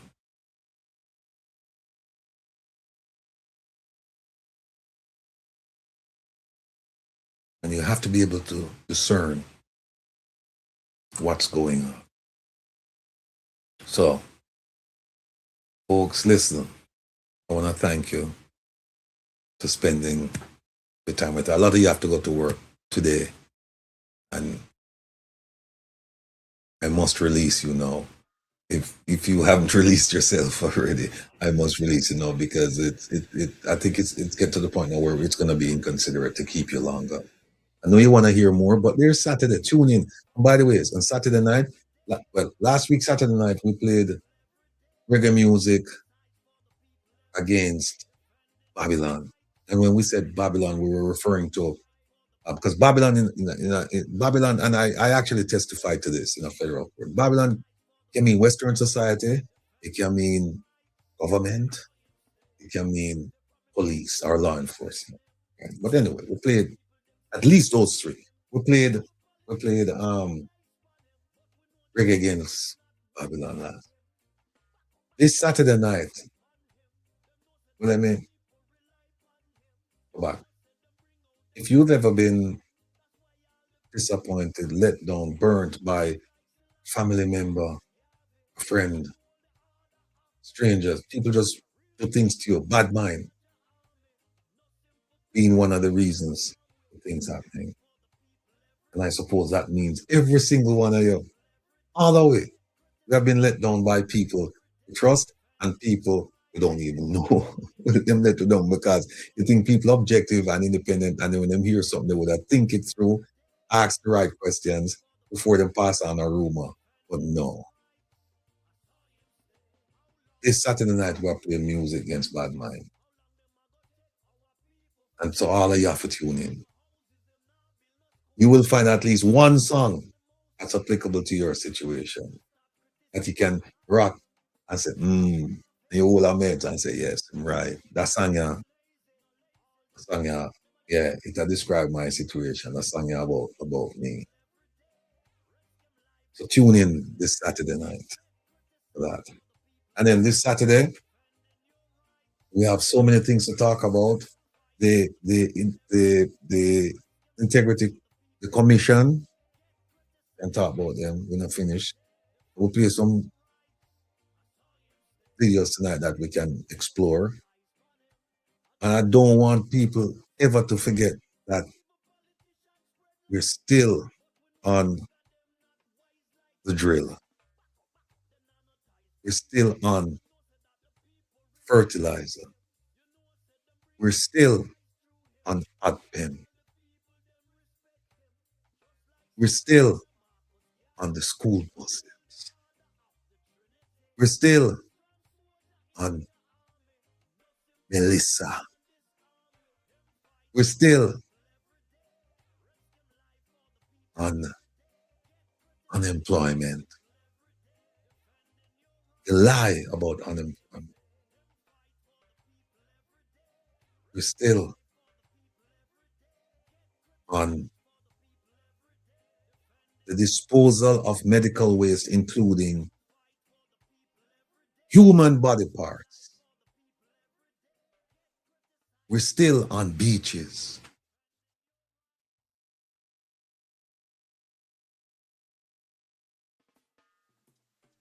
As I say beaches, you know what just came to mind? Rooms on the beach. Remember that scandal where Jamaica, the Prime Minister was involved, Minister Derek Vaz was involved, and a host of other players, and they sold that structure along with the beach for millions less than the estimated value. And the Mexican company, in the end, rescinded the deal. Remember that? We haven't forgotten. We haven't forgotten.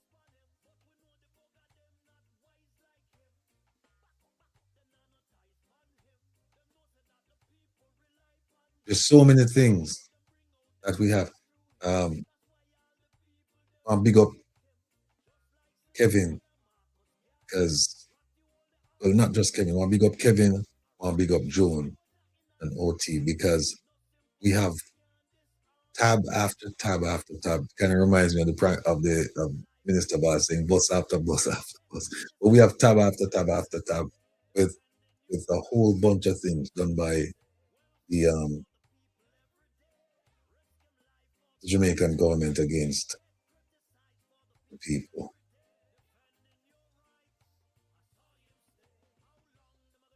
We have so much to talk about, so much to educate you about, because in the end, we want to be a united force against this scourge called corruption. Think about it, people. If the politicians would only steal half of what they have stolen and spend that on Jamaica and Jamaicans, think about the society we would have right now. Think about it. And then you wouldn't put up with lies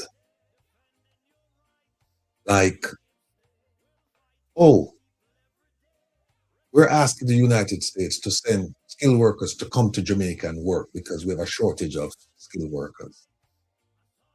That's one. And then juxtapose it, put it next to this statement. The per capita income of Jamaica is $7,000 US.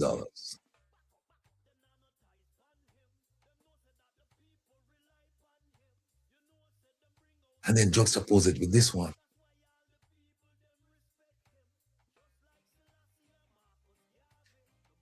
About, and I'm being generous, about 400,000 to maybe 500,000 Jamaicans not working.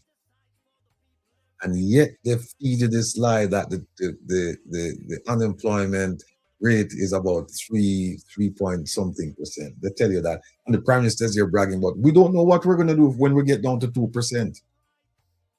And what did he just give you? He gave you a $1,000 raise on the minimum wage. And the per capita income is $7,000 US a year. Who are going left on America?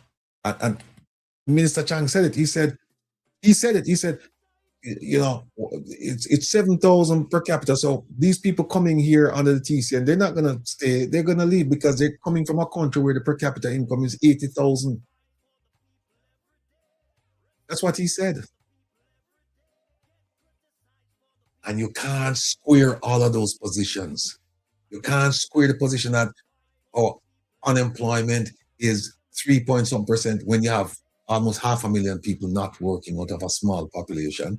You can't square that with people are coming from America. They're being deported and they're coming here as skilled workers to work in Jamaica.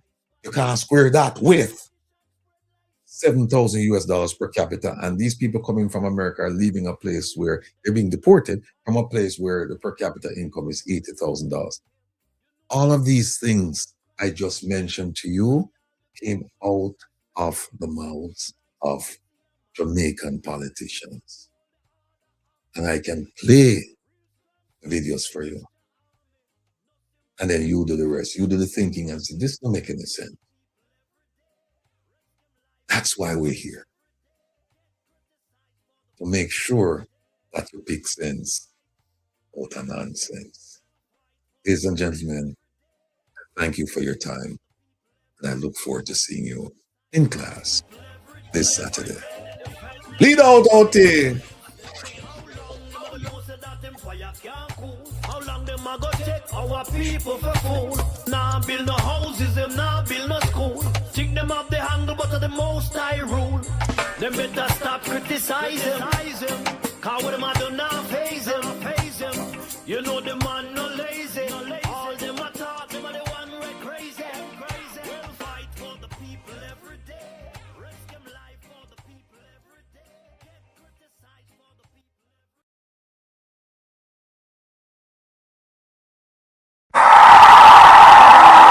10 long years and look how Jamaica stay.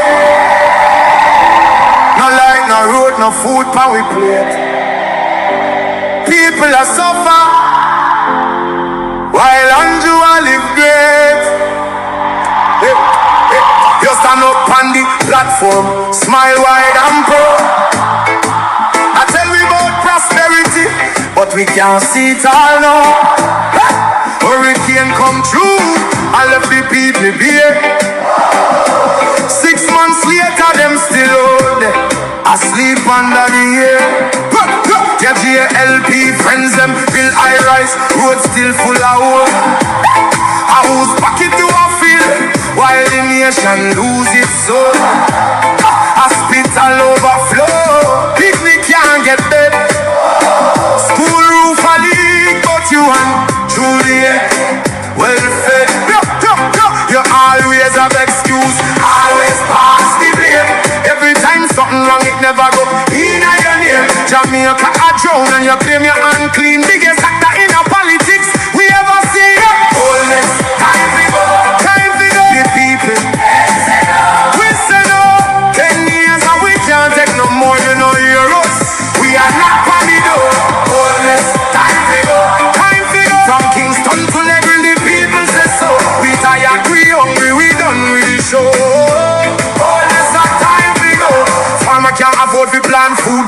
reach the sky. You're bringing the poverty while your own people cry.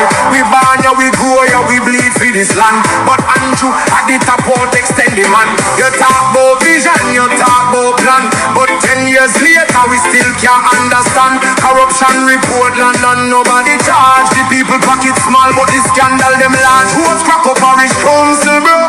Country suffocating done and it just more. And when we raise the voice so call we political. But the truth is the truth and the truth is biblical. Time for the people. We say no. 10 years and we can't take no more. You know hear us. We are not for the door. Time for go. From Kingston to Negril, people say so. We tired, we hungry, we done with the show.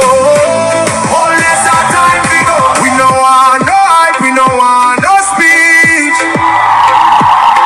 We want action, no, not the lies you preach. Hurricane victims still under tarpaulin. Prime Minister fly gone foreign. Your JLP cabinet full, but the people covered empty. Oh, you live so large when we living so scanty. Not with fists, not with fire, but we voice them rising higher and higher. From every parish, every yard, every gate, Jamaica speaking and I'm not too late. Time for the people. We say no, 10 years and we can't take no more, you know hear us. We are not for the door. Time for go. From Kingston to Negril, the people say so. We tired, we hungry, we done with the show. Oh yes, our time for go. This one is for every Jamaican. What can't afford feet? We are sleep on cardboard. We are drive on broken road. The people don't forget. The people don't forgive. Enough is enough. Jamaicans will live.